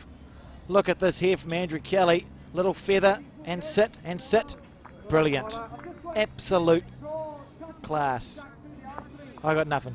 I rest my case about this guy. He's been unbelievably good to for me. Andrew He's Kelly. been absolutely fantastic the way he's. I just think we've seen. I would say that the birth of a new Andrew Kelly. Really, his maturity, everything about his game management, and backed up with his shot play, I think has been top draw. Yep, it's been good. There's been lots of good performances. Now, do we go to a long end or do we stick to the short end? Well, Andrew just played 2 touches. Well, Andrew's standing deeper down here on the rink, so we are definitely looking at that 3/4 length now as we play end 14 of 18 with New Zealand leading 12-9 in this bronze medal match of the multi-nations. It's the pairs bronze medal match, which will be followed by the fours, women's fours bronze medal match will be held after this. That is correct. And good opening bowl here from Tony Grantham. Good shot. Just lower the jack, and again, it's that comfort of length, really, Alex, isn't it? That's yeah, I think you just know, don't you? Yeah. There's a lot to be said, I think. I think we've spoken about it before. More in a singles game, you see. I quite like the theory, if you don't specifically want a length to put your opposition off or whatever, I quite like that, just deliver the jack to a natural length for you. Whatever your default weight is, make that happen. Have you noticed, though, Alex, where that jack's sitting now, coming down this way towards us? You notice the brown, we all of a sudden we're getting that. Colourblind, Kevin. Oh, I wish I could. It would make bowls easier. We're certainly in that browning now. And look at this beautiful from shot. Grantham, the famous back toucher. I must congratulate, of course, the greenkeepers from all the 5 clubs that hosted the multi-nations. It's not an easy job, and there's been a lot of play on these greens. Oh, there has been. Coverage still looking pretty good. The cover looking good, and Aaron T's on the forehand. He could be outlet on this end. Tony Grantham's got 2 right on it. Mudgeeraba. Buzzbar. Always makes me hungry. I thought the presentation there of their greens, nothing, Broadbeach, Helensvale, they've all been good, but there's something about those greens up there. Or they tell me that they are apparently the best greens on the Gold Coast. Yeah. Oh, cool. And, Fair enough. you know, they were, I thought they were outstanding. They were a good pace. Broadbeach, Musgrave definitely suffered a wee bit with pace. And especially when we got some rain, we saw those greens, you know, the players themselves. Right back to the 2 metre mark, well played. Good ball. The players themselves were even talking about how testing the weight was at Musgrave. Well, what was interesting about Musgrave was that it rained and it just slowed down like that. Oh, it just stopped, like, you know. You can't even explain it within an end. It slowed down by a couple of seconds. It just went dead, didn't it, completely?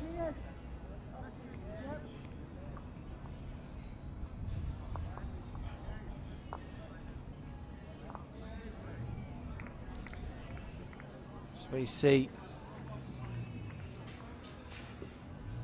the two skips on this bronze medal match make their way down to the delivery, and it's been a great game of bowls. New Zealand leading by 3, and you have to feel that this is an important end. There's a 3-point gap between Australia and New Zealand, and the head's looking okay.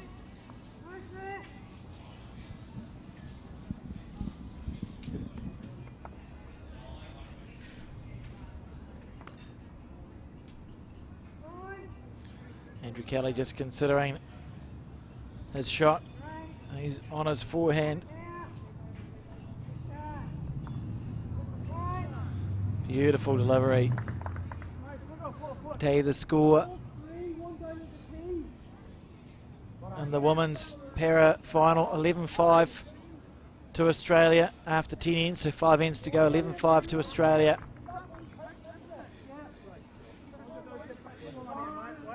And as I was looking out the window for that, Andrew Kelly played an absolute bomb.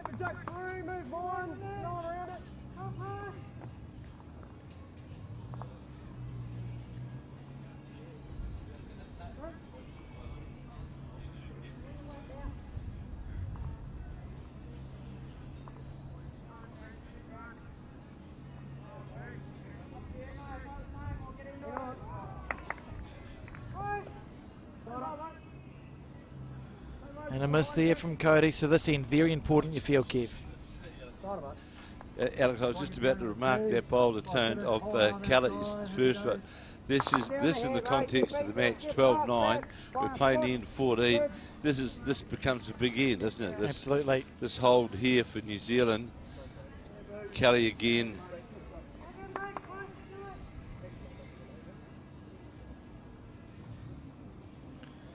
On his forehand side now, so New Zealand definitely holding 3 here.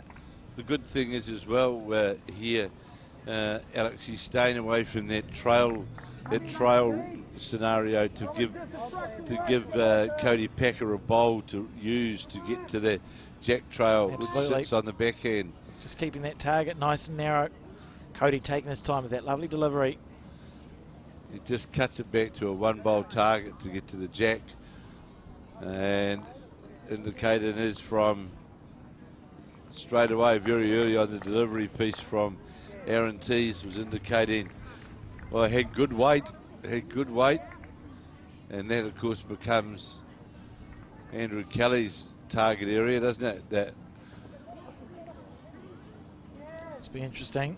And Andrew Kelly just indicating maybe a bowl around the back. People just stood behind me here were just asking me where they could watch it. We said we can't watch it out here. And I said, well, just go to the YouTube. So they've just got their phone out behind me brilliant. Here. And Happy to help. Happy to help. From the comfort of the air conditioning at Broadbeach. Just turn around and think, oh yes, there we are. You got the phone there. And I think they've got they've got the game going, so they're happy. Good stuff. And Andrew and Tony just having a really in-depth conversation here about what to do, because New Zealand's holding 3, well, or at least 2. It's scoreboard time as well, Alex, isn't it? Really, you're thinking about, we are 12-9 in front. We're holding 3. They've got a bowl left. Don't want to fatten things up.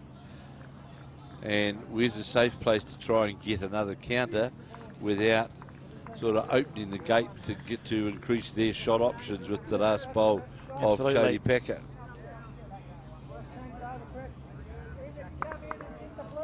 So on the back end, Andrew Kelly.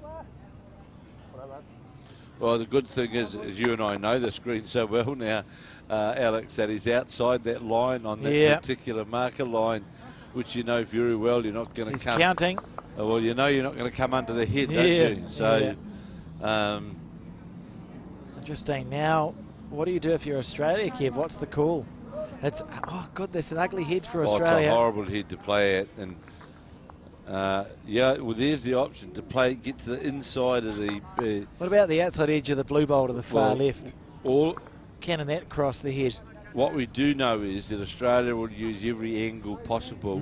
And then a few that they've found. Well, the thing is, if they can't see the jack clean or the target clean, their philosophy is let's find a way to get to it.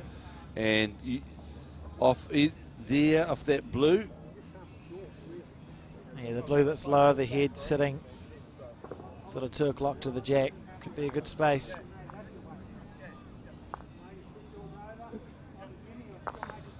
And as you rightly said, Alex, this end here now turns into it's a big end.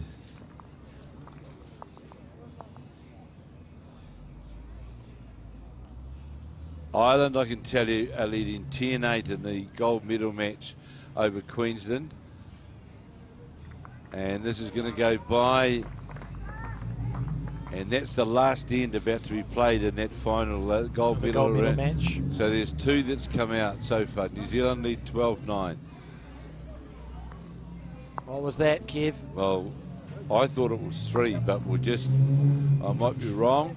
It was definitely 2 were taken out, taking us to 14-9. We'll just wait and see what happens on the board down the other end. 15-9 it says, so it must have been 3. There we go. So New Zealand taking a 6-point lead now on the 15th end. A very good performance here from the New Zealand pair. Oh, very much so. Again, they've really, as we've spoken about as well, Alex, we've only had one end here where you've remarked where Tony Grantham may have just sort of struggled a bit. But just one, one end, that's very consistent play. One end of 15, so if we talk about that 85%, well, we're over that, aren't we, with one end of 15. Here Andrew Kelly saying run the trip, and it's all constantly in and around the head.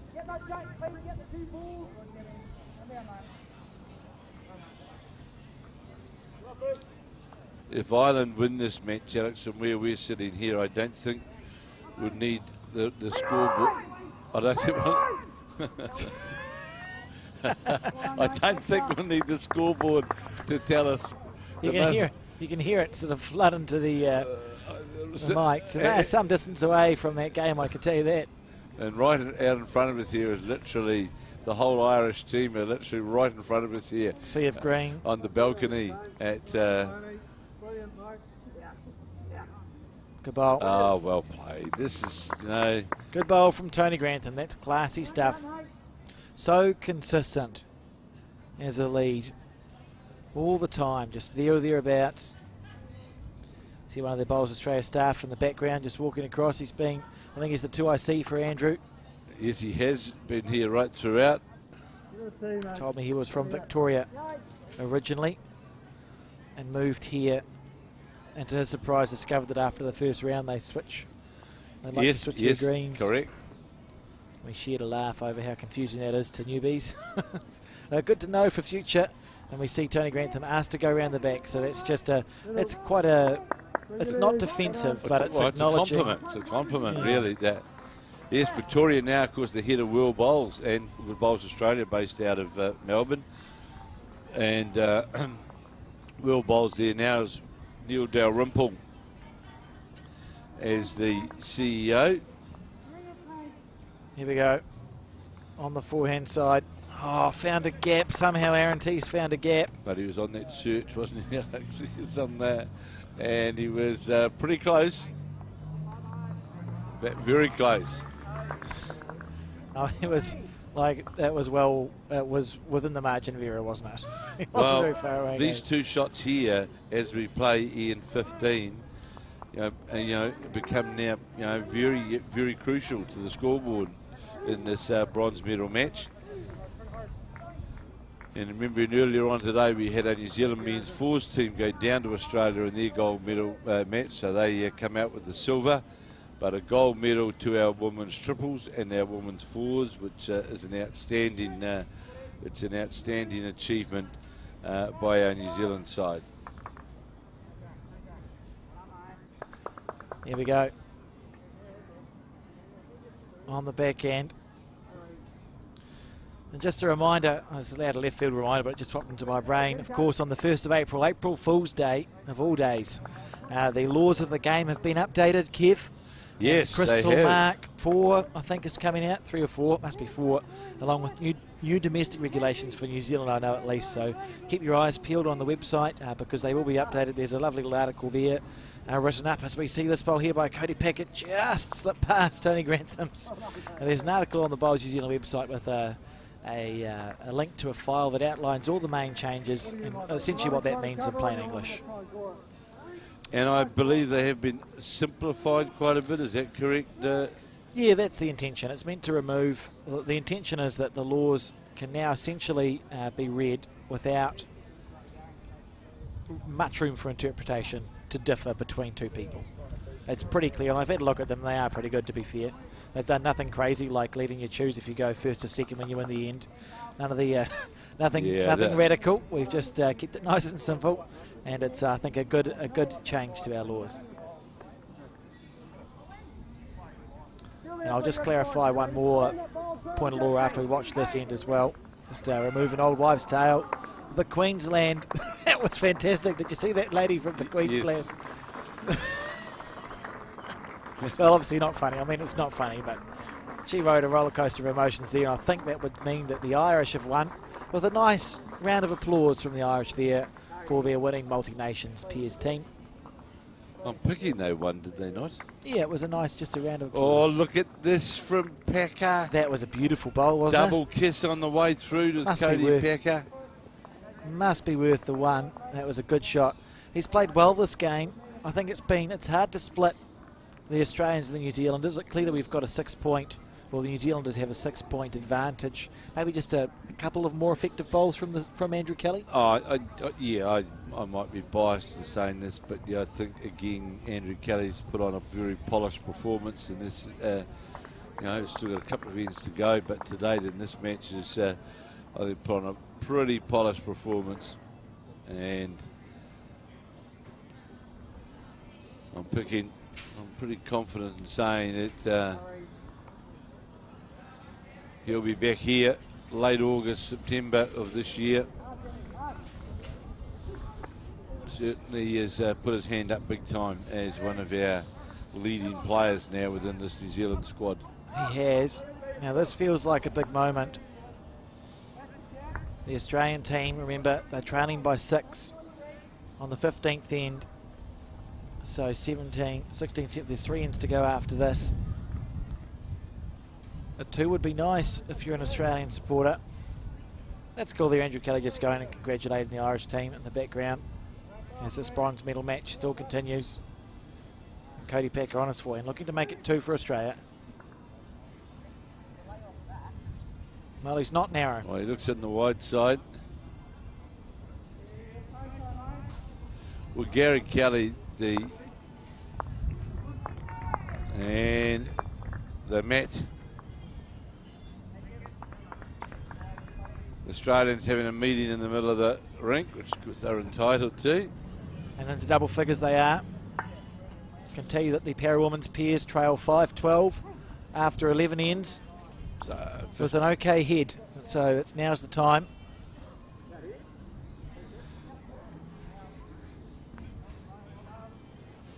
Mm. 15-10 now, 15-10 the lead to New Zealand over Australia. As we play in 16 of 18. Well, there's no doubt as well, Alex, that the Irish with Gary Kelly he's up there with these Australian guys and the likes of, Alex Marshall and co. He's one of the best players. He's one of the best players in the world. Oh, absolutely is. No question about that. And I think all of these players, some of them do it more consistently than others. Someone like the skip of the Australian four is just incredible all the time. But all of these players here on the screen, all the players playing at the multi-nations are capable of having a day where they're world beaters. Because they are that good. They are that good. The other thing about I would say that Kelly, Marshall, Sheriff, Wedlock, their ability to move bowls around the head is outstanding. Oh, just unbelievable, really. Their weight control to be able to move bowls around is for the bowls purist. Like myself, it's just great to watch them. It's a pleasure, isn't it? But they get to a space where they know they're not going to miss, and they don't. They just know they're not going to miss. So there is no, the pressure's removed because they know they're going that good. As Tony Grantham here, I'm looking at this. Beautiful shot. Well played. What a bowl. Peels the jack just in front there of the Australian bowl. Peels it off. Absolutely magnificent shot there.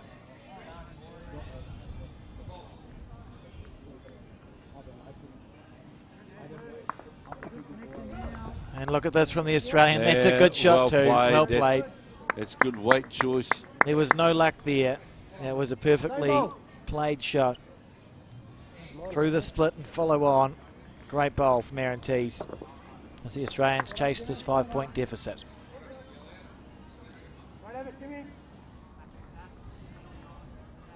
Looks narrow under the line, does Grantham. Be all right if he sits on the inside of this bowl though, Alex. Got a little feather, second and third. Got a little feather. The big thing here for New Zealand is not to get into a danger number on the head, Alex, really, isn't it? That's correct. I can tell you that the para women's pairs final is now 7-12. So New Zealand trailing by 5 after 12 ends of their scheduled 15. And the far distance they are, Kev, far away from the broadcast rink, but I have strong glasses on, so I can just see the scoreboard there. We see Cody Packer now on his forehand, I think.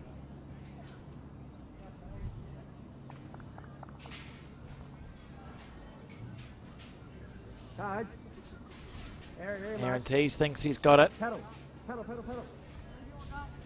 And Aaron Tees was right. Look at that from Cody Packer. That's beautiful. Australians still in with a chance here. They trail only by 5. 2 ends to go.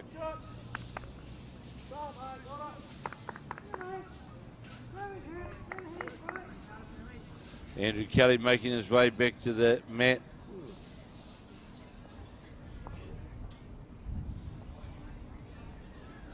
Andrew Kelly's played so well this event. This is his last game of the multi-nations, I think. I don't think there's anything he's playing in this afternoon. I could be I wrong. don't know. I've been wrong before, Kev. Well, I'm confused about who's playing and what, really. I just wait to get out on the green. It's the easiest system. It's just to wait until you see it in front of you. Yeah, it's... So here's Kelly. He's getting under the head, though, and daring to play up to those bowls. Just going to dip away under the line. Oh, good effort. Lovely weight.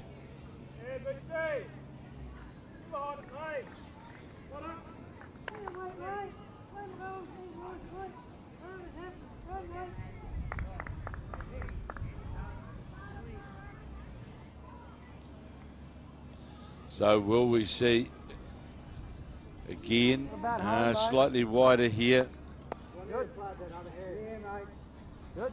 Right, you get onto the blue, Jack's coming here. You get it. I don't mind you play something. Come on, mate. Control yourself down there. It's okay. Now you get yours, pass. Straight. So Andrew switching to the backhand side now. He had beautiful weight with his first bowl. And looking to pop the jack back to his first bowl now. The bowl that sits at 5 o'clock. Yeah, well... And that's the weight for it too. Yes, it's a hard line to get get it exactly to that, isn't it really, Alex? It's sort of real pinpoint accuracy to get to that line. Yeah, an extremely precise bowl.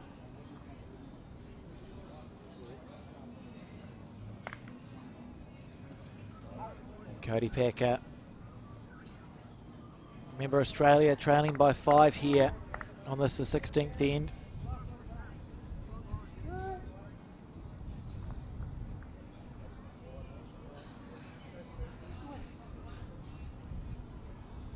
Well, we'll see. We'll see where this bowl finishes up, but well, he will still play that same sort of shot because his fifth shot, in fact. So again, Kelly with 2 down on the head, endeavouring to try and reach. He'll keep his weight, I think.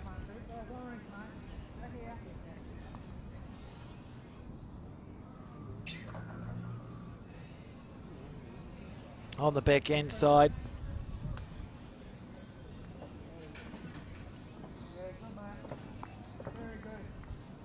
So leading 15-10 is New Zealand as we play in 16 of 18. 2 down on the head is Andrew Kelly. Needs to come back now. Come back now. Just going to go by. What? Got the jack. He did it. How did he do that? We can't possibly have the shot. We have, I think. Again, note the reaction. I think we have. I think the level bowl. Well, there you go. Watch the replay of that shot. That's staggering. Aaron Teaser standing there. How did that happen? I don't know. That's a slight. I've got nothing to say. Well, it just got a squeeze. No, he's in the target area. Here's Here we the go. replay. Let's watch this. So he actually gets the jack Got the jack clean. somehow. Got the jack. Touched the bowl of Yeah. Cody's. Oh, I'm going to be a diplomat here and just formally apologise to the Australian viewers because that was. I think that was a. Just a bit. That was. Well, verging on luck. he got the jack, the touch of the jack. Where it was going to go after that, who knows? But he just got it neatly and bounced out to the bowl of Tony Grantham sitting there. So now 16-10 to New Zealand as we play in 17 of 18. Can we close it out here, Alex? That would be nice, wouldn't it, as New Zealand? good Look at opening that bowl there of from Tony toucher. Grantham. A touch at the start from Tony Grantham. Can we close it out?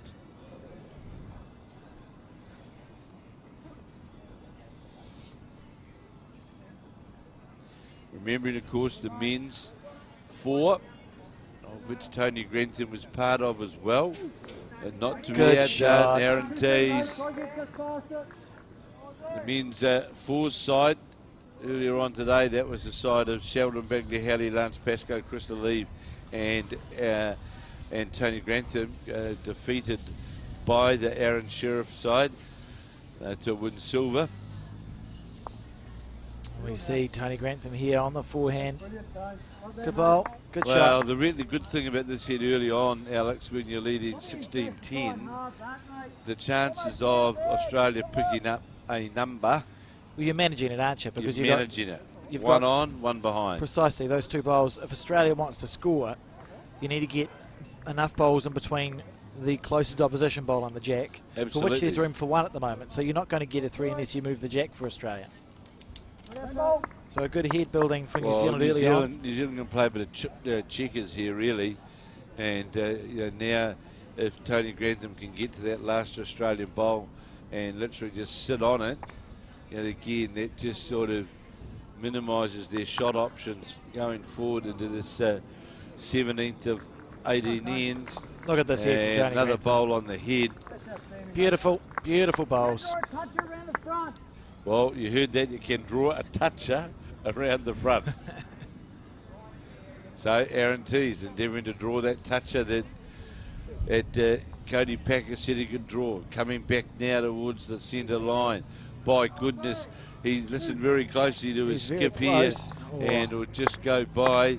From the New Zealand point of view, we need to get down to those 2 trail option bowls.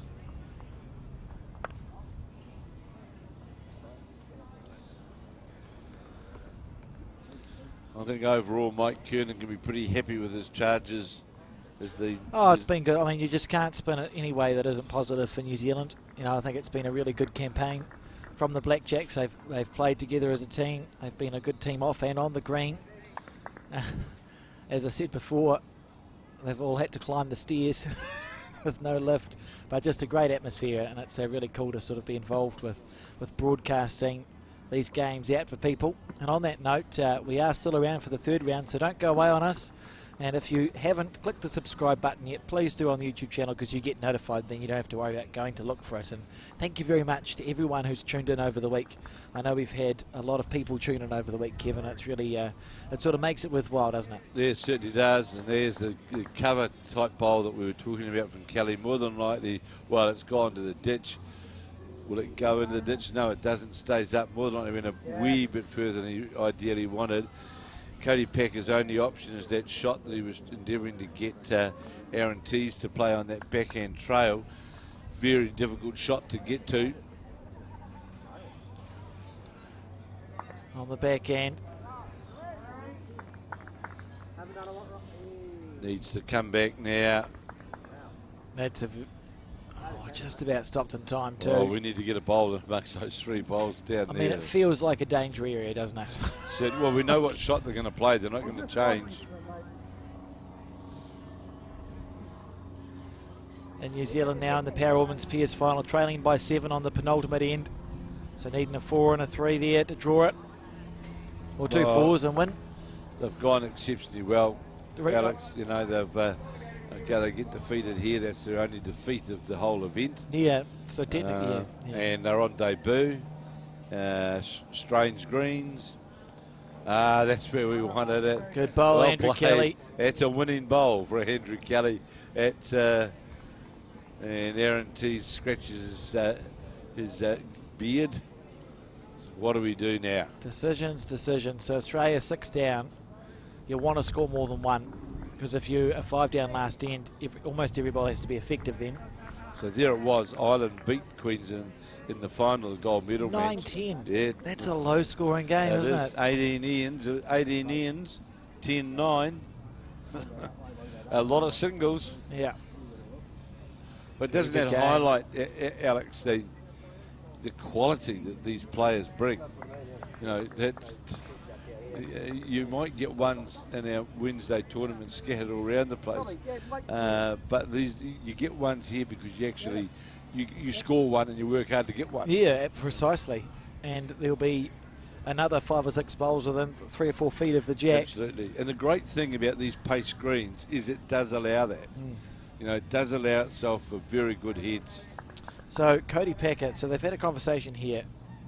Is he winding up here to try and create a chance with his last bowl? Is that the plan? He's just looking like he's playing with weight, and he is playing with weight. Beautiful delivery. Square through the front bowl and follow on. He's on the tight line, though. He is. I think that was the call. I think they were looking to hit Tony's bowl at 12 o'clock. But even with split them off and follow through. I don't know with that weight, Alex, whether that would have produced that result. Would have been hard. You would have been hard pressed. Yeah, with that weight, it was sort of soft weight to that target, really. And I think it needed more weight than that to play that sort of result. Yeah, that must have been the shot, though, looking for that front bowl of Tony's to split them off and your collision bowl follow through into the jack. Because if Andrew Kelly can put another bowl in amongst that cluster, then that certainly negates that, doesn't it? Oh, absolutely. I mean, the shot disappears and Australia would have to work and find something else out because what they don't really want to do is score a 1 here. 5 is very hard to find on a last end. When you're playing someone as good as Tony and Andrew Kelly, you can scratch a 4, but a 5 that's hard. So they'll find a way to get a multiple. Well, Andrew technically hasn't changed that bowl. No, there's no reason that should change Cody's shot. So in this next round, is it the final of the men's singles as well? Is it? Yes, which we're not in. So no, that's Nick Carhill, who's just won the pairs. Is it against Gary Kelly? I'll tell you. And I think Kelly got beaten, actually. So the men's singles final at this multi-nations, which is coming up in the next round. The final series tells me that it is Nick Carhill and Aaron Tees. Is that why Aaron Teese is off the front here, practicing his drawing? Uh-huh. Who knows? But that's Well- going to be a good game, isn't it? Oh, so this is the bronze medal match here. Is Yeah, it that? Aaron Wilson and Gary Kelly, the bronze medal match. And then for the rest of the places, so New Zealand and South Africa, Norfolk Island and Hong Kong. And here we see, Done well, mate. Whatever happens, struck it well. this is good. Oh, Ho ho. Is it? did it kill? Don't think so. Imagine. Oh, it's not a kill. Because of the wide rings, it's not a kill. Shake hands time. It is shake hands time. What a beautiful effort that was from Cody Packer.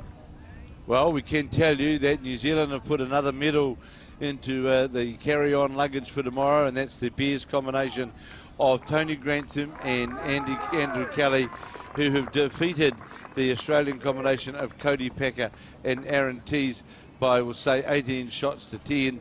And Alex, an outstanding display, I think, by Tony Grantham and Andrew Kelly against this polished Australian combination. And Andrew Kelly, yet again, highlighting the maturity now with this guy, and he's up there with internationally. Oh, he's for sure. playing up against the best. No, it was isn't a great game. Really enjoyed watching it, and congratulations to New Zealand taking the bronze medal. So we're going to go away in a second, but don't go away too far because we're going to be back. We're going to be back at, when are we going to be back? 2:30? 2:45. We're going to be back at 2:45, so you've got time for a drink and something to eat. 2:45 to watch the women's fours bronze medal match. So until then, sit back, relax, and enjoy some highlights from that game.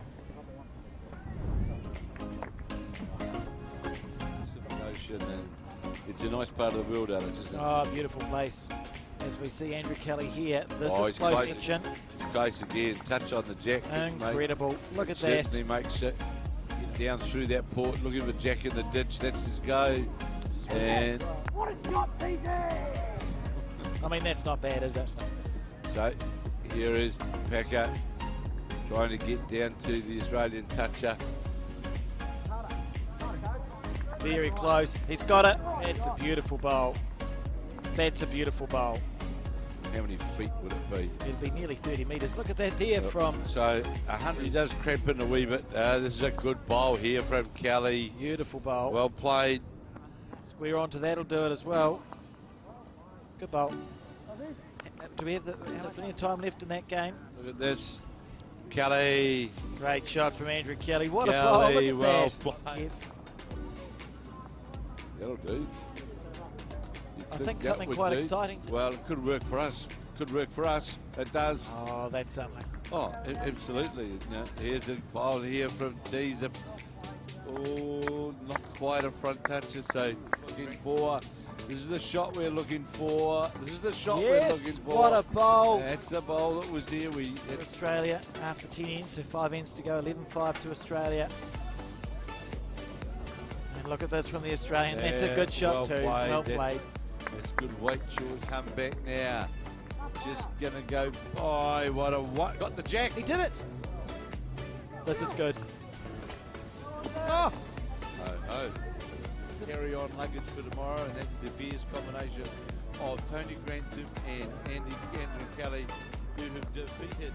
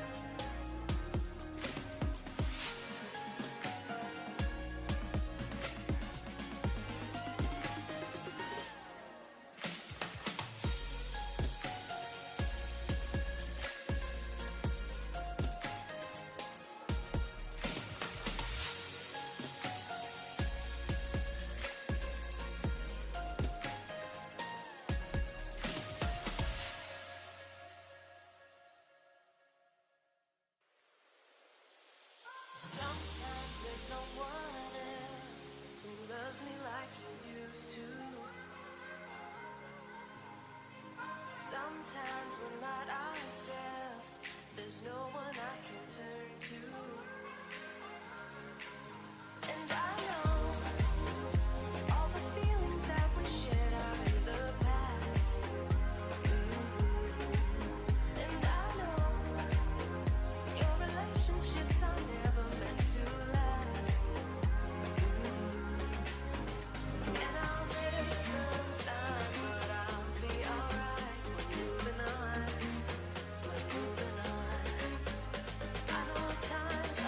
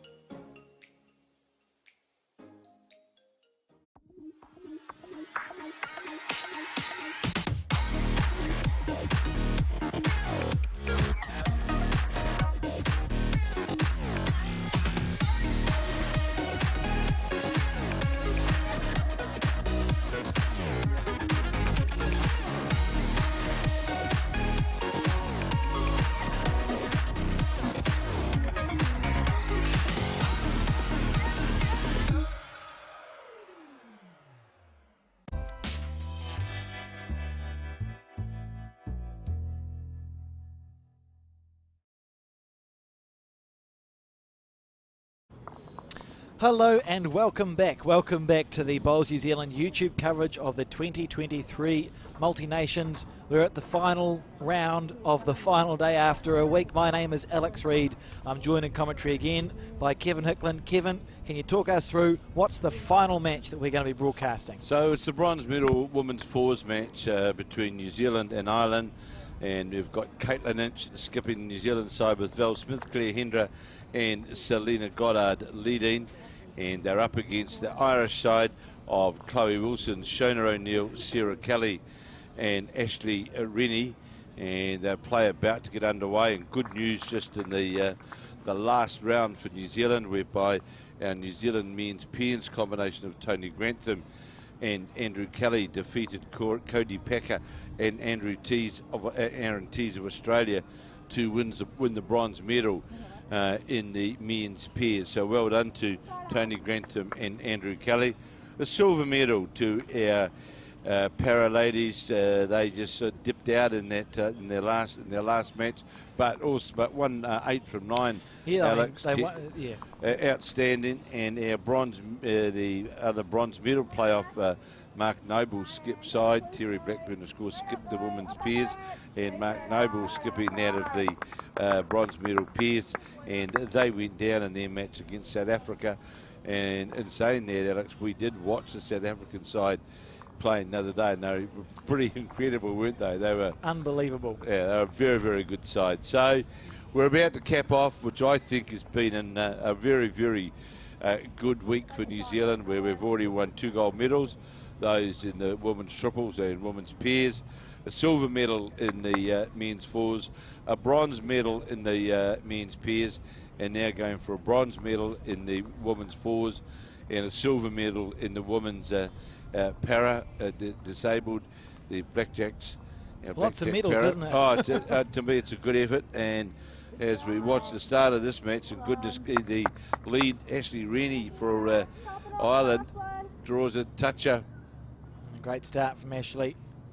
It's a very Northern Hemisphere delivery. You often see the Northern Hemisphere players hold their bowl sort of up in front of their face. Yeah, and that's because their body movement's always going, they go forward very much so on their delivery. And you'll sit, now you watch Gary Kelly play. That's the same thing, eh? Same thing. He's up because he knows he's going up and out, and that's just there. And because of the heavier greens that they play on over there in the UK, you've got to have that momentum, going forward all the time. So Selena Goddard trying here. This is a good bowl here from Goddard. What a bowl! It's a jack around the corner. Well played by the gold medalist from this morning. And Selena Goddard. What an unbelievable start from the leads. Well, Selena Goddard and Caitlin Inch building on their Commonwealth Games bronze medalist. Now, of course, the gold medalist here in the pairs. Now going for a bronze medal in the fours. So 2 very confident players, and that bowl was outstanding. Caitlin Inch, Claire with her instructions to Claire Hendra. Claire on the forehand.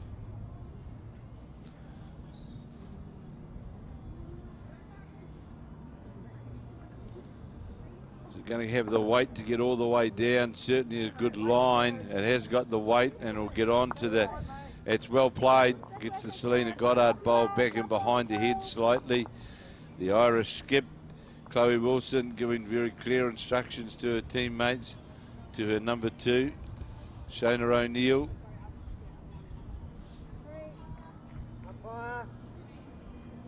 Of course, you've been a lot of carpet play with the Irish as well, Alex. And when we talk about playing on a carpet in the Northern Hemisphere, it's usually those covered greens, isn't it? Is what we would sort of absolutely consider it to be, and a lot quicker than their outdoor greens. Absolutely, they are. They're a good 4 seconds faster than their outdoor green. It's always intrigued me, like for the World Bowls Tour, it's always intrigued me how when the Southern Hemisphere bowlers go up to their World Bowls Tour greens, which running 18 seconds or so, that we switch their tailor aces and stuff. I wonder if you meant to. because why not go up and use bowls that we use on our greens, like an XG or a slightly tighter running lines? I remember when Marlene Castle won the Women's World Indoor. She did. She changed to bowls, and she actually went to standard weight, played with standard weight bowls up at the UK in that particular event. And that was obviously some guidance given to her by I don't know who, because always on the outdoor surface played with classic twos, and but changed to go to the. Norfolk works, I suppose. Yeah. It's always intriguing because it seems to be what they use here, the heavy bias bowls on their quick greens, and we have quick greens in New Zealand and we use a half green. I think part of the belief was at that point, Alex, as well, that the draw back to the middle on the carpet. Oh, that good was, point. Yeah. Was. So the speed's what we're used to in New Zealand, but perhaps not quite as true a surface. Yeah. So that may have been the reason why that makes sense. she did do so. It must have worked because she won. It went okay. A wonderful trophy it too, wasn't it? That yeah, that's certainly. Yeah. Sort of massive crystal glass. Still sits at home in a big. It's got its own big case. Rightly so. It's fantastic. Here we go. Val Smith on the forehand. They'll be pleased with the start, the New Zealanders. But what I've been, we only watched part of the men's fours game where they got beaten this morning by, I told Crystal Leaf before, ideally by 4 shots that Aaron Sheriff played between Ian's 11 and 15, right? But what I have been impressed with New Zealand as the event has gone on, the ability that we've had in all our disciplines to get bowls around the head. And of course, I can tell you that early on, and I'm not sure who they played against, but the New Zealand men's triples had a win in their ranking match. So is that what you'd call it? That they played up here on the top green. Yeah. And they had a win. And I know Lance Pascoe skipped that side. They had a win. But our ability to get bowls around the head. From a coaching point of view, I see I see that as a plus, actually, Alex. Val Smith on her forehand.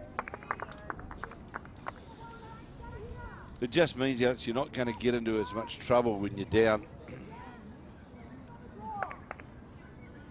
This bowl here, cutting across the head.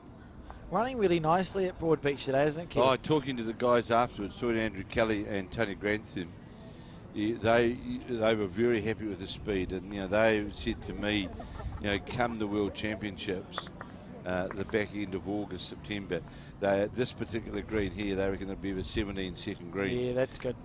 Come that time. Now, they were saying today that it was because we played here on Saturday as well, the opening day, on the same green, and they reckon it's a couple of seconds quicker now than what it was then, and it certainly looks to have that quicker finish, doesn't it? Yeah, and good signs for Southern Hemisphere players going into the World Bowls tournament. You sort of, when you're in this area of the world, you want to play up what makes our greens different, and even Australia, and although they have slightly slow greens in New Zealand, even Australia have faster greens than what you'd find in the Northern Hemisphere, so you'd expect it to be that 16 Virgin on 17 mark is going to suit the players from down this area of the world a bit better. Certainly will, as we watch. The Irish 3. Sarah Kelly was a good attempt here. What a pole. Just drifts through. Oh, goodness gracious. But it's looking lonely, isn't it, that bowl of Selena Goddard's? But played through with a bit of weight.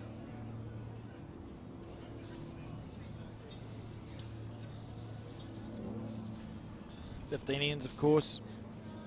Caitlin Inch, who this morning was outstanding, Alex, in that final of the women's pairs, wasn't she? She was just an incredible performance, really. I couldn't tell you. I actually can't think of a bowl that she missed off the top of my head. Not a bad miss. She was in the area every time. She was outstanding right throughout the whole match. Now, you'll notice with Caitlin as well, with these greens here in Australia, if you notice her delivery, it's very out, it's high at the back and certainly out.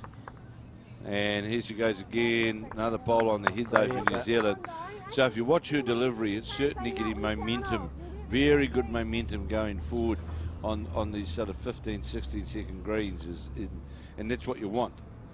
It certainly is, as we see Chloe Wilson here on her backhand. It must have been tempting to play the forehand side and hit that bowl at 12 o'clock of Ireland's instead of picking this backhand channel. Challenging shot Don't option really there. understand the shot selection. It must look different where the players are. I think we're taking literally taking the one. Just went now. This is a trial bowl. This is brilliant. I've come around to this way of thinking.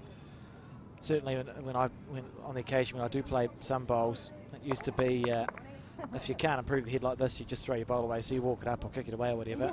It makes a lot of sense. Why would you waste a bowl, Kev? So it makes a lot of sense to play Caitlin practice. Inch was doing there was working out. So we get a situation when the jack goes in the ditch. Yep. She's trying to get into her mind where the line and weight is to get down past the 2 metre mark. Yeah, I really like that. It's showing a good understanding of the whole game, isn't it? And just making the most. You're given bowls to use. Why would you not make the most of it? And of course, at the same time here, right now, we've got the final of the singles out here, and Kelsey Cottrell, I see, out here playing her Australian counterpart, and playing Ellen Ryan. Is that correct? Yes. Yes, it is. Yeah, I think.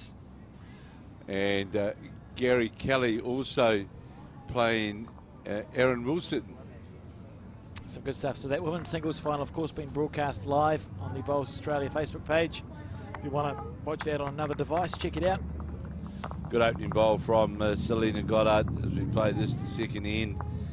And Chloe Wilson now with the orange bowl. Orange Island, or orange and blue it is. So Split in half. One on one side, one on the other. And trying to draw back to this. The feet here. Want to move.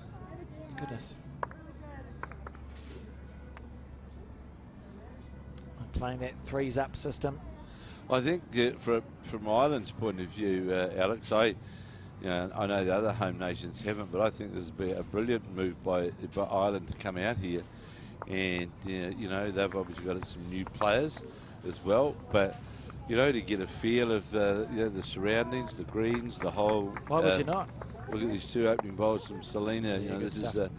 it's a good opportunity. It's a good week just to sort of get the feel of everything, isn't it?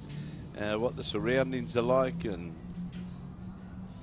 yeah, why would you? Why would you not? So it's great to have had the nations who did compete here. And I'm sure all the athletes will go away feeling like they benefited from the games. As we see Claire Hendra, of course, the reigning New Zealand Pairs champion skip on her backhand side. Debut for New Zealand at this level, at this event. yeah, black cap number 59. On the backhand. The Wellington player. Of course, it's interesting with international bowls at a women's level. It's about 40 years younger. It took a while, didn't it, for it to Certainly get did. kick-started. I think the first New Zealand representatives were in the early 70s. Correct. Yes, that is correct. And of course, if you remember, for a number of years post that, of course, the World Championships had the men's World Championships and the women's World Championships. It wasn't until, was it 2008 in Christchurch? It was. That was the first one. You're right. Yeah, whereby we had the men and women all playing together. Previous to that, yes, that is correct. Because I remember, because Marlene, 2004 was a year in Scotland. That is correct. That's correct. So they've come together. Good to see. Oh, it's just. You look back in those ancient days, Alex, and pose to yourself, why were they ever? It's the beauty of hindsight, isn't it? Yeah. See the Irish too Shona O'Neill. on her backhand. It's going to be under the line.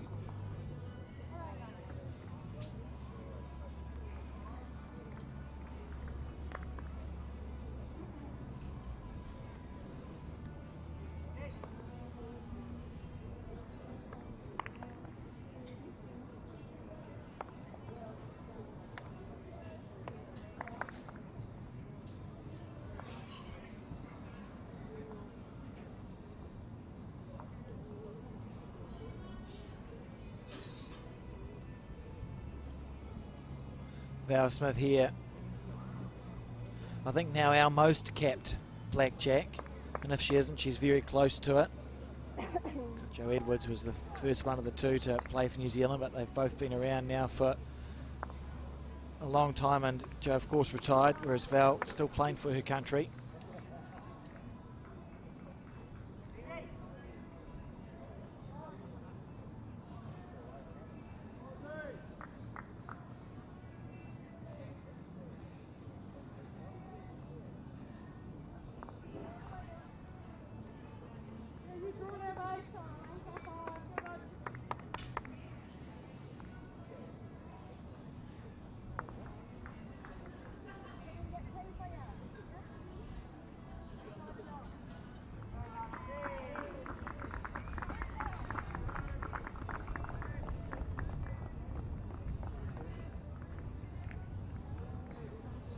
Here we go, Val on the backhand again. Same bowl twice. And that's good cover on the back.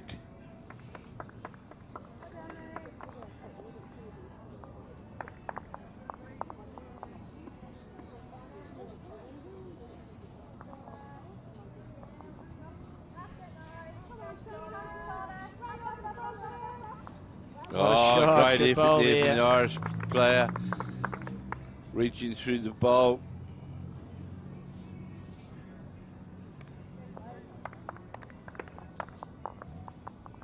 And Caitlin just weighing up the options here. Going to see a lot of very tight heads and a bit of deliberation you have to feel. Quite a bit of deliberation as Caitlin makes her way back. Of course, they are playing for a bronze medal. And the that's interesting, the mat on a skew-off angle, that must have been kicked. Must have been skewed by the foot. Put it back. And Caitlin looking to play her forehand side here, which is to her right, so the left as we see it. Oh, now she might have changed her, she might be changing her mind. We'll wait and see. Looks pretty ugly, so she's switching to the backhand. Good call.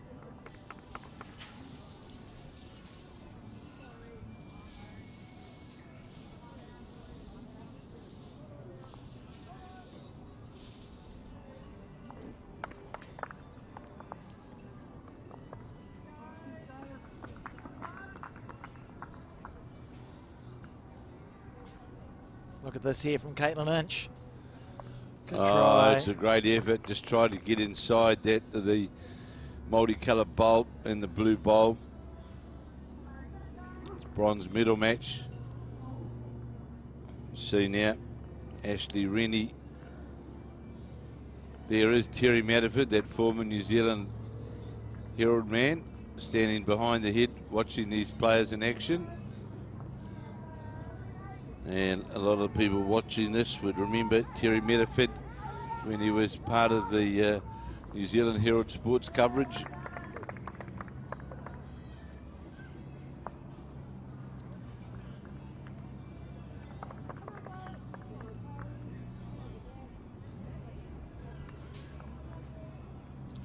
Oh, there was a connection there, but I don't think it was a successful one. It was connection.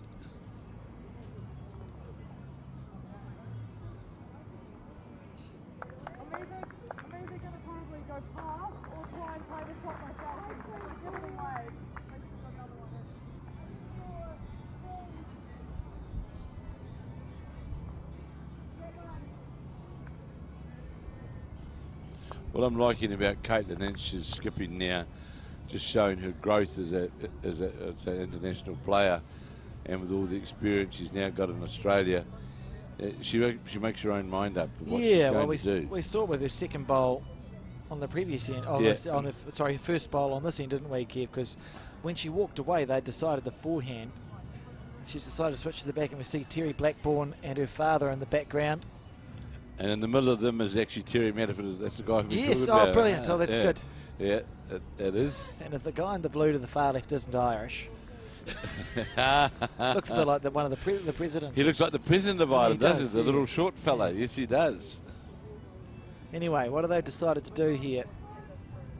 Hit that one, says Caitlin. So, okay. They're talking a lot. And deciding on the forehand now. Of course, of course, well, all of these players here, well, no, not all of them. Val Smith, of course, has won gold. That was with Taylor Bruce. And who was your other player?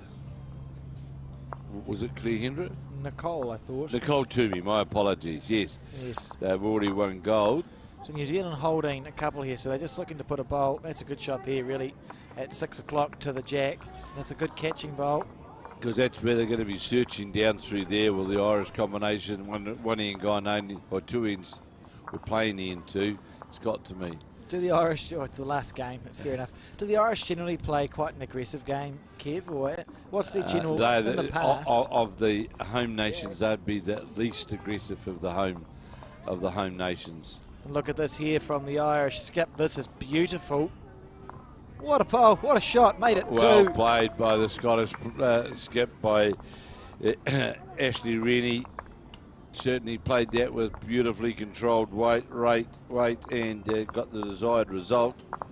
Absolutely magnificent there from the Irish skip. Look at that, the high fives all around. Lovely stuff. And they're just having a chat now, another conversation.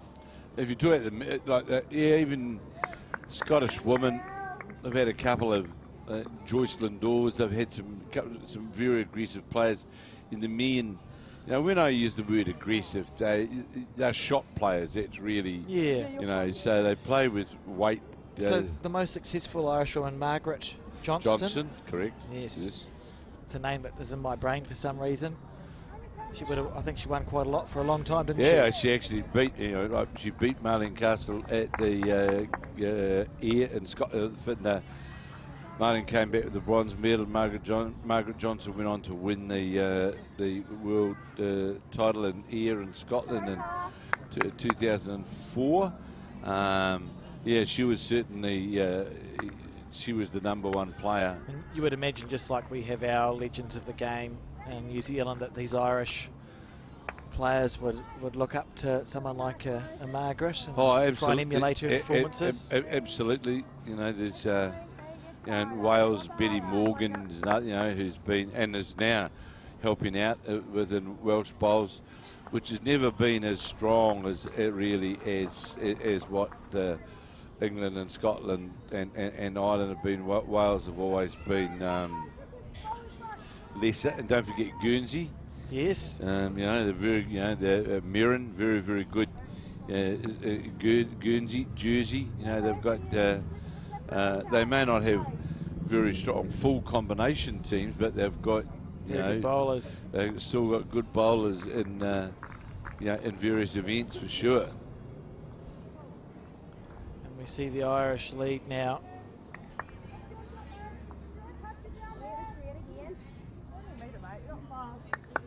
On the back end.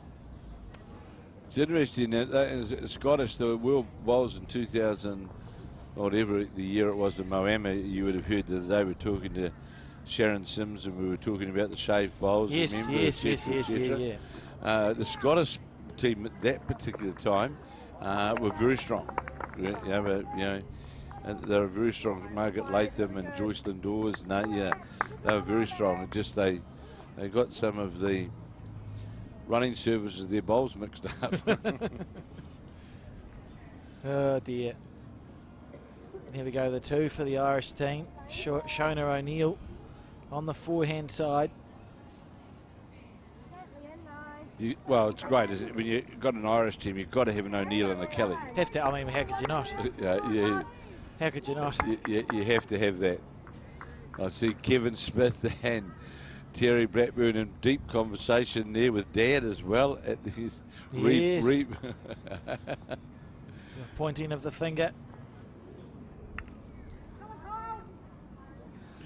So Claire Henry has got to hold to the line here. Won't quite hold all the way to the line, will it? Well, yes, it will for shot.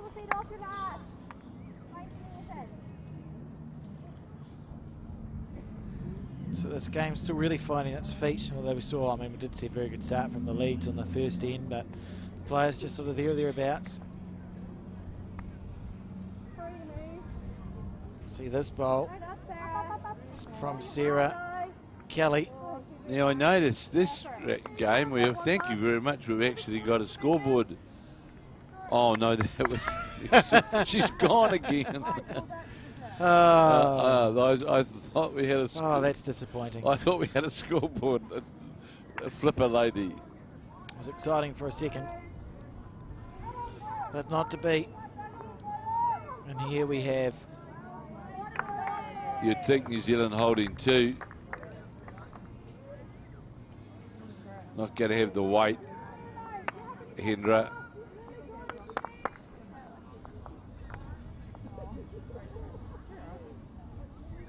So, what's your thoughts, Alice, about this mass exodus of players up and down the green? Yeah, I'm old-fashioned. So am I. I'm afraid. I know it's something common in the Northern Hemisphere, even like having your 3 up at the skip for the Northern Hemisphere. I know it's common, but domestic game, for those who don't know, in New Zealand, you know, your skipper's at one end, your lead 2 and 3 at the other, and that's how you stay until it's your skip's turn to play bowls, when you all cross over, and it just keeps it nice and simple. I think on very special occasions, so if we were on the penultimate end and there needed to be something, I can understand it, but every end, I'm not sold. I'm not a big fan of walking on the best of days. You know, I don't like going up the flights of stairs to get to my unit. I don't think I'd be walking up and down the green more often than I needed to. Save the legs, I say, Kev. Yeah, I just wonder, it's... I also think it leaves the person down the team end quite lonely. So... I don't think that could be good.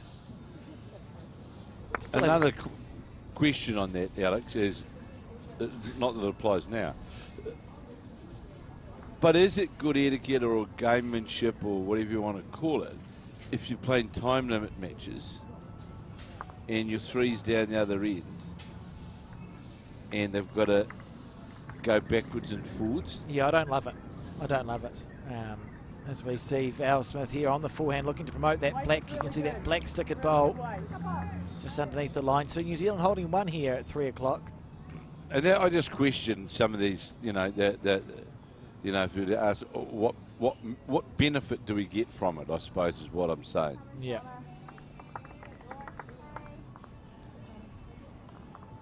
On the forehand. So around the red bowl is the shot for Val Smith. Now, we've just gone off what was on Bowls Link, but I'm sure I heard the 3 called Shona, and I'm sure I heard the 2 called Sarah by the Irish. Oh my goodness. By the Irish skip. So apologies there if that is the case. It's literally what we had on the, well, we've just copied what was on all the drawers. But we'll just listen very carefully because I could be wrong. I don't know these players. I know that there are 4 players from Ireland and they're all very good at bowls. But as to the names, we got them off Bowls Link, which is run by Bowls Australia. And in saying that, I absolve myself of responsibility. But we'll just listen carefully. This is definitely the skip called Chloe. This is definitely Chloe. This is Chloe Wilson, isn't it? Yes, 100%. Yes. But as for the other 3, I know that they're Ashley, Sarah and Shona. Not entirely sure what order. So it's Chloe Wilson delivering her bowl, and we've just got to sort out the Shonas and the Sarahs. I know, Shona's the 3 and Sarah is the 2. Yes. It's all making sense to me, Kevin. I'll go with that, man. It's as clear as mud. As we see this head, we've got 1 bowl on the ditch, but not been a lot of positive play on this end, has there? Not really, it's just trying to be. And Caitlin jogging back, which is good to see. New Ireland leading 2-1 as we play in 3 of 15 and New Zealand holding the shot. On the forehand is the New Zealand skip. Started to bowls the Oxford Club in Christchurch. And the Inch family, of course, very entrenched at the Oxford Club. Amazing. The Irish have come through for me. Brilliant. The skip, Chloe Wilson. The 3, Shona. The 2, Sarah. The lead, Ashley. Thank you very much, whoever that was. Brilliant. That's a good job. We've got a personal delivery. I got a tap on the shoulder and the team given to me on a bit of paper. Life is good. Thank you. And apologies. I'll be reading it off that for the rest of it. Chloe Wilson, Shona O'Neill, Sarah Kelly, and Ashley Rennie. Yes, and I think Rainey. we saw the Irish skip, Chloe, just clunk into a New Zealand bowl. A little bit unlucky there, really, pushing it up. So, we look Caitlin Inch now. How's the weight? Hasn't got the weight. Or if she gets through the port, Needs it this may. clean run. Gets a clean run through the port. Does Lovely so. It's a 4. Yes, So- it is. And it is 4. 5-2 to New Zealand now on the 4th end. And interesting here on this thing that's been written out for me, which is fantastic. It says the Irish rink. I haven't Yes. heard a Fours team referred to as Yes. a rink in a Yes. long time, Kevin, but Yes. they used to be called rinks, didn't Absolutely. they? Why when Yeah. that changed for us in New Zealand? In the UK, it's been rink for a long time. I mean, when I played pin-up bowls in Australia in the 80s, pin-up bowls was 4 rinks. 4 rinks. Yeah. Yeah, that's what it was. Interesting. Yeah, I it just was wonder, it's fascinating how we get the changes, and we know the UK, they talk about their bowls being woods. Yes, correct. Well, that's at least 70 years Yes. since that's been true. The same in Ireland, by the way, because in our pin-up side in Australia, we had David Corkill from Ireland Yes. played for us, and they were woods. You know, number 1 wood. They count that number 1 wood. It's number 2 wood. They. It's great. I like it. I think it's good.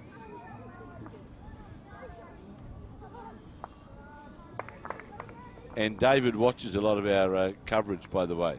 Oh, wonderful. Yeah, Hello, he's, David. he's a good man. As David Corkill, now very much involved in doing commentary work and does a lot for the at Potters and at the World Indoor. He's one of the mainstay commentators for the World Indoors. And The dulcet tones.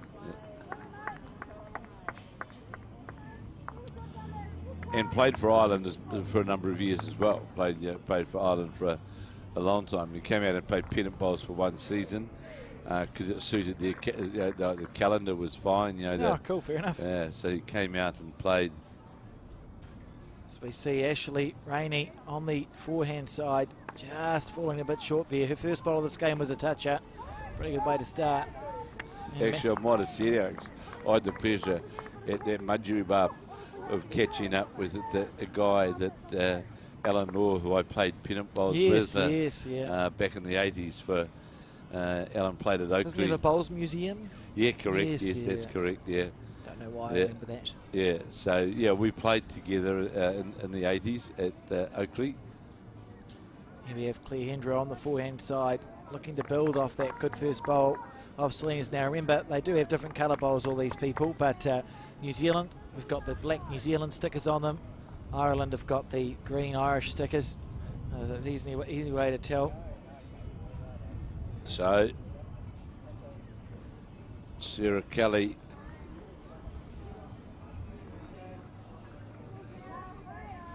just going to depend on the weight. There's a good effort here from the Irish lady. Great bowl. Great bowl. Turned it over for shot.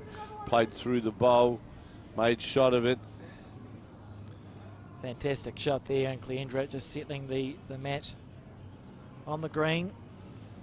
Interesting, there's a number of players now I see enjoying their first beer of the week. Yeah, for the refreshment. Here we go, Claire on the forehand side, chasing after the bowl. She, of course, has played at Potters. She played really well. This is brilliant. Look at this little feather off Get that the and sit inside down. Good feather. shot, And that Cleandra. a shot well played, of course. The Silverstream player. Yes, Of, Yep. Silverstream in Wellington. I feel like she was heavily involved with squash. as well. Oh, That was was she? her other sport. I think she could have played for New Zealand in squash and chose bowls. I think it was that decision that a lot of people make when they are natural sports people and they're very competent at 2 or 3 or 4 sports. Sometimes you've got to choose one. I know, and I'm going off topic here, but I've got 15 seconds. Our best ever indoor bowler in New Zealand, a guy called Grant Lamy from Taranaki. Oh, Kevin. yes, He's on yes. 16 or 17 national titles now. His whole family has represented New Zealand, most of them at basketball. Really? He made the decision. He chose indoor bowls over basketball, which was questionable. But the indoor bowling fraternity very grateful for that decision because he's just been just an unbelievably good indoor bowler over 20 or 30 years. Yeah, now. he's been on the sporting records of Taranaki for a long, long time. Unbelievably good. And still good. It's ridiculous. And we see Val Smith here, another player with a very long history at the top level of this sport. And football, soccer. Yes, Her and Joe Edwards. Absolutely, great example of multi-sports people. I like how she sort of, every time she lets go of a bowl, if you watch her head, sort of, I don't know what you'd call it. You know when chickens like pick at the... Yes. It's like that. Just good after she's played the bowl. Can you tell it's the last game?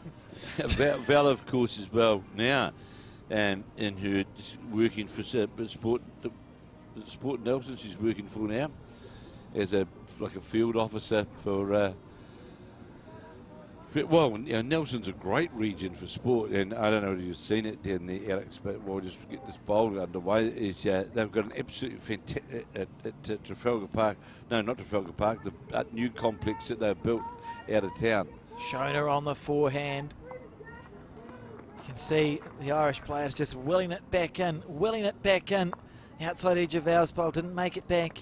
And now New Zealand really looking to play a positive bowl here on the forehand side.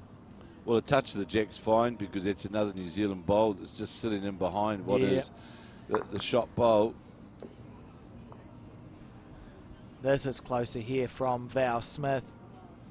This is close. How long is it going to hold up for? That's the issue, but it'll go by down through there. That's fine. That's still there. So we can see there with the stickers, New Zealand's holding the shot to the right of the jack, and we've got a bowl past it and a bowl to the left. So a nicely built head here. You'd think it's unlikely we're going to drop a number, Kevin. Well, Shona O'Neill is going to go by as well, and it's not going to. Well, it is jack high. Gets to the Val Smith bowl. There's a 4-shot touch on there, Alex, for Caitlin Inch. Yeah, she'll be looking at it. So we're talking about the forehand, which is to our left, moving the jack back to the 6 o'clock direction. Just needs to move a foot. And Caitlin now, of course, was playing the number of years she's now played in Australia, is more than capable. She knows how to play on these greens. Certainly does. On the forehand side. Was a member here, of course, at Broadbeach.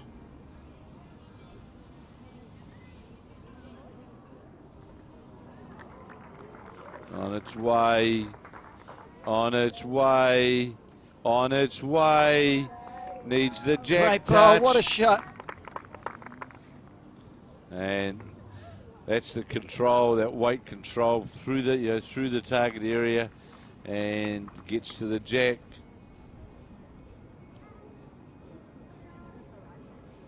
New Zealand holding 3.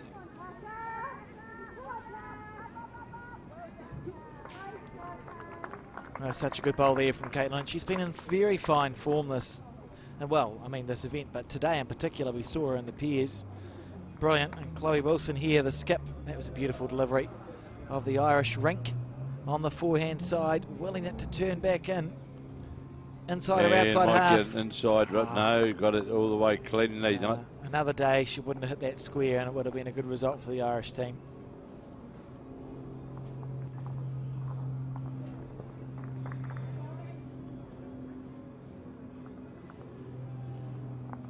So Caitlin Inch having a look at the head. I think the weight for the Irish team has been declared. So even further movement of the jack. That sort of indicates like the New Zealand team knows what's going to be coming out of the Irish. Well, they know they know with that first bowl weight that's not going to change. You're preparing for aggression, aren't you? Absolutely.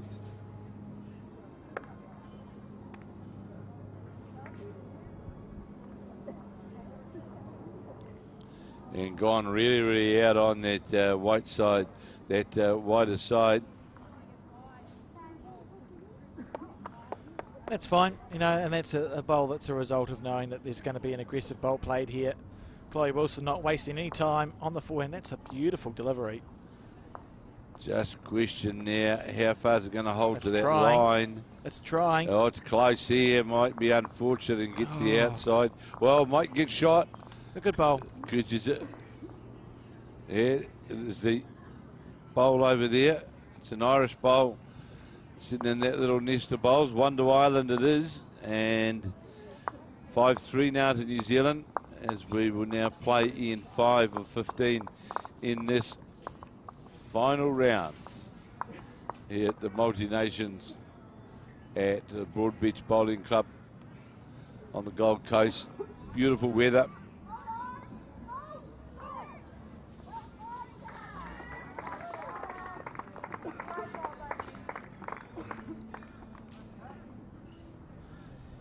And a big thank you again, Alex, to Tamara and Sarah, who have been outstanding in making sure everything's done, moving gear around from one club, one venue to another venue, getting it all set up, getting all the cameras done, and sitting here right throughout the day. I think Sarah will be pleased to see that this last game be completed. She was using her headphones in quite an impressive sort of... They were like... Yeah, like an sleep pads. Sleeping headphones, yeah, it was quite cool.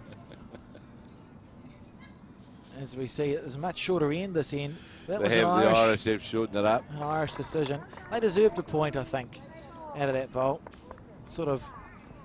Well, they've been hanging around, haven't been, you know, but, you know, again, early on this game, of course, but, you know, the class that Caitlin Inch now brings to the game by game is fantastic for New Zealand. Front toucher here from the Irish lead from Ashley Rainey. As we see an Australian come into view. It was Ellen Ryan playing against her fellow countryman, Kelsey Cottrell. And look at this here from Selena Goddard on the forehand. That's good leading from Selena. Yeah, well played, very well played, just fractionally over the head.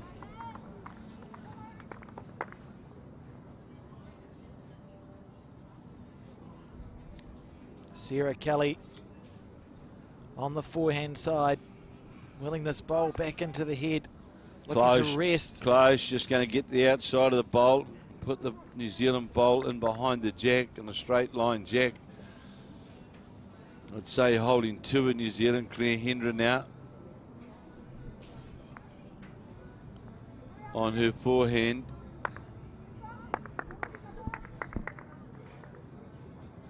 That's the line.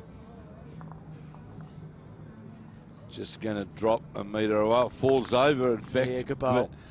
Got a bit of a fortuitous inside slide on there to Sarah Kelly. Didn't get that one away that nicely, but it's not going to be far away. Look at this come back into the head. Just going to go by. Was certainly in that target area. Claire Hendra can lock this jack away, so to speak, here, and that would make life challenging for the Irish side. Certainly would, and this is on the high side here. On the high side with that. So once you know you're wide, you just will that you've got enough weight to tuck in behind. And it will do, so that's fine. It's down and behind over the head. That's it's a good. good line, really, if we look at where it is in line with the jack. Absolutely. It came back. We see the teams just go for a walk as Shona O'Neill makes her way back to play her bowl, the 3 for Ireland. Team Ireland on the forehand. She's high. They always looked high out of the hand. Well, was it? Well, it certainly looked high. Look how much that came back. That's closer than I gave it credit for when she let that ball Certainly go. it came back a long way. New Zealand still be holding 2. Lovely camera angle there as Val Smith making her way back to the mat. One of the stars of that comeback, or the failed comeback, barely failed. The comeback that almost was Well, yesterday. they forced an extra in, 16-3 down, and then we finished up at 19 all, wasn't it, after the 15 ends. Yeah, no, it's a fair effort. So Val on the forehand now. Yeah, characteristic sort of nod of the head upon release. Well, also gone out on that wider side, which we saw Shona O'Neill go to as well, and it's not all bad, that width actually, because it just was really a bowl jack low. Does, however, give Shona O'Neill a good view into the head. Here is O'Neill now,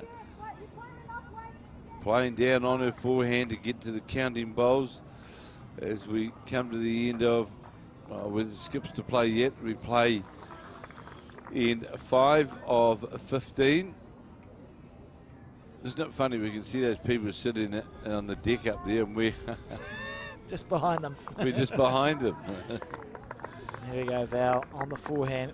Amazing things that cameras can do, isn't it, Alex?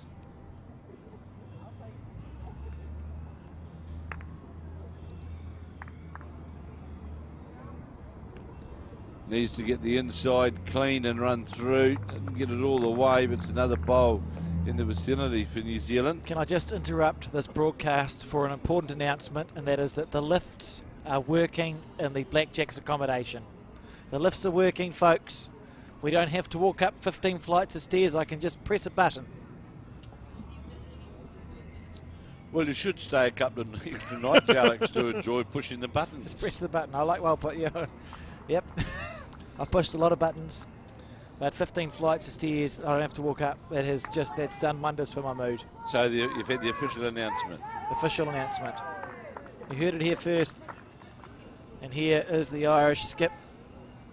Chloe Wilson on her forehand. Beautiful delivery. What bowl's she going to up and over on? That one. You got a spring in your heel all of a sudden. Oh, I'm Alex. just chirpy now. This is great news. Got some chocolate custard at home that I can get into upon my return. I forgot to eat it, Kev. That's good. I bought like a 750ml container of chocolate custard, and I've had 3 spoonfuls. Right. That's okay. I've got a night to do it in. So, I take, is it self-catering at your accommodation? Yeah, pretty much. Yeah, Right. we just sort of look after ourselves. And Caitlin Itch here on the forehand. This could be a good bowl. Well, What turns a shot. Turns the Val Smith bowl right over. So the whole team have got to look after themselves food-wise. Yeah, well, as a broadcast team, we just sort of look after ourselves because we're around a little bit longer. But the Blackjacks, I think they've had plans every night, just sorting themselves out. I know the Blackjacks men have been going to the cafe across the road.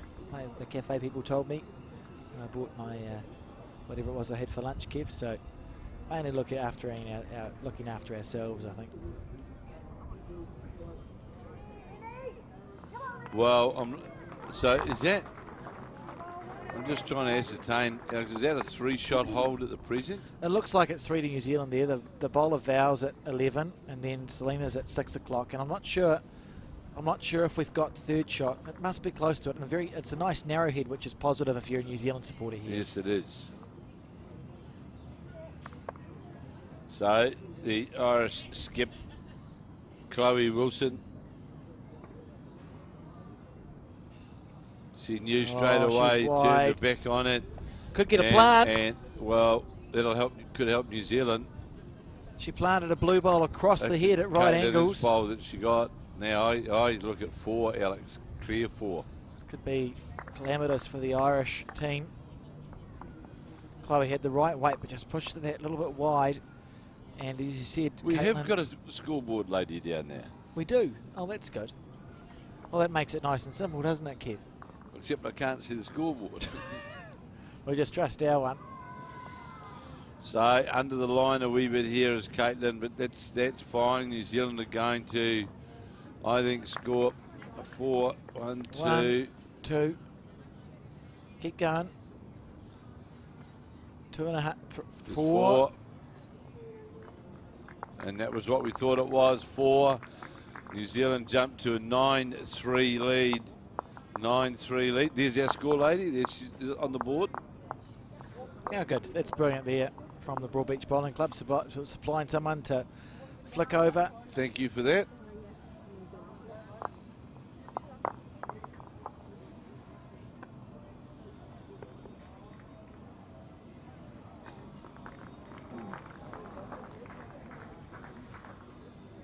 And of course, the World Championships is going underway on the 29th of August.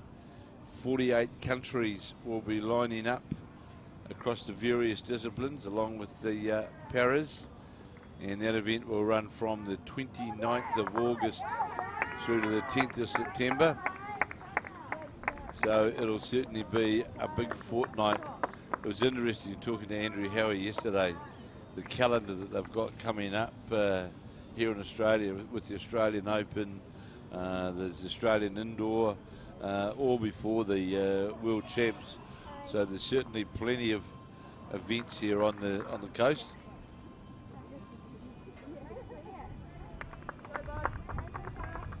And of course we always have some New Zealand players that make their way over to the Gold Coast for the Australian Open. It seems to be becoming more popular as well, doesn't it? The New Zealanders will be the defending women's peers. Yes, title yeah, holders. Olivia and Paris and the women's peers. What a win that was.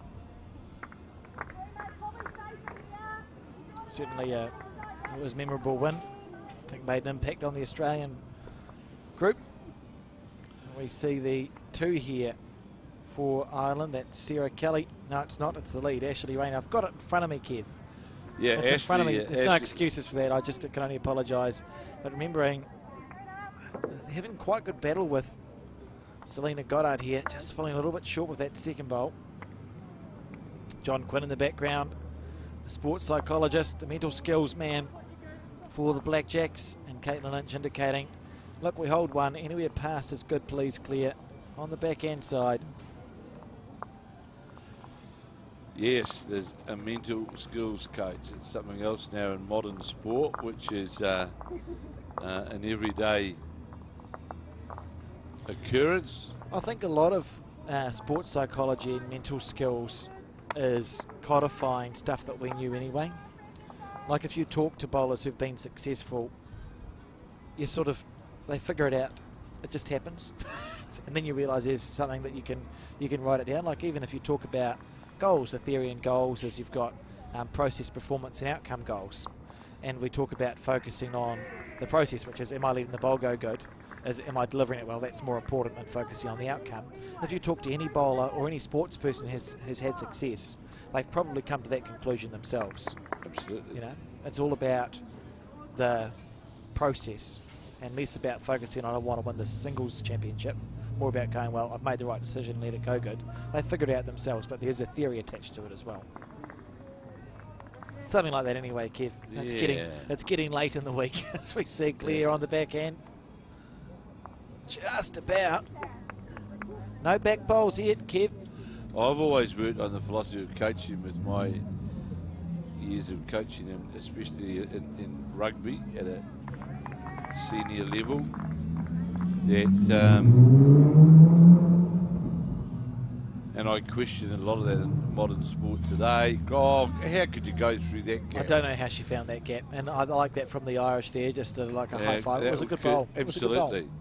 Yeah, one of my questions that I pose in a lot of modern sport today is too many voices sometimes hinders performance. Yep, you know, like we said, keeping it simple, I suppose.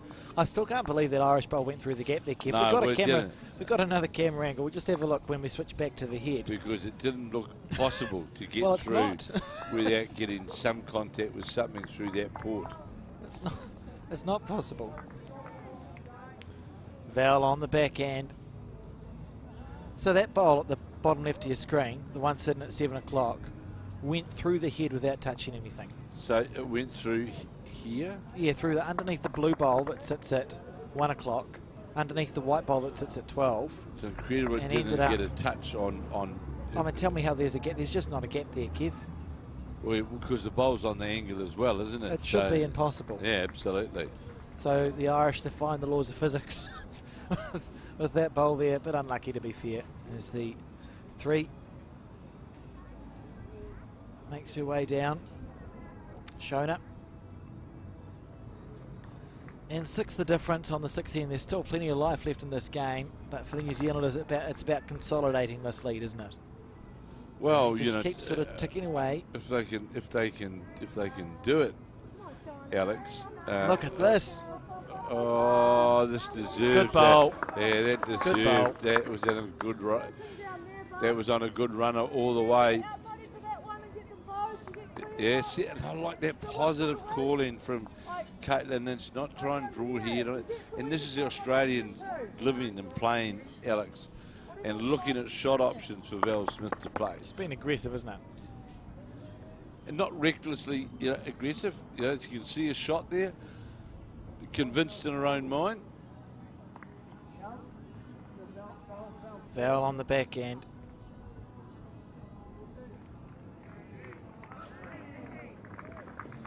She clears the front. She's close. Now you want to get at that in the guts. Oh, it was nice weight. It's open, but it's opened the line now to get to that result. That you'll see Caitlin Lynch play, and I personally feel you'll see Caitlin play it with another possibly yard of weight.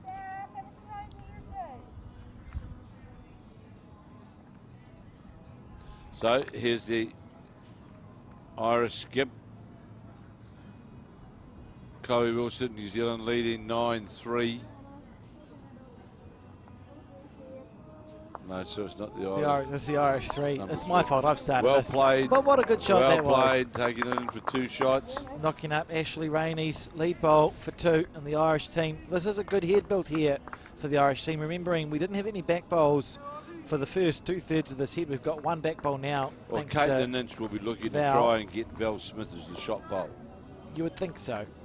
That's Caitlin just making her bowl way. sitting in behind the head, directly, literally on the centre line. That's the weight line. Well, that's the weight line that Caitlin Lynch will play to try and get that result. Caitlin lining up on one of the hands. I can't actually tell. This means she's going quick.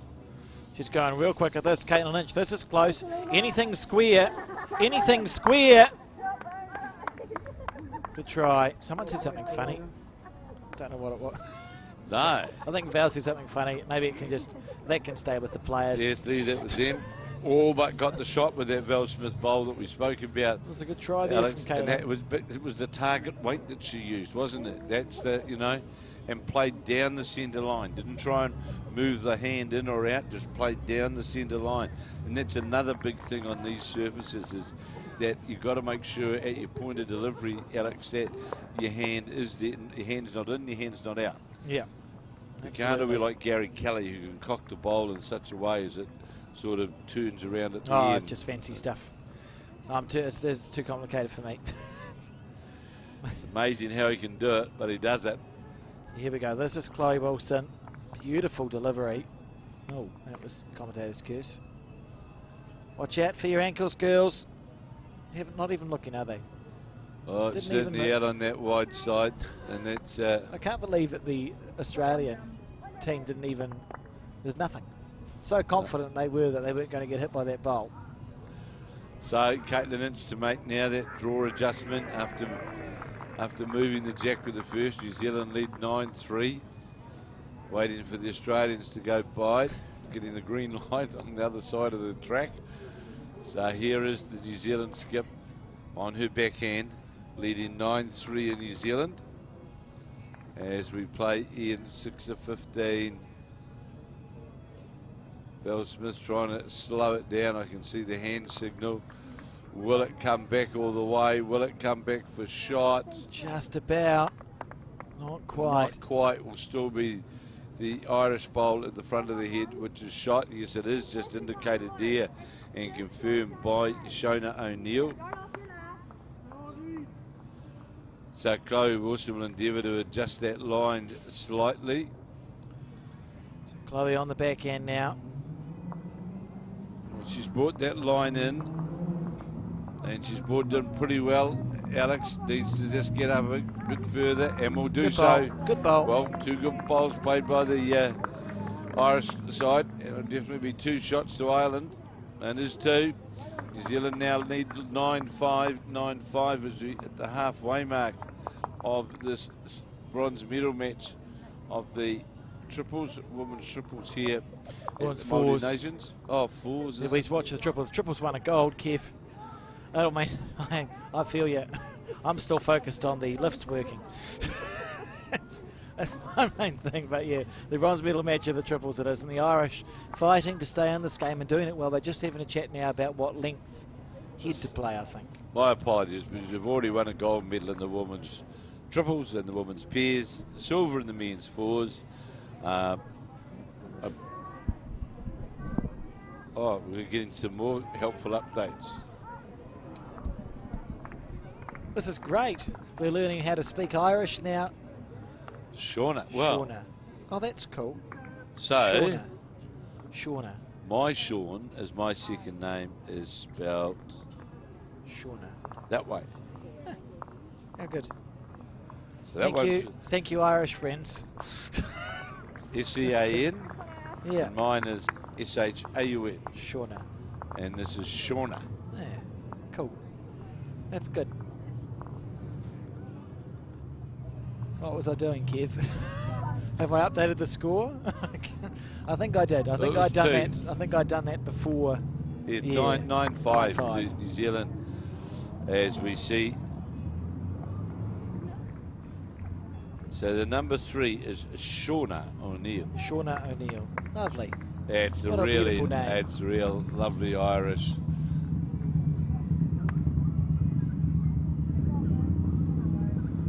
We see Selena got up with her first bowl. Someone's listening or watching or something. Very good.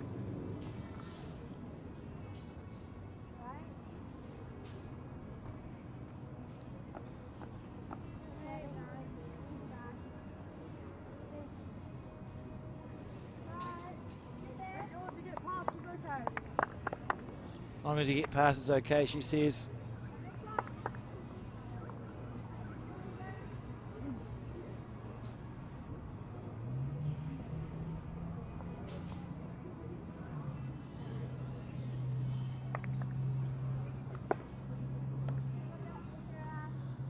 And not quite.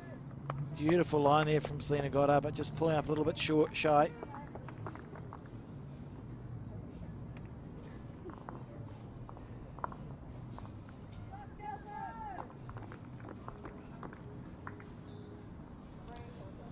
As we see Sarah Kelly on her forehand, looking to get down to the jack. Gets Oh, a good touch enough on bowl. the jack and punches the jack back towards the bowl of Ashley Rainey. It's quite a nice way to play bowls on these slightly slower greens, isn't it? Just always reaching, as we've spoken about all week, it feels reaching through. Oh, absolutely. It's an extra yard of weight green all the time. And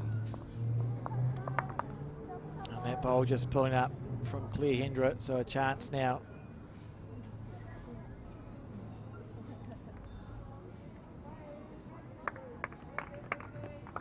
For Sarah Kelly to draw onto the jack. She's taken a wider arc for this bowl. Very wide on that arc. And the head has been made to look looser than it was because, of course, the jack was spat out to that space. It did come back a long way, though. So Claire Hendra looking to draw as close as she can with this one.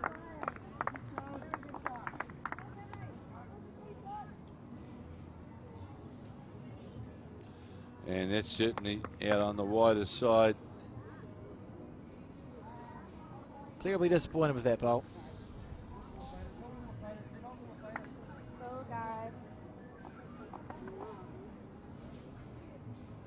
So now it must be the turn of Shauna O'Neill to play a bowl. Kev. Shauna O'Neill, number 3, absolutely. on the forehand side. Open, wide open, really. You know, she's got plenty of room here to draw the shot. Ireland already holding one to the 4 o'clock mark. Here's a good-looking bowl coming here. Great bowl. What a shot. Look at that. Brilliant. Front toucher from Shauna. The chalk spray being kept on the back of the cap there. As Val Smith makes her way back. Good stuff, this Irish team. Got a lot of fight left in them. Only trailing by 4. We're not even at the halfway mark yet, Kev. Oh, well, they're not out of this for sure.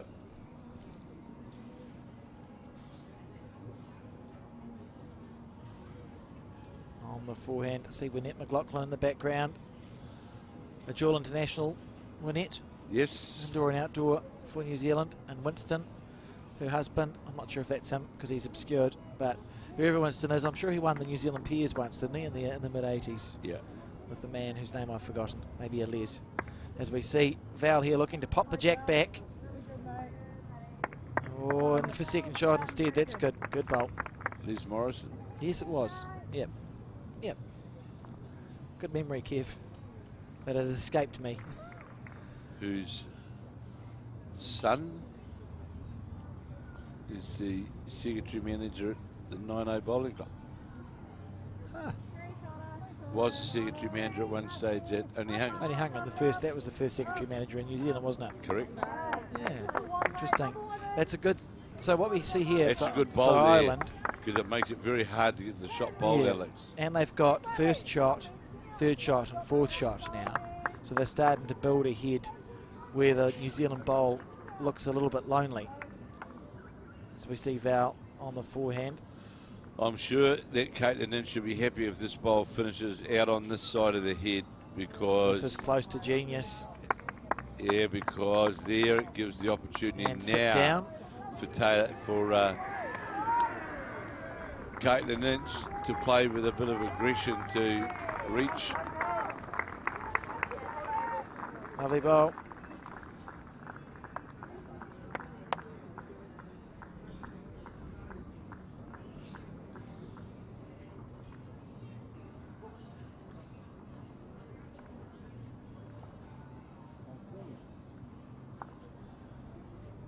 So back to the mat is Chloe Wilson, definitely holding the shot.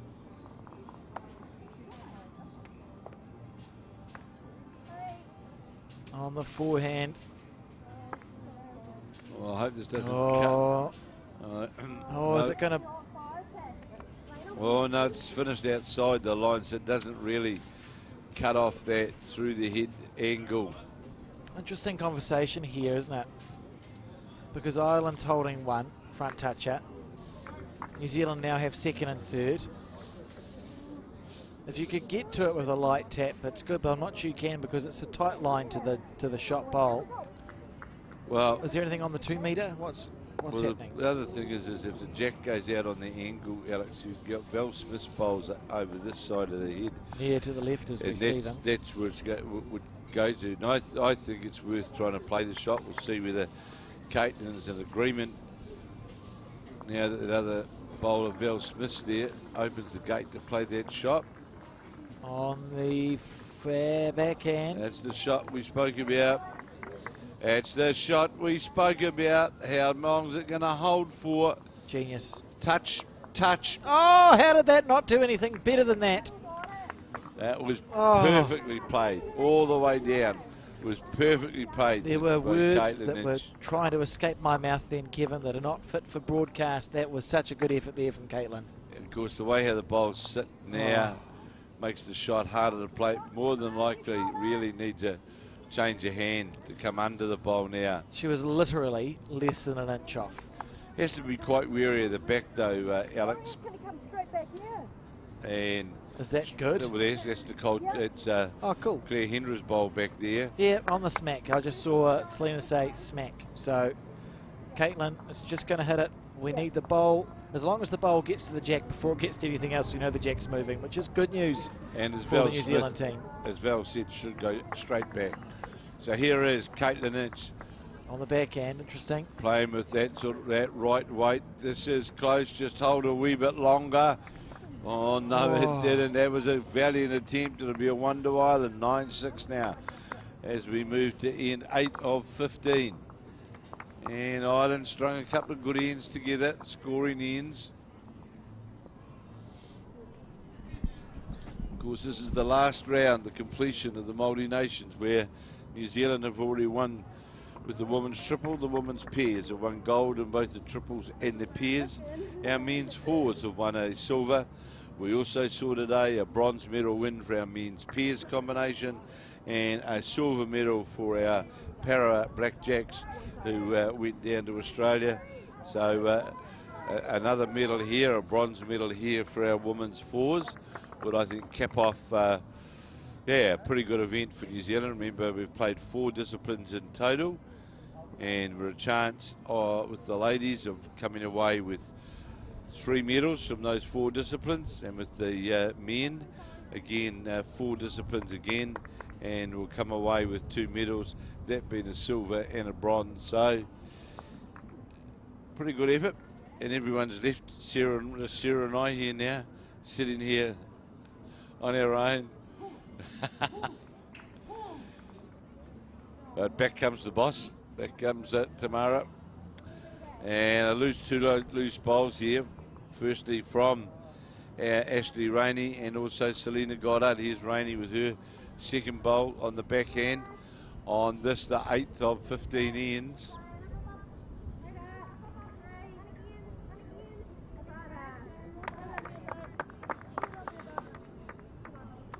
Changing hands here for Selena Goddard. Come down on her forehand to try and reach what is the shot bowl. Here is Selena Goddard now. And definitely changed that line from the backhand line. Coming back towards the head now, back towards the centre. Won't be far away from getting the shot. In fact, just wait for the Irish lady to move. I think is shot. Yes, it is. You can see clearly there on the camera. It is shot to New Zealand. There's Sarah Kelly following that bowl, drawing to draw inside it. New Zealand leading 9-6, 9-6 after 8 of we play 8 of 15 ends. Well played here by the Irish number 2. That been Sarah Kelly, sat right on top of the shot bowl. Claire Hendra now will follow that bowl up on her forehand.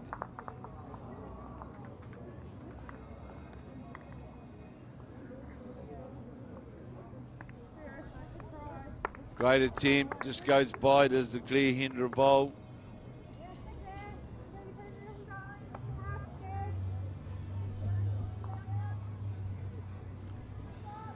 Very impressed still, Kevin, with how well the weather's behaved this week, really.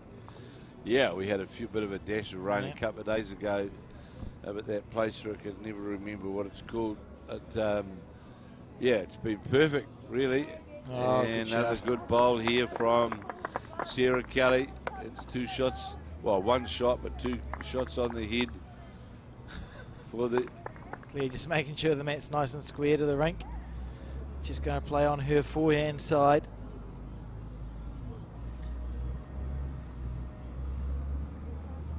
The shot I enjoy watching Claire play is similar to this, the reaching through. Oh, she's going to miss it underneath the line there. She's brilliant at usually playing sort of maybe 4 or 5 feet through her head, resting onto bowls, moving the jack around the corner. When her and Taylor Bruce play pairs together, she's just so effective at those shots and skip.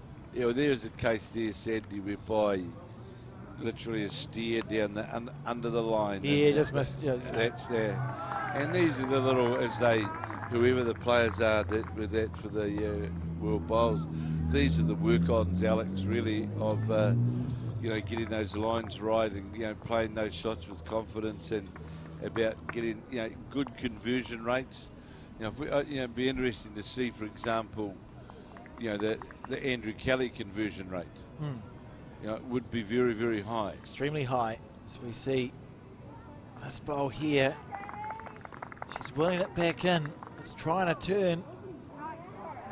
Not going to be, so we can see Ireland's holding the one. Selena with second shot at 6 o'clock to the jack. And the conference between Kevin Smith and Terry Blackburn seems to have come to a conclusion in the background. Kevin, I can't see them anymore. No, they've so gone now. It must mean that chat's finished. So a good chat though between the three New Zealand players up there. Selena Goddard, Claire Hendra, and the skip Caitlin Inch. Val Smith now on her forehand side has played over 600 games for her country, and you wouldn't bet against her getting to 1,000 on the forehand.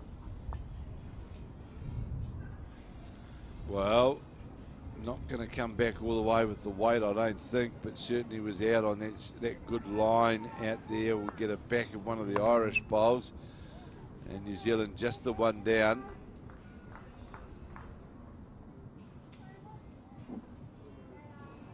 Lovely effort. So Shauna O'Neill on the forehand.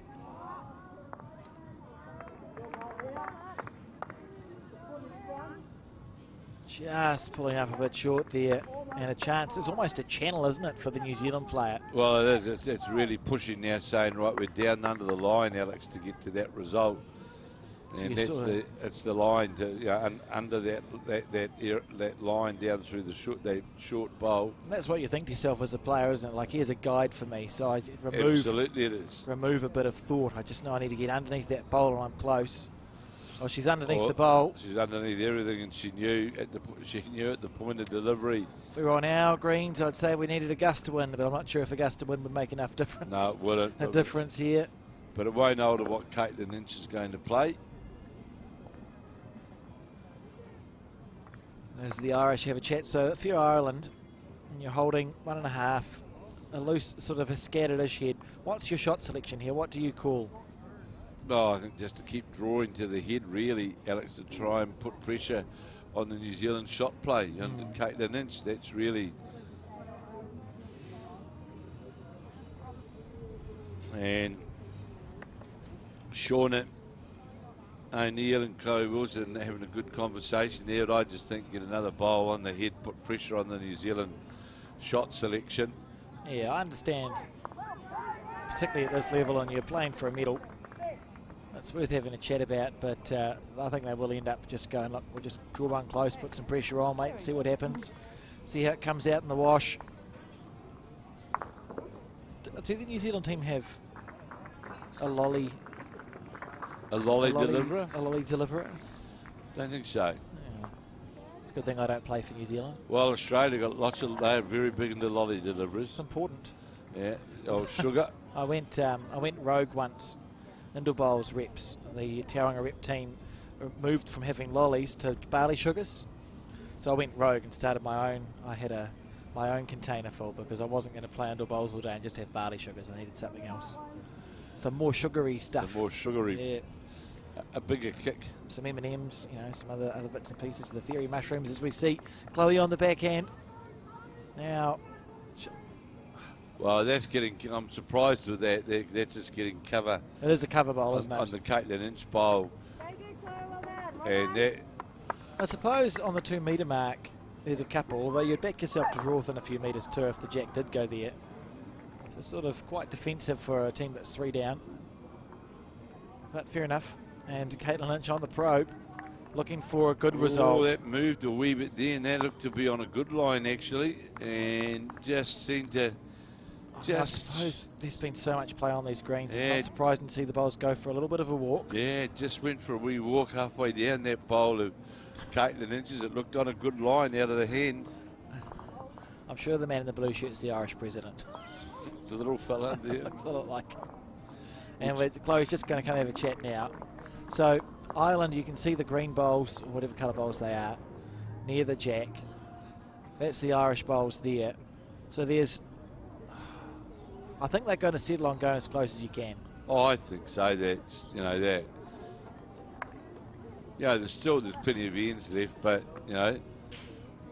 Aaron Tees, I see a lot of, what's Aaron Tees just played? I see him getting lots of hugs. Was that the final of the singles? Must have been. Yes, it was. So has he won the final of the singles then? Looked like it. Unless it's a commiseratory hug situation. And he was playing Gary Kelly, I think. Yes. So here's the Irish skip. Chloe Wilson trying to draw up another shot, coming up to the Irish bowl in the front of the head, trying to turn it through.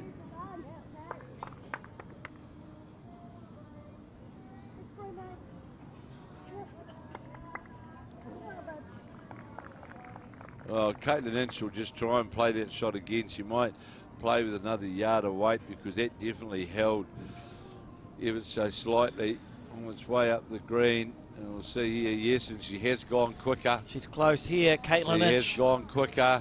She's has close. gone quicker. Where's it going? Stays in. It has. What a bowl there from Caitlin Inch. What is it, one? I think it's a couple. There's a very good bowl there from Caitlin.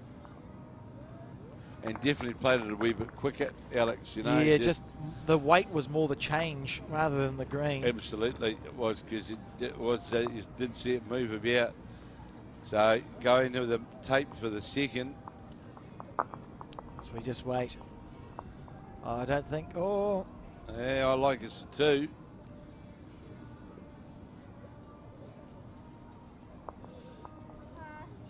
Umpire. Okay, Yeah. I've got an idle thought for you, Kevin. An idle thought born of a week of, I mean, it just has been a long week, but you know, the Irish, they've got like unicorns, leprechauns, other sort of fairy tale creatures. What would you pick? I suppose leprechaun has to be the Irish mascot. Do we have something we'd use? What would our New Zealand mascot be? Kiwi. But like a fake creature. Fake. One that doesn't exist, because unicorns don't exist and leprechauns I don't think they do, although I've seen, I mean, there may be, no, I won't say that. We've just got some short members of the New Zealand Blackjacks team. Oh, well, I can.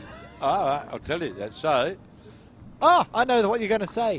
Yeah, you just say the thing, but I think that our mascot should be a hobbit, which is what we're going to lead into. I'll tell you what the team was. It was Wendy Jensen, Martin Castle, Val Smith, played for New Zealand, and they were called the Hobbits. Yeah, I love it. All right. I can't remember what event. I can't remember what event it was. It was, but yeah, they were called the Hobbits. I'd go for that, a mythical creature to represent New Zealand. The Irish have the leprechaun with the pot of gold at the end of the rainbow, and we have hobbits. Maybe it's not a good call. Here's a good umpire. Yes. He's using a tape. Oh, that's nice to see. Look at that. A box measure. Who would have thought they would be effective? So he's gone the blue one, and we know it's one at least in New Zealand. So we are on 9. We're going to be moved up to more than that. I think it's one to the blue. I like the blue that when Val measured it first around, but did the right thing with calling the umpire. The Irish called the umpire. I'll also always respect an umpire who will call it a drawn head if it is. There it is. It's a blue though. Too. I think a lot of people feel like there has to be a decision made, but if it's drawn, it's drawn, and you know, you'd rather call it drawn than essentially toss a coin. But 2 there to New Zealand, 11-6 now on the 9th end. So the Hobbits have been used as a brand for a New Zealand women's bowls team a few years ago. I wonder what Tolkien's estate thought. Wendy Jensen, Val Smith, Marlene Castle, and they were the Hobbits. And the jack throw into the length that was asked, sort of halfway, we'd call it a halfway length really. The New Zealand, and the black, and Australia and the green and yellow. Well, I think New Zealand will be pleased to score, Alex. They've gone a couple of events they haven't been able to get control of a head. I mean, I wouldn't say, I totally agree with you. I wouldn't say that it's been convincing is not the word I'm looking for. I think it's been a well-contested fours game so far. The Irish have been right in it all the way. Sort of feel almost fortunate to be at that 5-point buffer. You know, if you're in New Zealand, you're thinking that's a really good space to be in, considering how the game has played out. Well, we've only had one head really where we were holding a large number, and the Irish lady, I can't remember, got the second shot or something, but we were holding a significant number, and she got reduction. So other than that, it's been, this is good leading from Ashley Rainey. I mean, a good battle. All the positions, I think, have been really well contested. Again, Caitlin showing her class today for sure, but all the positions, a well-contested match so far on this, the 9th end. And good attempt here from Selena Goddard. Don't get much better than this. Sit, flip, sits the ball, turns the ball over. right on the jack counter. Obviously a counter because it sits right on the jack. And I see it's cuddle time in the Australian camp. So Aaron T's down just outside here. Must have won the singles. Congratulations to him. Of course, all the medal winners, of which there is a number at this multi-nations event.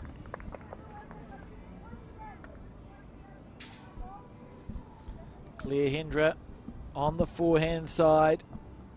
So we know the jack was literally touching that bowl that you see, that white bowl of Selena's. Literally sitting on top of it. But this is going to be under the head.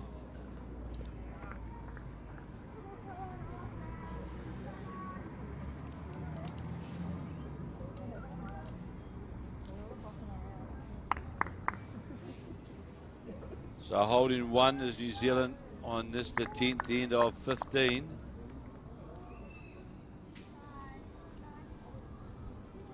It's great to see, looking on Facebook, Alex, has so many of the centres, and thank you to all of those centres who have picked up a lot of the Bos New Zealand commentary, etc., stories, and have placed it on Facebook themselves. Really satisfying. And it's good to see them doing that they're picking them up. I just see here from... oh, clear. That was so stressful. That's unfortunate there. She's just sort of collided with the jack. Why, that's... Yeah. It's unfortunate. As you were, what were you saying, Kev? Well, we're talking about the centres. Thames Valley just put a whole post up about on their Facebook page, and I see Bowls Canterbury have, Auckland Bowls have as well. It's good because we are, you know, as members, we are being represented by our blackjacks. They are the sum of our parts. Absolutely. And I think they deserve our support, and it's wonderful to be able to provide, well, it's one thing to be able to provide the content and the coverage, but it's another for it to be picked up. So, I mean, if you're listening or watching, thank you for tuning in. Thanks, of course, also to our international viewers, of which there's been a number. Wonderful to have you tuning in. If you want to see what bowls is like back home in New Zealand at the domestic level, just click the subscribe button on the YouTube channel and you'll get notified when we go live. We've got plenty of stuff coming up in the season, and there's actually plenty of stuff on the channel already, Kev, from past seasons. Yes, there where is. we've covered a lot of bowls in the last 4 or 5 years. Val Smith here on the forehand, looking to clean up a little bit. We did have the shot, but I think it may have squeezed over the jack to the left, so it might be the Irish blue bowl sitting at 5 o'clock to the jack. That is the shot now. Yeah, I think that is the shot bowl. Well, not that I'd be able to do it, Alex, but I'd be interested to count up the number of nationals, international events, variety of others that I've covered, either for like the old radio sport and now with the live streaming over from its inception. Yeah, it's been a lot of hours sitting behind. It's a lot, isn't it? That's it. I mean, it's satisfying because people tune in, and that can only be good for our game as we see Shauna here on her forehand. Let's see. It comes back though, doesn't it? Yeah, it does cut back off that line there. Here it'll come now. This is brilliant here. On fire. What a shot there from Shauna. And if I'd listened to the mics, I would have heard the Irish players call her Shauna, not Shona. So, again, sorry, and thank you to whoever tapped us on the shoulder and gave us the pronunciation assistance. It's appreciated. It's good and done in a nice, positive way. Well, Irish, they don't. Yeah, nice, they do. Yeah. And better accents than us. Whereas the South African accent is different. And we are in Australia as well. So Val Smith's gone out too wide on the weight, and turns it back on it because that's that sort of wide arc that we need to get to. Now South Africa holding 2 shots here. We just got to start being Ireland. Oh,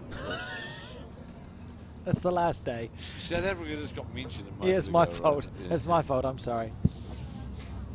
Please accept my apologies. And we see Shauna on the forehand. She's looking for a wick. Well, that was a well-played bowl. Well, a feather to sit there would lay South Africa.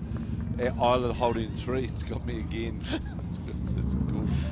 Oh, we've had long days. It's called geriatric time span or something like that. Well, somewhere South Africa is holding 1. We have to be a wee bit careful here, Alex, that we don't try and overplay here because, we're 11-6.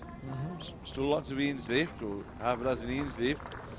So, but I will say this though, with the the way how Caitlin Inch has been playing throughout the day, she's played, of course, in two out of the 3 rounds today, has certainly been the linchpin of our New Zealand. Just very consistent, eh? Very And much very so. good under pressure. So we see the Irish, they're holding 2, they bowl at 6 and they bowl at 4. We've got third shot, and of course New Zealand leading 11-6 in this bronze medal match. Caitlin Inch, that was a great Just effort. went past, just went by. You'll see the blue bowl there with the New Zealand logo on. Only just went by.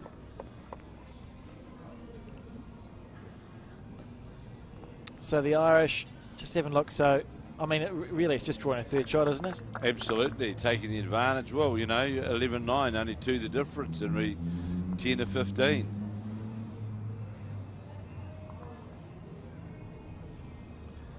We see now the Irish skip, Chloe Wilson, lovely delivery, very much Northern Hemisphere delivery. Like, it's very smooth, but the body movement. If you looked at her shoulders, Well, it moves forward like a meter. That's how they play. You know, you watch Alex Marshall as an example. Watch him off the mat. Lovely, eh? Yeah. But he's walking forward all the time. You know, off the mat, or even he's playing outdoor, exactly the same. So 2 down, New Zealand. Where the weight comes from, and Caitlin Inch with the more classic New Zealand style delivery, and the weight comes from the pendulum swing almost of the arm, the weight coming through the arm. She knows this. She's cut this one inside the line. She knew that straight away. 11-6 now. Chance with 2 down, New Zealand. A chance for 3 here for Absolutely. the Irish. Go to 11-9, and things tighten up on the back run home. Tell you, it's still anybody's game. Chloe here Well, on the forehand. Don't know how tight it is though, Alex. Could it be more than 3 if she gets onto the jack? Or her own bowl. Oh, I feel like that was a well-played bowl, but not to be. So 2 to the Irish. Oh, out's coming the measure. Oh. Okay. Well, I'll update the ends. And we'll see what the points are. 1. To New Zealand. What? Oh. What? Sorry, that was to do with the camera I angles. was sure that it was those 2 behind. I was sure it was a shot. Apologies for that. 12-6 to New Zealand. It's happened, to be fair, it's only happened twice to us. There's a very happy spectator in the background. Only happened twice to us as the week's gone on. It is on those shorter ends, when the cameras have to zoom in, you sometimes lose a little bit of depth. And it did certainly look like, I mean, I thought it was 2, maybe 3 to Ireland, but not the case. So a pleasant surprise there for New Zealand. Apologies, because that's certainly what it looked like. The Irish management out here in front of us here, they're now quite happy. Actually, they've got a cold one in their hands. Fair enough. Selena Goddard on the back end.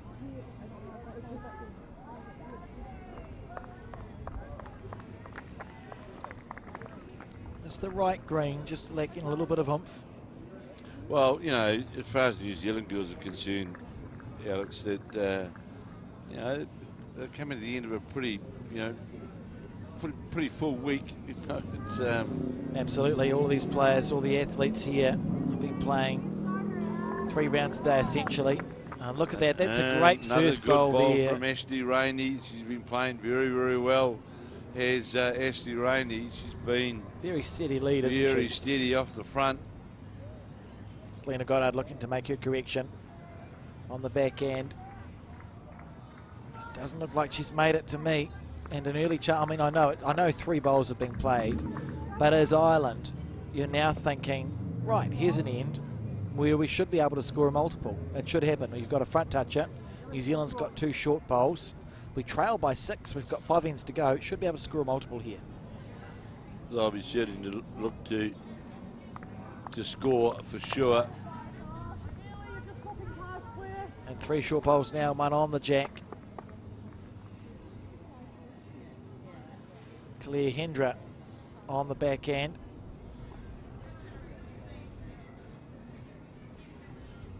Out of her hand, pretty good. And that's the green as well.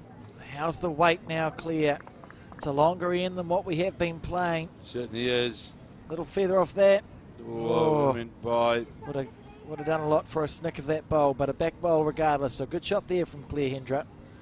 So Ashley Rainey plays at the Ewitts Outdoor Bowling Club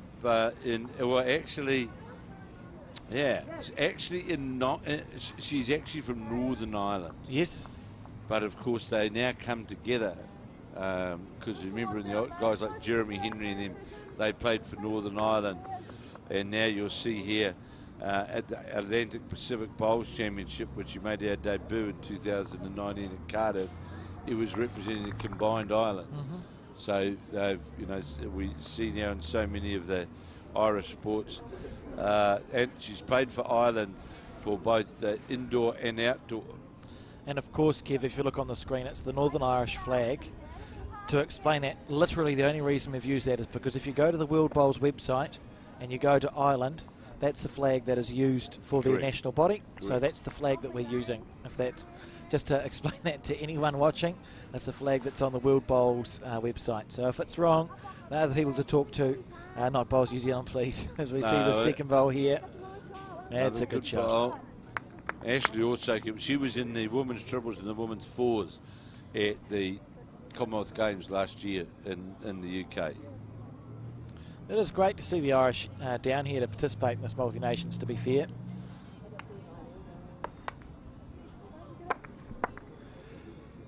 And Val just...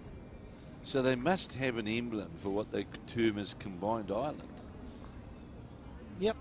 Yeah, I don't know what it is. No, not do I. I'm just happy to call it island.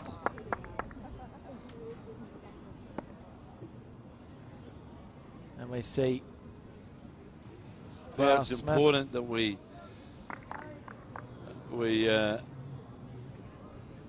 get some bowls around the head.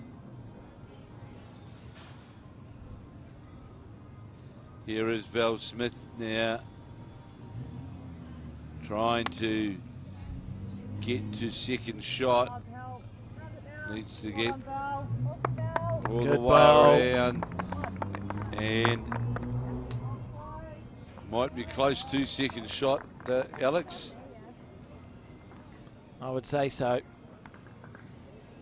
Remember, in New Zealand, in the women's section have already won a gold today in the triples and in the pairs, and now playing for a bronze medal in that of the fours. And with our men, they won a silver this morning in the men's fours. They were defeated by Australia, and this afternoon a bronze medal in the men's pairs. And our women's para players, the blackjack para players, have just won a silver in the women's pairs. And here, of course, we are going for a bronze medal to add to the collection. And a touch on the bowl then. Selena.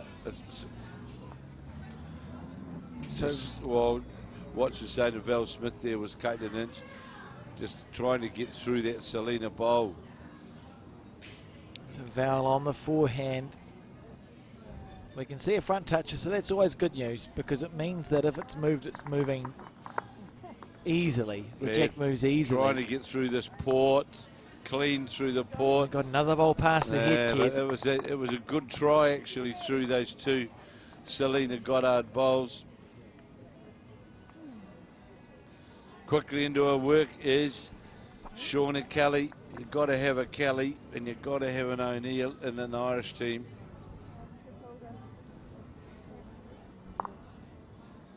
And yeah, well played. Takes another bowl into the head. It's the lead bowl of Ashley Rainey.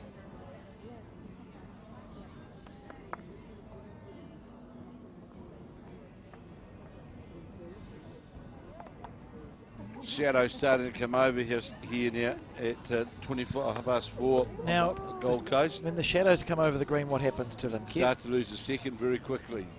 I think that's the thing about these Australian greens is how quickly the players have to react to the changing conditions. They're right at that time, right now. Here we go. I like this call. There's bowls at the back. It's just about getting a square connection here. Oh, she's Caitlin, close. she's extremely close here. Close. Caitlin, she hasn't. Oh, she got a wick. Well, look how the back was looking for us. Oh, goodness gracious me. That was... I thought she had that bowl right in the middle of the run through to get that jack. That was so close. Caitlin Lynch there. Well, she'll play that shot again. That you can be sure. There's no reason to change anything. There's her bowl stayed up. That's the other good discipline, Alex. You'll see the bowl of Caitlin Lynch still stayed up on the running surface. It's still there. It was beautiful deep on weight. the green. Beautiful weight. Absolutely. So we've got 3 bowls sitting in behind. Holding 2 is Ireland. 12-6 they trail as we come to the back end. That's a perfect. Well, it might be 3, is it, Alex? It is 3, I think, for the Irish, and Chloe Wilson looking to clear the front, they say. Keep going. Good bowl. That's a perfect bowl there. Oh, I think Although the jack still goes clean past everything. I think she's still going to play that bowl. And it'll go into the ditch as well. You can see. Gee, that's the way, Val. Absolutely, down through there. Get to the bowl, the ditch. Good shot.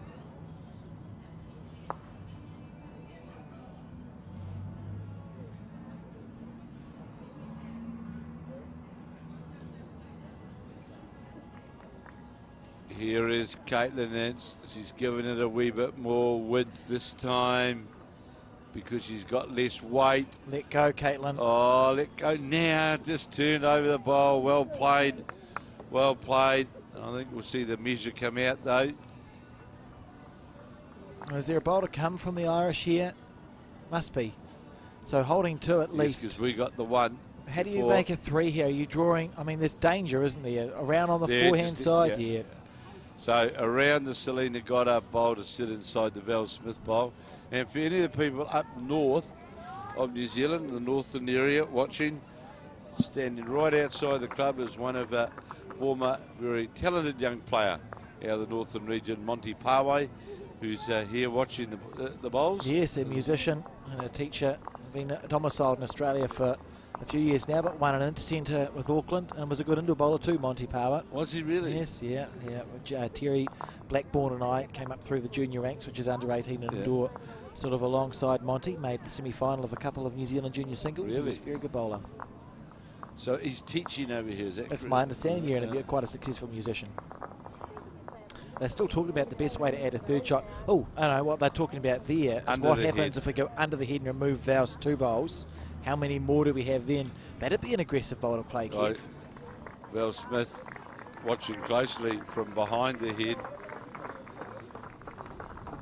12-6 New Zealand lead. It looks as though the women's singles final between the 2 Australians just come to a close. There was a game between Kelsey Cottrell and Alan Ryan. Not sure who won that, but that was the finalists. So Monty was an indoor player as well, was he? Yep. There's a few of us around the place, Kev. Complementary sports, of course. And they didn't used to cross over too much, and they still don't. One's in the middle of the winter and one's in the middle of summer, as we see Chloe on the backhand. She's going for it, looking to remove the 2 bowls of Val's. She's close here. If she holds, it's the bowl of the game, but it might be a calamity. That's fine. She found fresh air. Anything. Val Smith had already said it was 2. And I think she's saying to the Irish, oh no, good, Well, bringing the measure out straight away. Is well, I've updated it for 2, so in my mind, Ireland's now on 8. But I might have to move them to 9 if that bowl at... I don't think so, Alex. It's just looking at the straight line through. So she's gone to Val's bowl. Now going to the Irish bowl. 2, just the 2. Just the 2 it was, 12-8 now. So we played 11 of 15 ends in this bronze medal match between New Zealand and Ireland. Did Val have to borrow that measure? No, she had it. It's poked down here. Oh, yeah. Cool.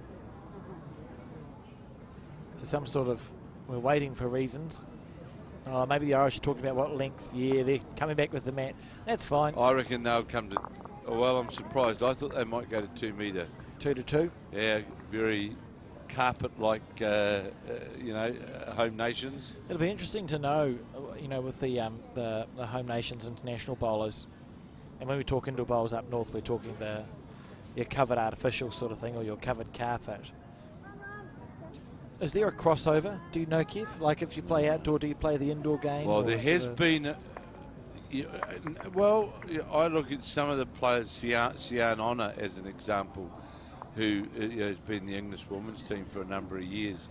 Well, her husband has always been in the English team on the carpet, but not so much on the outdoor one. Yes, Sian, she's on the outdoor, so not the indoor.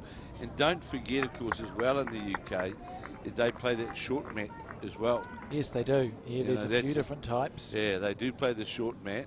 And then there's crown. Yes, you've got crown green. We've got, it's the Leeds bowl, so we can talk. You've got crown green, which is essentially, if you ever want to see what bowls started off like before it developed and was codified by the Scottish, crown green bowls is a pretty good example. It's an earlier form of the game that never, they didn't update the rules, and it's in the northern part of England, isn't it? Crown green bowls. Absolutely. And the jack is biased on a crown green bowl. It's about the size of a New Zealand indoor bowl. Correct. And they play everywhere. They crisscross over the all green. Over the place. Unbelievable. So that's quite a cool game. They've got your outdoor bowls, which is played on a literal lawn. Their indoor bowls, which is what we'd call a covered artificial. The short mat, which is played with outdoor bowls on a mat and a block. That's and right. of course carpet bowls, which is popular in the country counties, and that is the ancestor of New Zealand indoor bowls. Correct. So they're with small bowls of the size of our indoor bowls with a block in the middle. Bowls everywhere, Kev. I'll never forget. I was in Manchester, staying in a hotel just out of the city of Manchester, and at the hotel that I was staying at the back of the hotel was a crown. Yes. Green, and I'd never seen this in action, and I went out there one afternoon and I just couldn't believe what I was. It's amazing they don't crash into bowls more often. Yeah, sort of it's, crisscross. It's worth Googling. Just YouTube crown green bowls. There's some great games. Well, they played internationals. It was very much so. It was a big part of.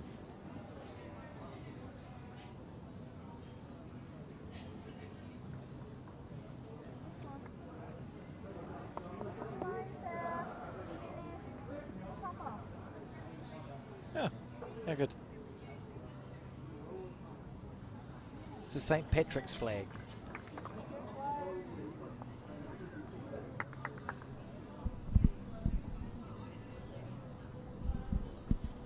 So just a bit of Irish information given to us. The flag of the Irish team here is the flag of St. Patrick's, of course, March the 17th.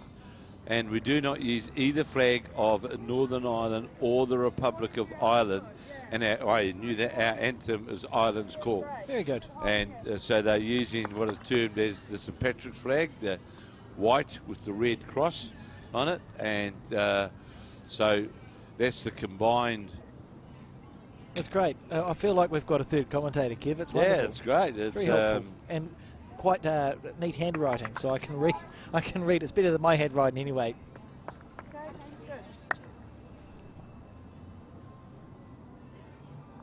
So we see the teams go for a walk back down, and we can see there New Zealand holding one, Selena Goddard's bowl. Really, the Leeds bowls are the ones that are counting at the moment.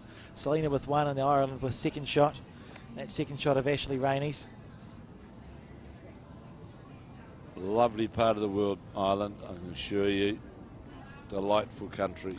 I was also going to talk to you about Scottish carpet bowls, Kevin, but I don't have time. Another fascinating game. They have an unbiased bowl, and it's curling on a carpet. Anyway, my point is there's lots of forms, and I think we could claim curling as bowls as well, but let's not get into that conversation. Look at that shot from Shauna O'Neill on the forehand. Good second shot now, tucked in behind.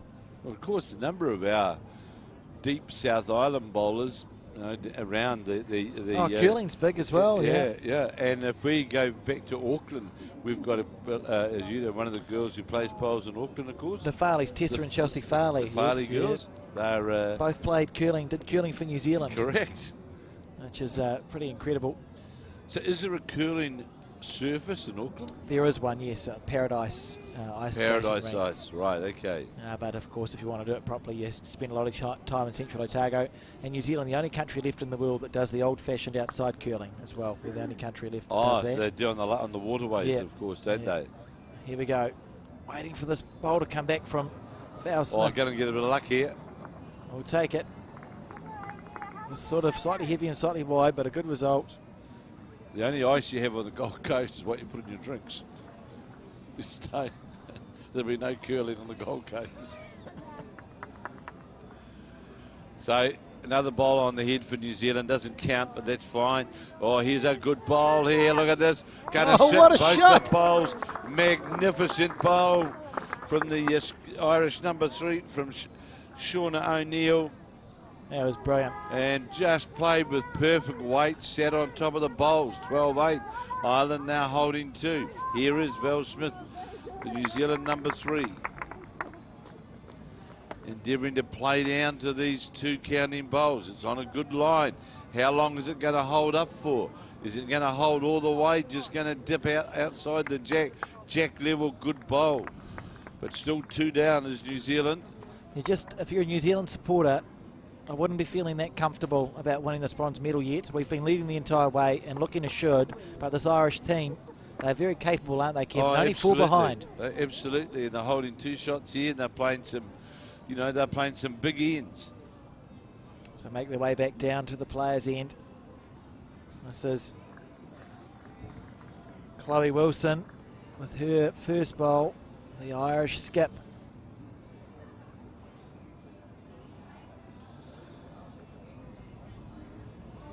Well, she's out on a draw line. Every Out chance. there, Alex. This is on a good draw line. How's the weight still coming towards the jack and will favour New Zealand? Oh, that's actually unlucky. That was a Very lovely bowl unlucky. from Chloe. We were looking at 3 down, got the jack, and we're now just the 1 down. And it was right on target. There was Chloe Wilson, the Irish skip, as we play into 11 of 15 of this bronze medal match. I think it's the last game remained. I know there's still a couple of games out here in front of us as we draw to a close of this Asia Pacific Championship.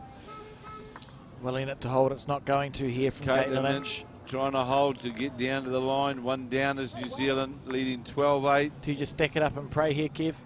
If you're the Irish, because the backhand side's quite clogged up, isn't it? So are you just drawing on the forehand yourself and pray to your gods? Are they going to look at playing across the face shot here? Try and make 4 shots of it? I wouldn't think so, because to me it's a low percentage. I was impressed with their call a few ends ago. Okay. So what I'm saying, Alex, to come down and play across the face of the Val Smith's bowl at 12. The Val Smith bowl at 12, but I don't know whether it beats the other New Zealand bowl out to the side. Just look at the head. Yeah, it may just be a matter. Yeah, they are. It may just, you've played 1 good bowl on your forehand. Try and play 2. You're unlucky to move the jack away from the 2 Irish bowls you see to the right. There's no future on the backhand because Selena's bowl there at 1 o'clock is blocking the backhand draw. If you're narrow, you hit Val up. If you're wide, maybe onto your bowl. They're certainly looking at the Val Smith bowl. Interesting. But again, I suppose if you played through Val Smith's bowl square, is it popping the jack But down? I don't know whether it would go clean without running into some other bowls that are in and around the head. If you look at the angle of the bowl, Alex, you would think it would come across towards where the blue bowls are.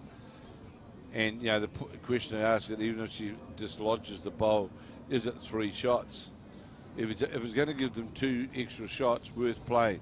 If it's only going to give them possibly 1, she's better to try and draw. Yeah, I like that they're making clear to, they have a chat and then have obviously a clear call by the time. Chloe's walking back down to the delivery end. They're not playing for peanuts, they're playing for a bronze medal at this event. This event, which is, of course, the lead up to the World Championships. It means a lot. And I think opting to play the forehand, but that still doesn't help. Tell us she's playing the forehand doesn't help us understand what weight she's decided to play the forehand with, though, Kev, because she could play narrow down the line with a yard of weight and try and get straight to the bowl. Precisely. Played well this game, Chloe. on the forehand, and you're right, that shadow now coming across the green. It'll be And- slowing up. And so therefore she's going to have to play with weight, is Chloe Wilson. There she is on the forehand. If they are looking for, she's playing on the draw. Just trying to draw. It's out on that very wide side now, won't come back. So here this feels like the first real opportunity for New Zealand to make a break that might stick. They're leading by 4, New Zealand team's leading by 4. There's a very good opportunity here for Caitlin Lynch to pick up a number and just go in front by sort of 2 ends worth of scoring. Yeah. This is a chance here. When you talk about key moments in the coding, Kevin, this is a key moment. Well, I'm sure that Press the key moment button. Caitlin Lynch will be looking to get into the scoring zone, that's for sure. On the forehand is Caitlin Lynch, the New Zealand skip, and is certainly on It's a key moment. a tight line. Careful, because that nearly played that line that we were talking about. So that'll be Wonder Island. A key moment. 12-9 as we go to win 12 of 15 as we start to draw the curtains down. So I've got another question for you, Kevin, because you've got me thinking about the history of bowls when we're talking carpet bowls and short mat bowls and crown green bowls and all that stuff. So of course we originally started with lignum vitae bowls, which is the only timber that sinks when you put it in the water. Correct. That's how dense it was. Then we moved to rubber bowls, very briefly. Dunlop did rubber bowls, which has always done my head in. And then we had the compressed plastic. Is there another composite, or do you think we've finished at plastic? Do you think that's I think that's it? I think. I mean, it's worked for 70 years, hasn't it? As we see the Irish lead on the backhand. Just about. She's got the right green here, has Chloe Wilson. And just a foot short. I do think I would like to see transparent bowls, and Erin Nurka, who worked for Bowls New Zealand. Transparent bowls. Oh, brilliant. Well, There has been. we should yes. keep them. Yeah, and I remember there was set. And another thing as well, Alex, is there's been rubber greens. I think I heard of them, and they got Yes. painted green, and then it all cracked. They had, in fact, Browns Bay. How did it play? You never wanted to play on it in the winter when it was wet as well, because you'd come in, you were like a splash machine at the end of the day. And a place surprise you would not know that ever a real trivia question at Kiowa, behind the Kiowa Hotel. Yes. Well, they had a rubber green, which was put down there by the locals. One of the locals that put it down was the De Jong family, Josh De Jong. Yes. Right, he was Yes. he Amazing farmed. man. He farmed up on the Mangal. It's Karen De Jong's Yes, father, yeah. right?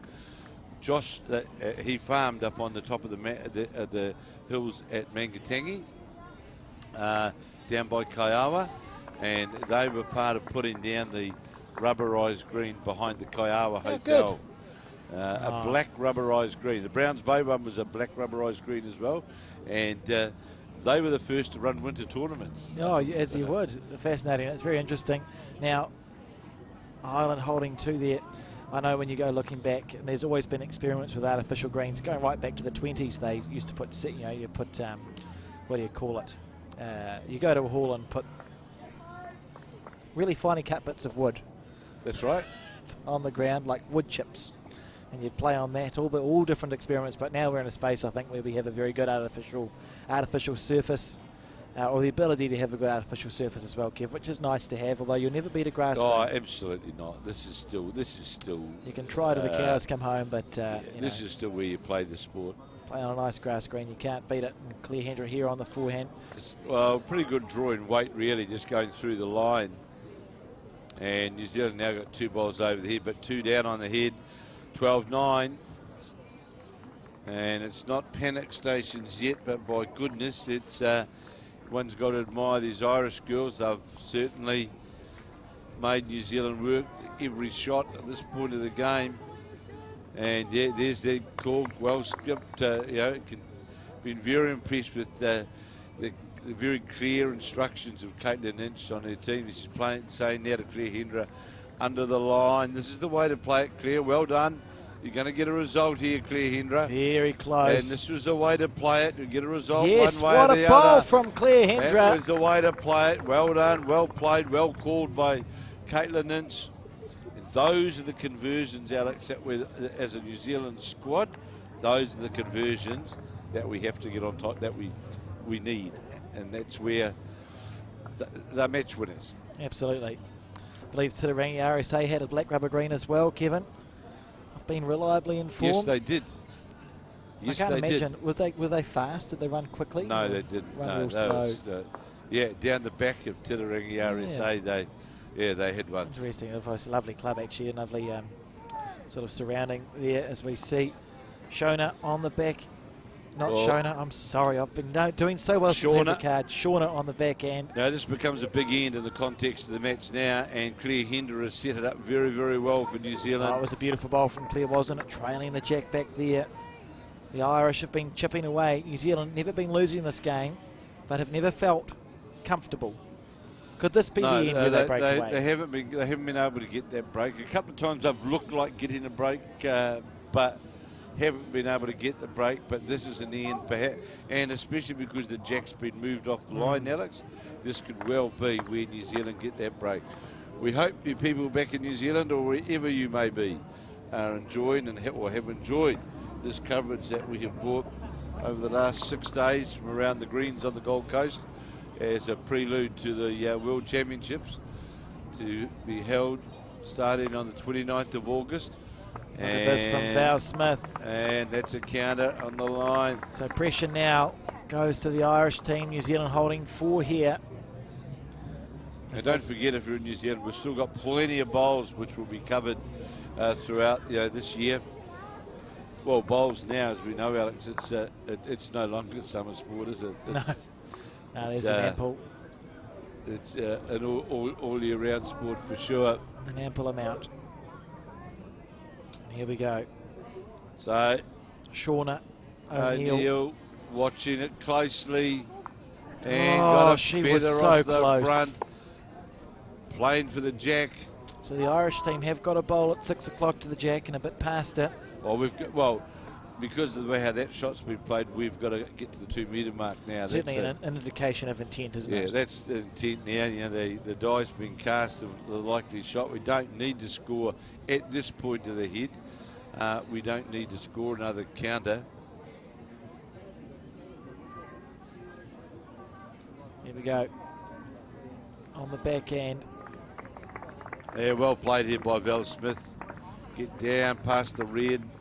Is it going to get? Yes, it will. You still Just gets past the red. instinctively, is the shot still reaching through, or do you think the Irish will try and draw it with maybe 2 or 3 feet from away? New Zealand's point of view, 4 right now without a lean on the side to get a generous slide into the jack. 4's good, so you need to get a back bowl in there. Remember, of course, Caitlin has got 2 bowls left, and she'll be endeavouring to obviously draw a counter. There's a big pressure here on Chloe Wilson, the Irish skip. On the draw with the first. Now, the way how that line's working out there now, She's Alex, close. she's close here. How's the weight? How's the weight? How good? How's the weight? How's the bowl? How good? How good was that from Chloe Wilson? That is a bowl played well under pressure. Well, the girls are delighted, the Irish girls, and every right to do so because, you know, 4 down and that beautiful smooth delivery which Chloe Wilson has got. Never looked like missing, did it? And always looked good. We could see when it got out past that the line on the green there, providing that weight was there, that it was always going to be breaking back into the head. Taylor, so it's, Caitlin Ince now will try and reach the bowl, turn it through the head. Beautiful delivery. She's given herself every chance here. Needs to let go. The bowl needs to break back into the head. Goodness, that's a lovely weight. Well, that's the weight that has to be played for sure. And again was the call from Shauna Kelly. And that break that New Zealand were looking for nearly had that break. Well, it's the Irish just keep. They just keep. Well, they're playing well. You know, every time we've got a chance to break away, they've done enough here. Now that bowl, if it sits down, is good for the New Zealanders. I was going to say that is also also a good line. Are they looking at a New forehand Zealand. shot just as a Well- chance? Just the way that it was lined up. Lots of short bowls, though, isn't there? You see those 3 short bowls to the left here. Good call, Val. So- Looking at another option, but really, a low percentage option. Remembering that Caitlin Inch was not very far away with the last bowl on the backhand. Now is the New Zealand skip, with New Zealand leading 12-9. We're about to play the 13th end. Caitlin on the backhand. She knows she's wide She here. knows straight away, turned her back on it. Well, it's coming back, though. It is coming See, back. if that bowl had sat down, it would have been brilliant for New Zealand, but it didn't, and it wasn't. So 10-12 now. Oh, don't tell me we've done it again. I would. I don't think we'll win this measure, Alex. Yeah. I mean, you feel like it's certainly one to the bowl at 12 o'clock of Ireland.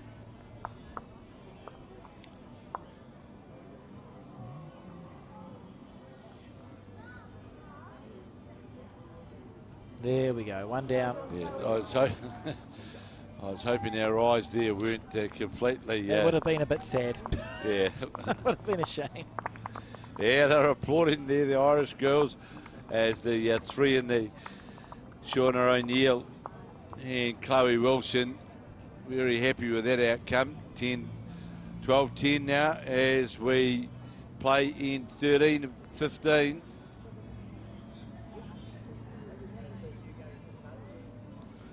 The jack being delivered in Ireland, just chipping away. They've kept well into this game. They certainly have, and you'll see those shadows now starting to come across the green here. Very impressed with the Irish team. And just as thank you as we near the end of this game, a thank you to everybody who has tuned in over the last week.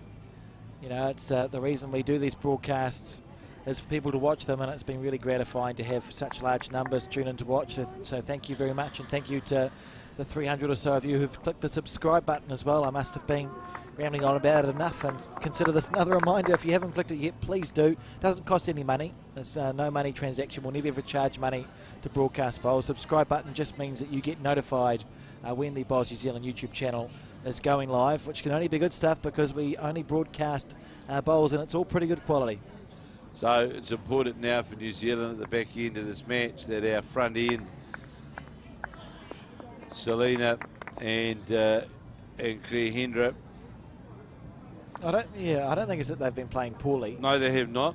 But No, they have not. It's just that the Irish girls have stuck to their task and have done it well.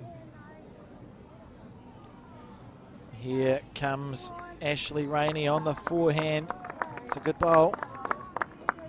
Well, they certainly have, they've put the pressure all round on New Zealand, to be fair.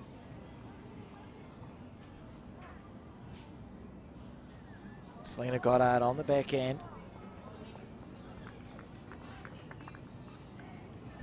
Is that a switch of hand? Can't remember. Played the first one on that hand. Looking to rest the bowls anyway, and that's a well played shot there from Well, Selena. gets Great it bowl. behind, that's fine, in there.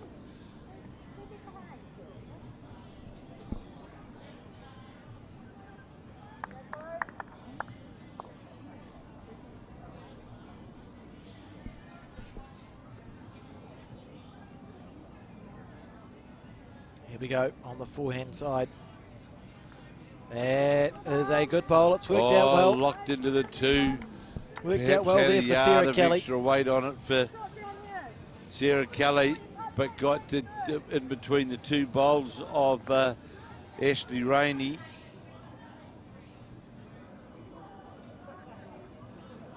Just hanging around this Irish team as we see Claire Hendra on the backhand side.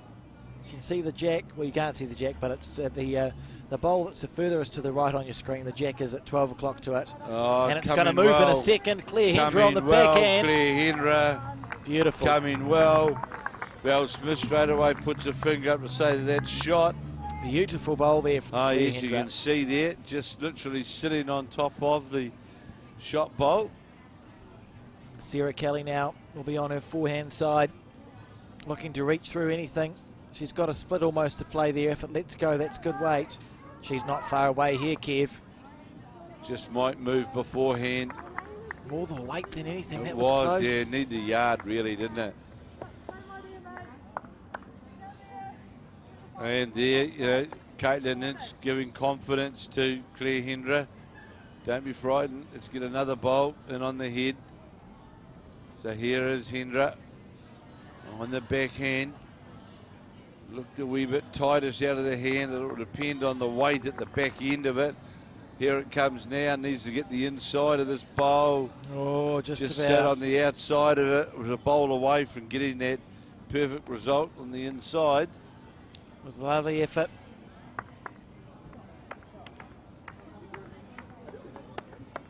See the little low 5 there. It's the Irish player, the Irish skip, Chloe Wilson. Makes her, no, it's something about Shauna. Shauna's going to have another, she's got one more bowl to play yet, I'm right? blaming the strange Northern Hemisphere obsession with everyone coming up to this end of the rink. I just expect it to be the skips playing, Kev. Just going to run away again, just dying on that. It's going to hold. That's a good bowl. That's a very good bowl. Well, I think it's still 1 to New Zealand. Just look for an indication from the team. This head has tightened right up, hasn't it? Well, looking at where New Zealand are going to play a shot down on the other side of the rink, still looks like New Zealand are holding one shot.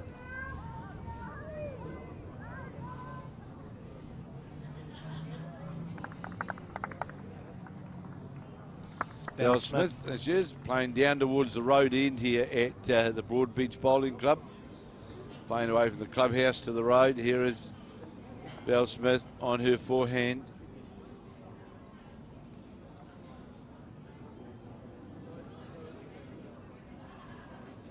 Very smooth out of her hand.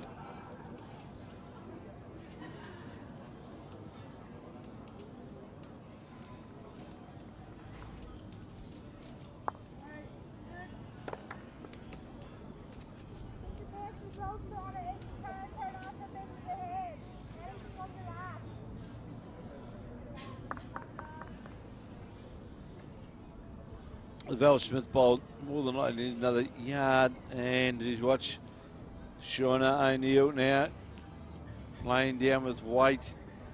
So they need to play. It's just go well, still a bit of movement. Another bowl in that cluster. There's no need for New Zealand to go near the head, Alex. That's the. Yeah, I tend to agree. Very tightly clustered head. So Val, there's 2 bowls to go after Val's one, really. So Val Smith now on the mat.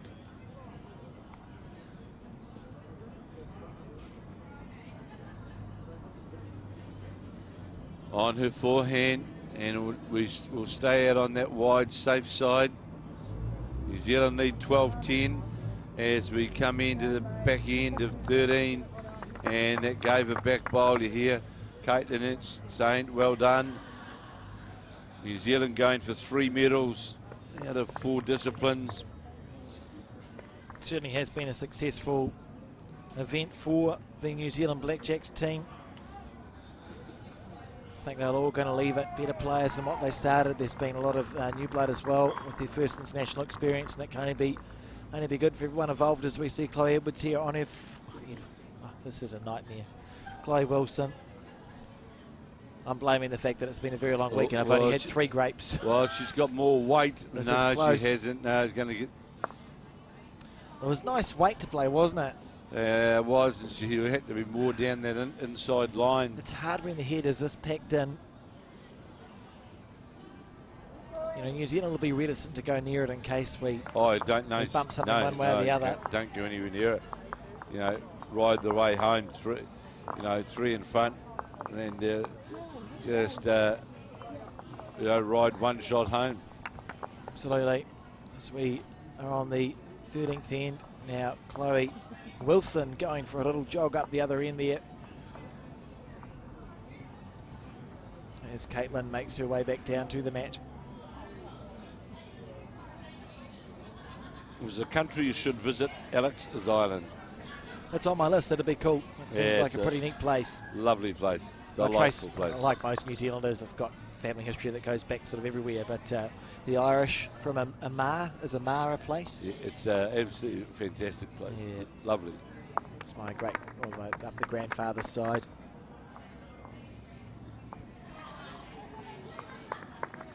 So, a decision to make here for the Irish team. They trail by 2. They are one down. Where are they going to get a 2-shot result is their point now. I wonder whether they play across the head.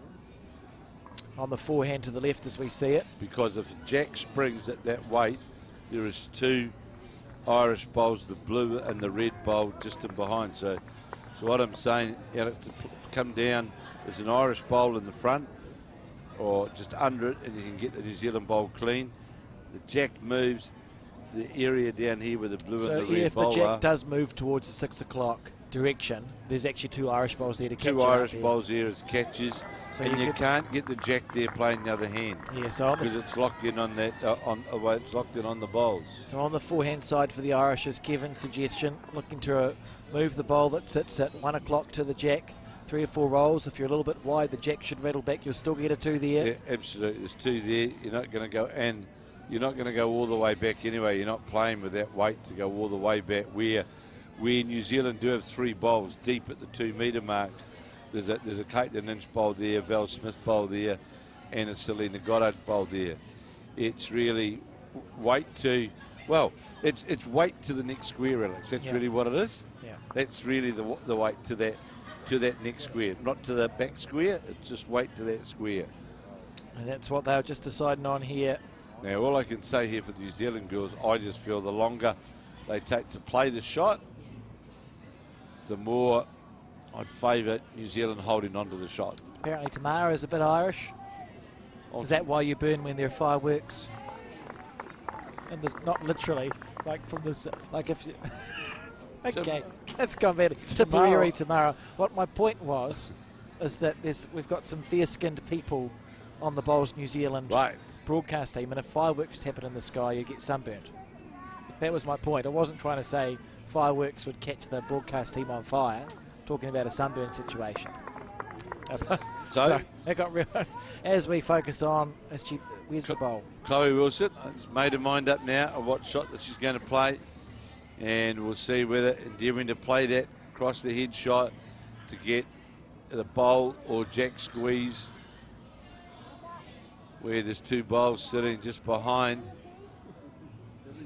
asking people to move off the head.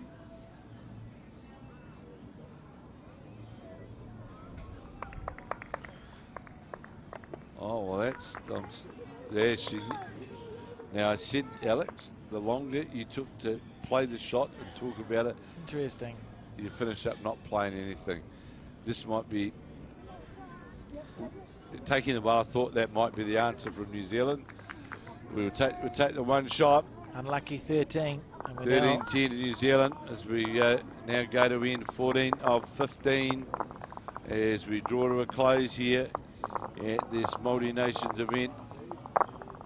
5 clubs have been used around the greens of the Gold Coast. I see Brett Wilkie, the CEO of Bowls Queensland, arrive here because Brett, of course, a long-time player for Australia.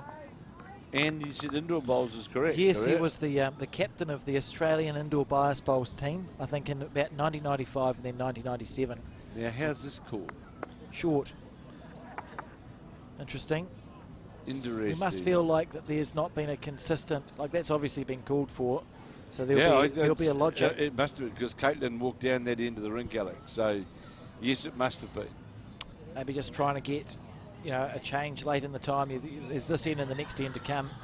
Maybe you think, well, we're quicker at adapting than the Irish, could be the logic. Well played. You can't argue with it. Well played, Selena. Well, maybe you It's can. a metre by. I thought it was going to be closer than that, but so Ashley Rainey on her backhand, and that's put that line off.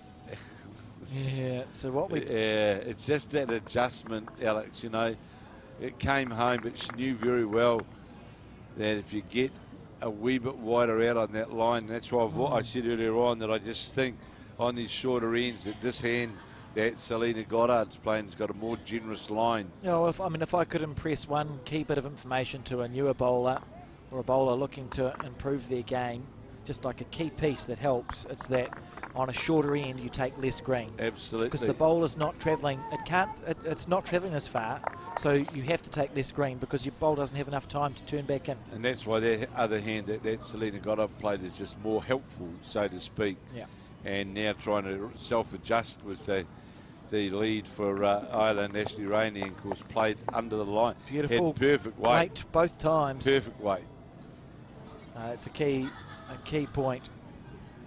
As we see Claire Hendra on the forehand side. Beautiful delivery there. Just outside of the line. Let's see how far this ball comes back in. This should come back good. So that's it's fine. about the line. That's fine. That's good for Claire Hendra. Now we have Sarah Kelly on her backhand. Must be a Kelly in every team. And this is more the line. This is more the line. The snick of the jack. Oh, I thought she had the snick of the jack there. Unbelievable stuff.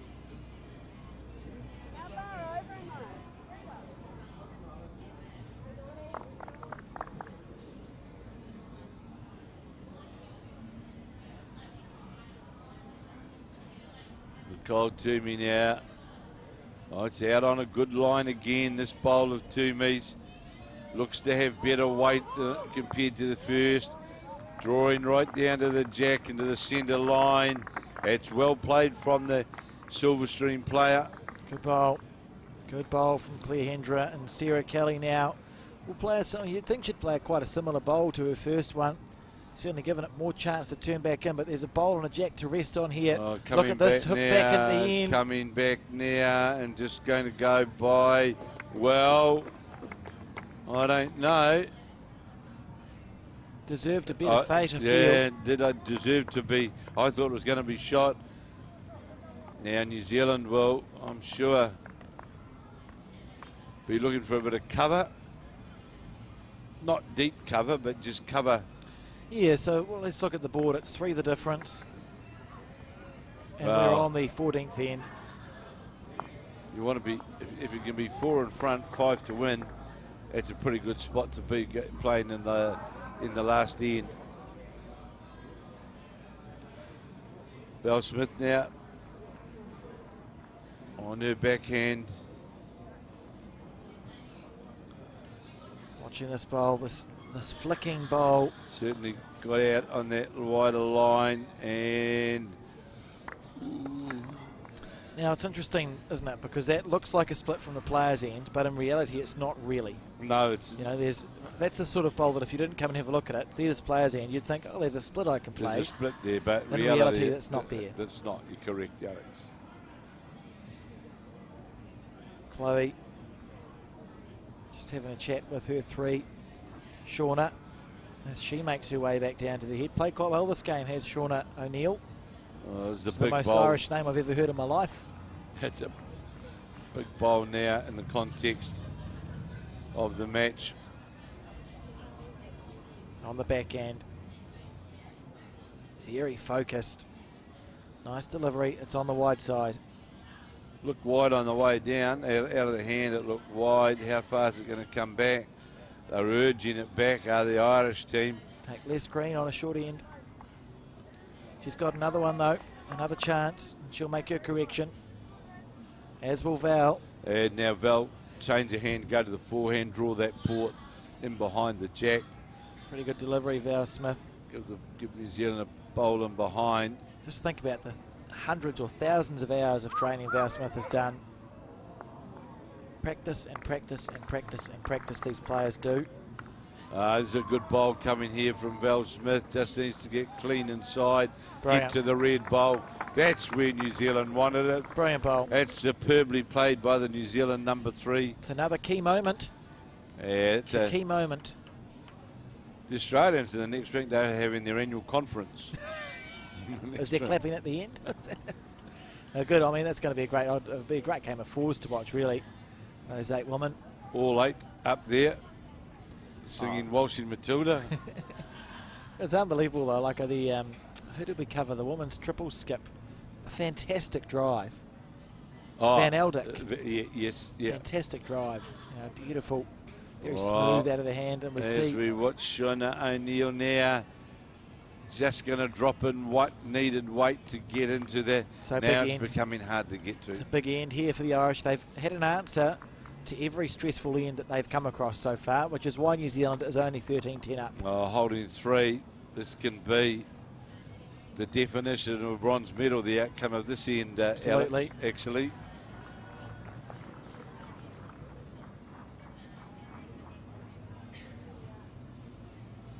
So here's Caitlin Inch now, proudly wearing her New Zealand cap on the forehand. Got it out on That's a the good right arc. line. How's your weight, Caitlin? This Just is a gonna good bowl. die with a bit of weight. Oh no, gets to the. Well, it's harder to get to. From the players' end, the split will still look like a thing that you can do. Oh, I'm sure that We haven't seen Chloe play with super duper weight though, have Chloe we? Wilson hasn't played with what I would say, what I'd call a lot of weighted shots to. We've seen resting bowls. We haven't seen like proper quick, which would be what you would need to do on the backhand if you're going to hit those. I mean, it does look inviting, but they are quite staggered out.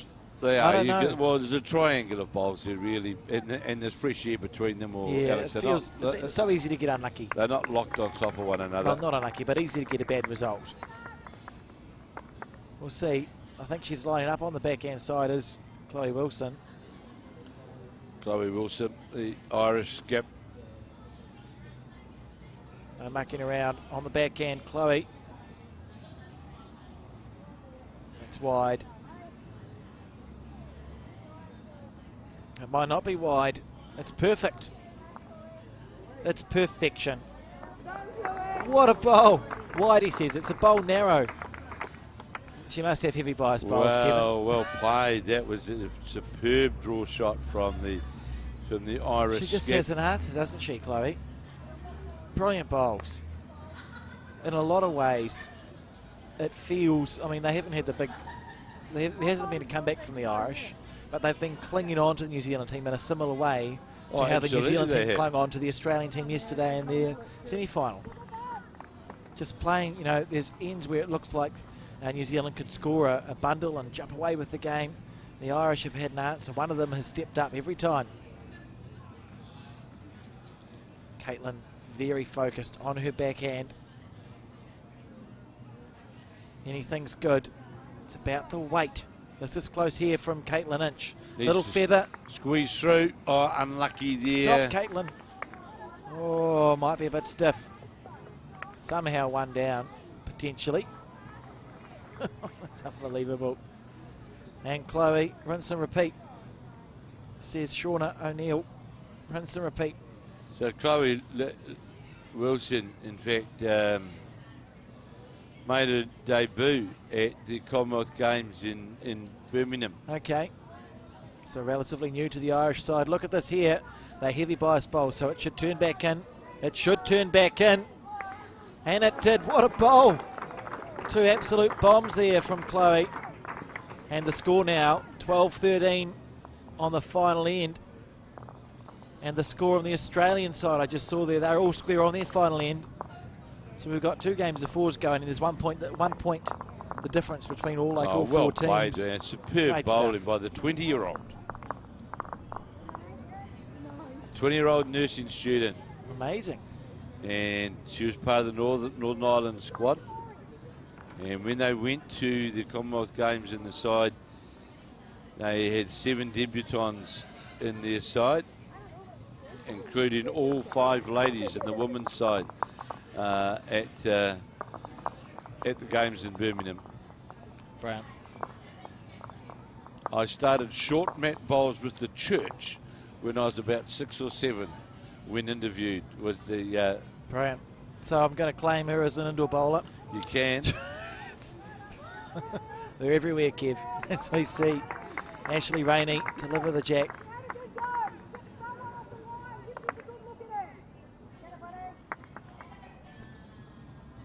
So yes, the 20-year-old is and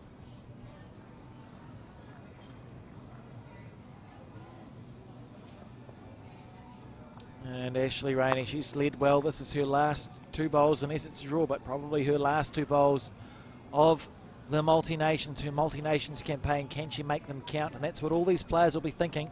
It's my last 2 bowls. I've been playing bowls for a week. Chloe Wilson's been very impressive, and here's a good bowl from Ashley Rainey. Ashley Rainey has made it count. 13-12 to New Zealand. And that last end, when it was looking really good for New Zealand, and we saw Chloe Wilson play 2 magnificent bowls. Selena Goddard now endeavouring to play up to the Ashley Rainey bowl, just going to skip by, sits jack level. It's an interesting head already. I mean, we've had 2 bowls played, but it's always sort of helpful for head building if your first bowl's a front toucher, because we can see there the jack is only ever going to move in the 7 o'clock direction. So are we going to have 2 extra ends in 2 days in the New Zealand women's forward side? As long as this extra end has a different outcome to the last one, I'm happy for that to happen. That was 19 all. My at the heart back end. can't cope. I can't do it. So here is Selena Goddard, just faded away with her first after Ashley Rainey is drawn right on top of the jack. Here we go. Here's the weight here. Here's the weight here of Selena Goddard. The jack only ever moving in that direction. Good bowl. It's well played. Opens it up on the draw now. Was sitting right on the jack as a toucher. Got some movement out of it. Sarah Kelly on her forehand side. She's not narrow.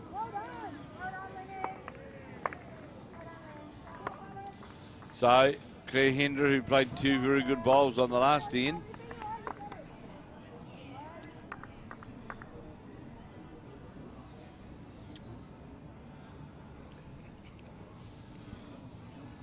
Clear on the forehand.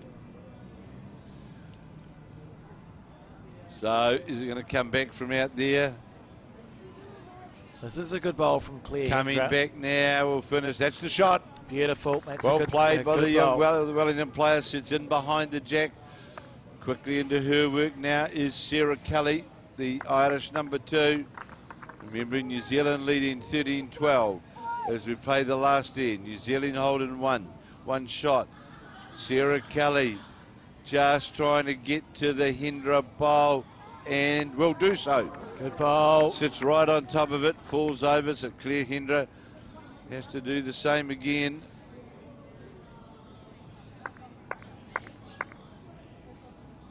On the forehand, the Wellingtonian out of the Silverstring Club on debut at this international event. Playing very well.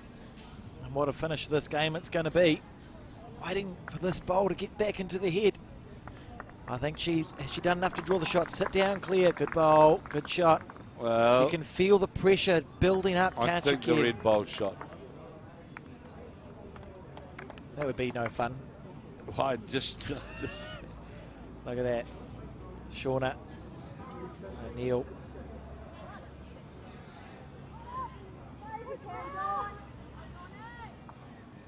On her forehand.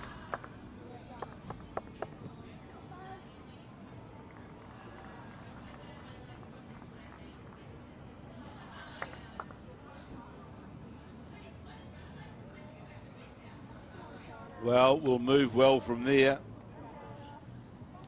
It'll move good from there. Good And bowl. does. Good bowl. Well, looking now, it looks like the Claire Hendra bowl, in fact, is shot. But no, it's not. Well, mainly because it's not in shot there, No. but stressy times. Val Smith now. I like that the Irish have put their little, is it a 4-leaf clover or just a normal clover on the bowl? You put a 4-leaf clover on for luck, eh? That's correct. Find a It's 4-leaf clover. Irish sort of good luck charm. I spent a lot of time looking for 4-leaf clovers as a child before I realised it wasn't clover that I was looking at. Didn't go well for me. Val Smith on the forehand. So, I mean, Ireland's done so well here.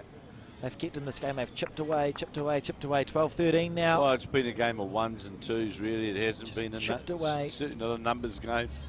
And they have been under pressure. The New Zealand teams put the Irish team under pressure, but they've just had a response every time. Val Smith. He's on the forehand. Got the ball. Good out of the hand. Come How back. far now is it going to come back? Now it will start to move now. Now it will move. Now it'll come back towards. Hasn't got the weight. Need one of those curling brooms we were talking about, Kev, Yeah, just to get that exactly. extra metre. Yeah, it's a metre short, really. Very sort of pensive look from Caitlin Inch. They're just going to have a chat here, I think. Are they calling the skip up? Well, speaking of curling brooms then, Kevin, and you asked me where they play in Auckland, at the Paradise Ice Skating Rink, they've got to have a go at Curling Day on the 23rd and the 30th of April from about Right. 6:15 to 8 p.m. So if you're in Auckland, you want to have a go at bowls on ice, and something I wouldn't do because I'd fall over, but people less ungainly than myself, just have a look. I suppose you Google Paradise Ice Skating Rink, Yeah, but on those 2 dates. I think the Irish girls are worried about the Val Smith bowl in front on that hand. Well, it is short. That seems to be their quandary. They certainly don't want to run into it. Do you think they're thinking, like the Irish team, ideally don't want to play an extra end, do they? No. You know, no. you'd like to score a 2. No. So if you are on the forehand and you're forced to be heavier, Well, underneath Val's you bowl, know- is it the end of the world if you move the jack a little? No, I was just going to say, no, it's not. Goodness gracious me. Time a kangaroo down. That was something. A lot of jubilation going on there. Shake hands time, I think, in the Australia game. I can tell you that Australia won. It's That's all I know. the gold medal match. That was between Australia green, Australia yellow, as we watch Shauna. Now Shauna Kelly, and playing down on that narrower line to get to the. Willing it to hold up. Now Val Smith to try and beat her own bowl. Really, that's the. The danger for New Zealand is you would hate to snick the jack back to the 2 Irish bowlers that are there as catches. So Val will be making sure she's erring on that nice line to the centre line. If she's eh? on that wider, wider side, she's a chance to get to her own bowl as well, Alex, on that wider side of the ring. So Val's focus will be more on the green, won't it? I would say Absolutely. that Dawn Heyman's team maybe didn't win that game. So that means Australia yellow won, I think, the women's fours match there. And what an incredible finish that was on the rink adjacent, as we see Val Smith on the forehand. Veering wide, that's the way to miss. Yeah, certainly out on that wider side that we spoke about. Back you come. It'll come back, but will it come inside the bowl? Claire Hendra bowl. Good bowl. It's well played. It's a classy bowl there from Val, and look, she skipped the exact same line with her second bowl, her correction. So just making sure no danger at all of snicking the jack back. So Chloe, very focused. very focused. I was just looking at her walking What's back going to the, through her mind? Well, she's played some big bowls, Alex. There's no doubt that this lady's more than capable of drawing the shot, as we saw on the last end when she drew 2 shots to get them within to get them within 1.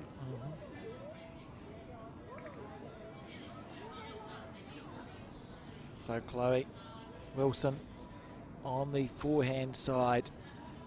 She has played some great bowls in this game. Is there another one in the tank? She's close. Where's the jack going? How far is it going? Wow. That moved quite a way. Quite a way. It must have been down. It's a good shot from the Irish It skip. is. Well, it comes down to a dead drawing match between the 2 skips, 1 bowl versus 2 bowls. And Caitlin must be having flashbacks to the semi-final extra end yesterday when the jack was sprung out to the side. But again, it was Chloe Wilson, the 20-year-old, or 21-year-old now. Unbelievable. Played with confidence now. Caitlin Inch now. On the back end. And how's this on the way down? This girl Nothing seems to bother her too much. She's got a bit of weight. That's a pretty good bowl. That's a good first bowl, isn't it? A nice one to correct from. Shot. Essentially what New Zealand has done is guaranteed a worst case scenario of an extra end. Yeah, You're not going to drop a 2. No, you're not. And this lady is more than capable of drawing the shot, Alex, as we've seen I expect her to be the honest. last few ends. I expect her to, but More than capable. yeah, I expect her to. Lovely camera angle there. You can see just how spread out the head's become after that great bowl from Chloe Wilson, springing the jack to the left as we see it. This is potentially her last bowl. She needs to draw this to give her team a chance of going to an extra end. Big moments at this game. Chloe Wilson on the back end. Can she do it? Can she keep her team in with a chance again? Oh, she's pretty well weighted. She can. She's pretty well weighted. She can. She's pretty well weighted. What a bowl. What a bowl. How good's this Look girl? at that. Now, I would try and draw it off because if it was me, I'd accidentally miss wide, chip my bowl out and drop a 2 to lose, Kevin.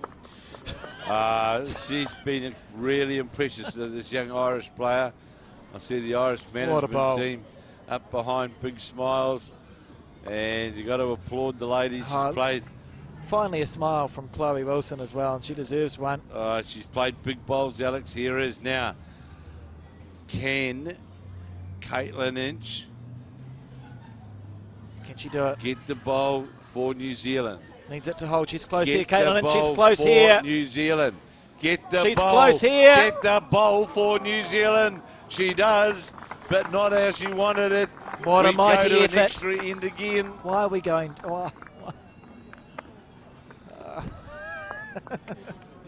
Oh dear.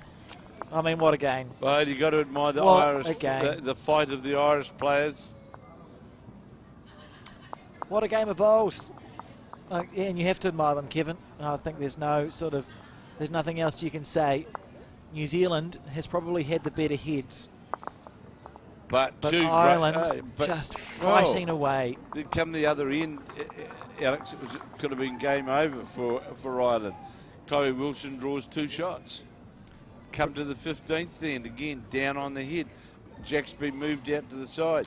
She's got a metre to draw the shot in. Draws it, and the response from Caitlin Inch was absolutely outstanding. But it just went in the wrong direction. So here we go again with New Zealand women's fours 2 days in a row with an extra end. And this will be our last end, Alex, of this. What if it's a drawn end? What happens then? This is definitely our last end. It's been,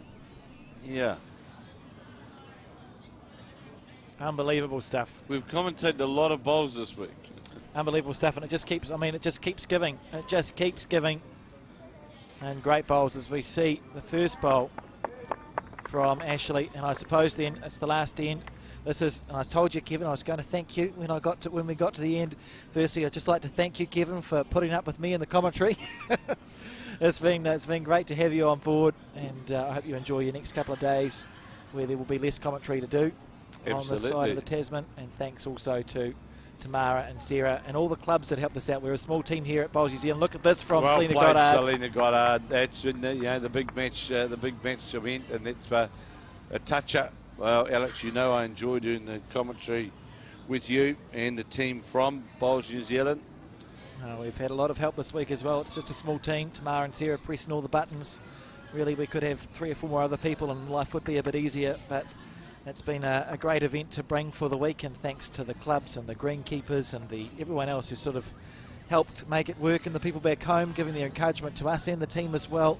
It's just been a wonderful event to be a part of, this multi-nations, and if it's any sign of what the World Championships are going to be like in a few months' time, I think it's good things for New Zealand. And Selena Goddard here with her last bowl of the multi-nations. Another good bowl, going to finish right on the centre line.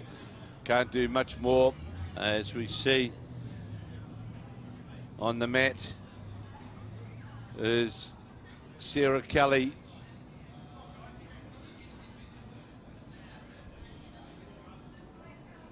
Chloe Wilson urging it to come back, not quite going to do so. Oh, I And just believe me, this girl, Chloe Wilson, she's capable of drawing the shot anywhere. do anything. We've seen that the last few ends. I just feel like it's got a big finish left in it this game. So Claire Hendra now on her forehand and looks on a pretty good line as it comes. How's the weight though? Has played good bowls in this game. Well, if Claire it Hendra. sits dead on the centre. Oh, well, I feel like Sarah Kelly is walking to the garden shed to go get a rake. Yeah, it's good and bad because it certainly opens it up for the Irish to be playing through that bowl, and that's She found the rake, and how well is she using it? And that's exactly what Sarah Kelly's trying to do.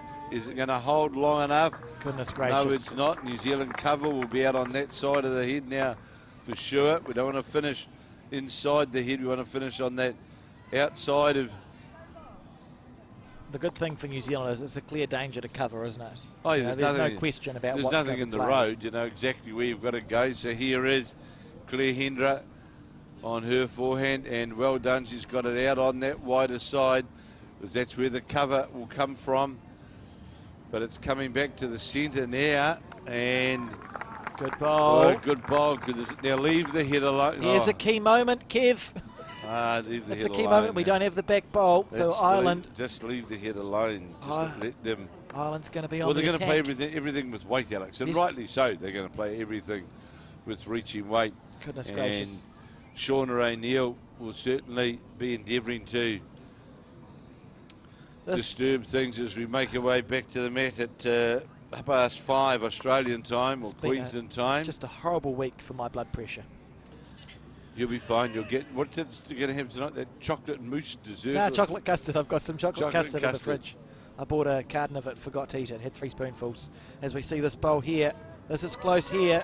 This is close here from Shauna. Look at this bowl. Has she done it? Has she followed through for one? I don't know. Yes, she has. Can't cope. Yes, she has. I mean, you can just, all you can do is admire the Irish here. It's been a Oh, wonderful, they've been wonderful tenacious. exhibition of bowls. Been absolutely tenacious in their fight back in. Yeah, and neither side scored big numbers on any one end. It's been, So, 13 all, Val 13 Smith. apiece. The only Northern Hemisphere team here, aren't they, the Irish? Flying the flag.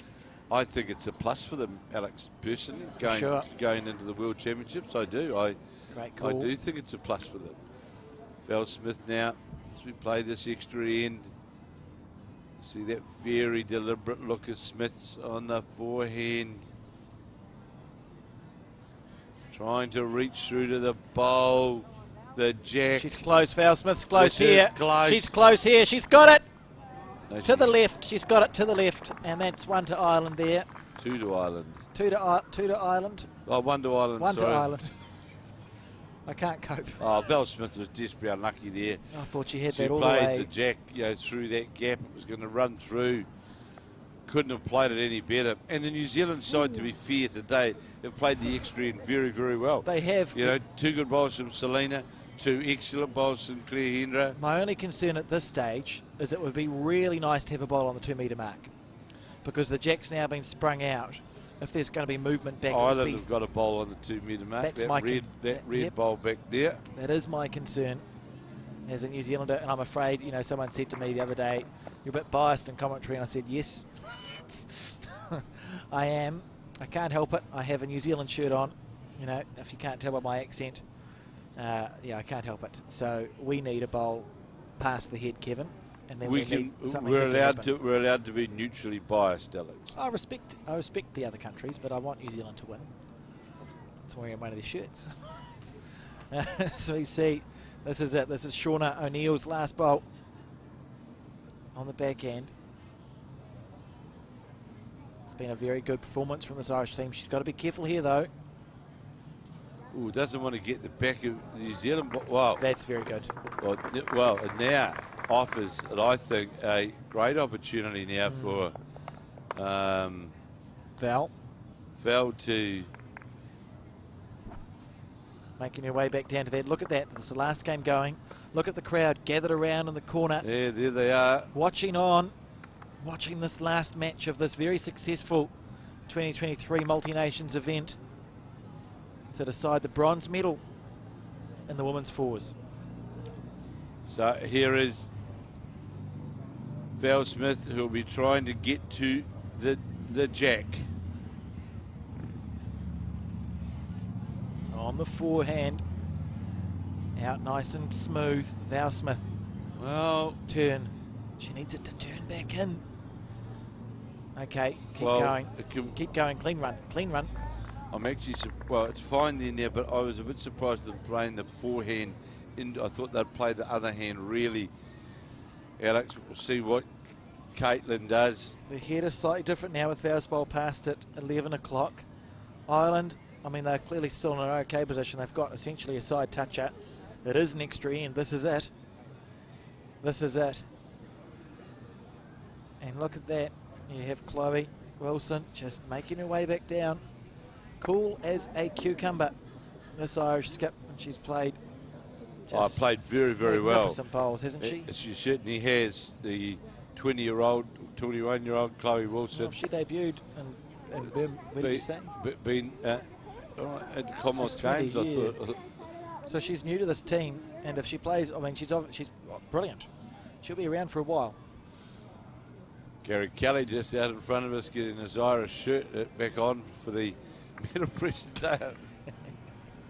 Look at this here, looking to go to the back. That's a reasonable call from the Irish. They're saying if you're good enough to do it, you do it, New Zealand. So, Good sportsmanship well, there. it certainly is pushing the bowl up onto the mat for Caitlin Ince. Makes her way to the mat. 13 all on this, the extra end. New Zealand down on the head. That determined look that Caitlin Ince brings. Will play with weight to try and get to the shot bowl. She's close. Close. Start clapping. She's close. Start clapping. Start clapping. Start clapping. What happened? What happened? No. What happened? What happened? There is a Why are they laughing? Well, because there's an Irish bowl locked in It's there. not funny. There's an Irish bowl. Is it a drawn end? Are we going to it? Are we having another end? If it's a drawn end, The blue bowl down there. oh, you're joking. That blue bowl down there is the Irish bowl. Are we one down, Kev? Well, I couldn't see. It looked like one down when it stopped. Well, oh no, no one knows. I feel unwell. So this event could finish with calipers. Well, what if it's a drawn end? Do we play another one? Certainly do. Look at that. So the Irish bowl is the one to the right. The New Zealand So bowl is the one to the left. The Are we up or question down? is, are both bowls touching? The lighter blue bowl out the side certainly looks to be touching. Get a phone torch out. Well, Put it underneath. it's not all bad, really. Well, that's indicating on that look, they think New Zealand's got the shot. They do. The percentages, That's what it. that's unbelievable. Well, here. now we can see. This is unbelievable stuff. Oh, I think. Well, looking at that, I think Ireland's got one. I think Ireland's got the shot. Or if they with don't, it. it's two touches. With that. Can we get the camera closer in on their head or not? There we go. Oh, it's very close there. No, I'm not going to try and. This is predict- unbelievable. What a finish to this event, Kev. We'll soon know there's every likelihood that Chloe Wilson, as we've seen throughout, Alex, is every likelihood she'll move something around. Does the jack go back up the rink, or is that our bowl short? Probably New Zealand bowl short, isn't it? it is. So here's Chloe Wilson, the 21-year-old, straight away into work on the backhand. Well, Looking she's going for to a get. connection here, Chloe. She's going to get contact. Definitely going to She's get played contact. it well. Let's see what happens. Good bowl. That was brilliant. That's a good bowl. She's been That's just- absolutely. that's- she's been outstanding. This 21-year-old. Chloe Wilson, hold your head high. You can't do anything more. That's all you can do. That was absolutely amazing. I see the look on the New Zealand. So looking at the New Zealand expressions now, I'm sure that they thought they had shot. But this young girl, What can you do? this young girl from Northern Ireland has been absolutely outstanding. The skip of the North. What can you do? Well, the last 3 ends, Alex, she's been the one that's played the New bowls. Zealand's been playing well. Yeah. Caitlin's been playing well. We've been playing good bowls. This young, That, unbelievable. this young Chloe Wilson, she's kept the Irish hopes alive. Unbelievable. And the last bowl of this game. Come on, Caitlin. Here is Caitlin Inch trying She's to given endeavour herself to a chance. draw the shot, get to the She's jack. given herself a chance here. Caitlin Inch back to the jack. She's got it. She's got it. She's How's got that? it. What a How's finish to the that? multi-nations. How's that from Caitlin Inch? What a finish. Do you get any better than that?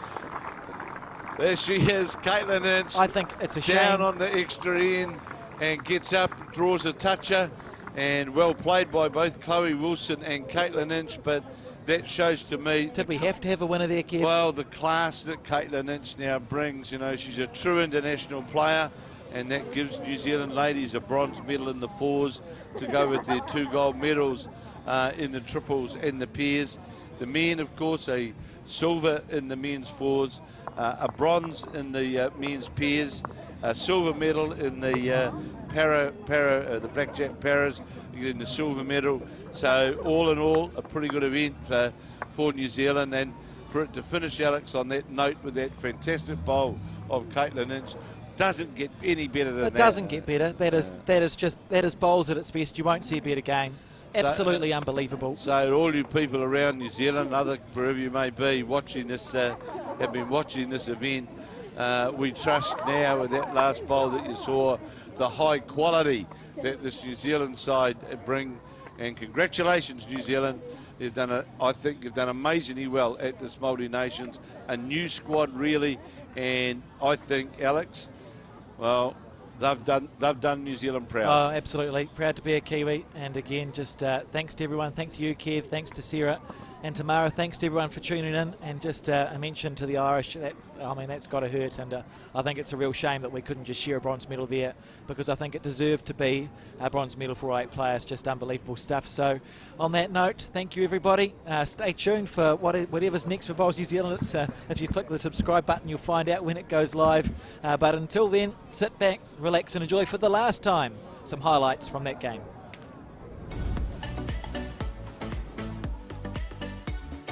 Right in ball there, there. the Irish. I'll be reading it off that for the rest of it. Chloe Wilson, Shona O'Neill, Sarah Kelly, on its way, needs the jack Great goal, touch. what a shot. Well, What a shot. Turns the Val Smith ball right over. Consolidating this lead, isn't it? Well, you Just know, keep sort of ticking away. if they can do it, Alex. This. Oh, this deserves Good ball. that. Yeah, that just. She's going real quick at this. Caitlin Lynch. This is close. Anything square. Anything square. Good try. Someone said something funny. For Genius. touch. Oh, how did that not do anything better than that? Yes, and she has gone quicker. She's close here. Caitlin She Lynch. has gone quicker. She's has close. gone quicker. Where's it going? Stays in from Selena Goddard. Don't get much better than this. Sit, flip, sits the box, shoots fine. Oh, here's a good ball here. Look at this. Gonna Oh, sit what a both shot. the bowls. Magnificent bowls. Was the way to play it and get a result Yes, one way what or a the ball other. from Claire That Hendra. was the way to play it. Well done, well played, well called by. How's the weight? How good. How's the weight? How's the bowl? How good. How good on the Well, backhand. Claire Hendra Beautiful. coming well. Val Smith just been inside Brilliant. into the red bowl. That's where New Zealand wanted it. It's perfection. What a bowl. Whitey Here of Selena Goddard. Jack It's- only ever moving in that direction. Good bowl. It's Zealand. Get the She's bowl. close here. Get the bowl for New Zealand. She does, but not Close. as close. Start clapping. She's close. Start clapping. Start clapping. Start clapping. What happened? No. What happened? What happened? There is a Why are they laughing? Well, because there's an Well, let's see what happens. Good bowl. That was brilliant. That's a good bowl. She's been That's absolutely. that's- She's been outstanding. Here is Caitlin Inch trying She's to given endeavour herself to a chance. draw the shot, get to the She's jab. given herself a chance here. Caitlin Lynch back to the jack. She's got it. She's How's got that? it. What a How's finish to the multi-nations. How's that from Caitlin Inch? I think it's a Down shame. on the extra end and gets up, draws a toucher, and well.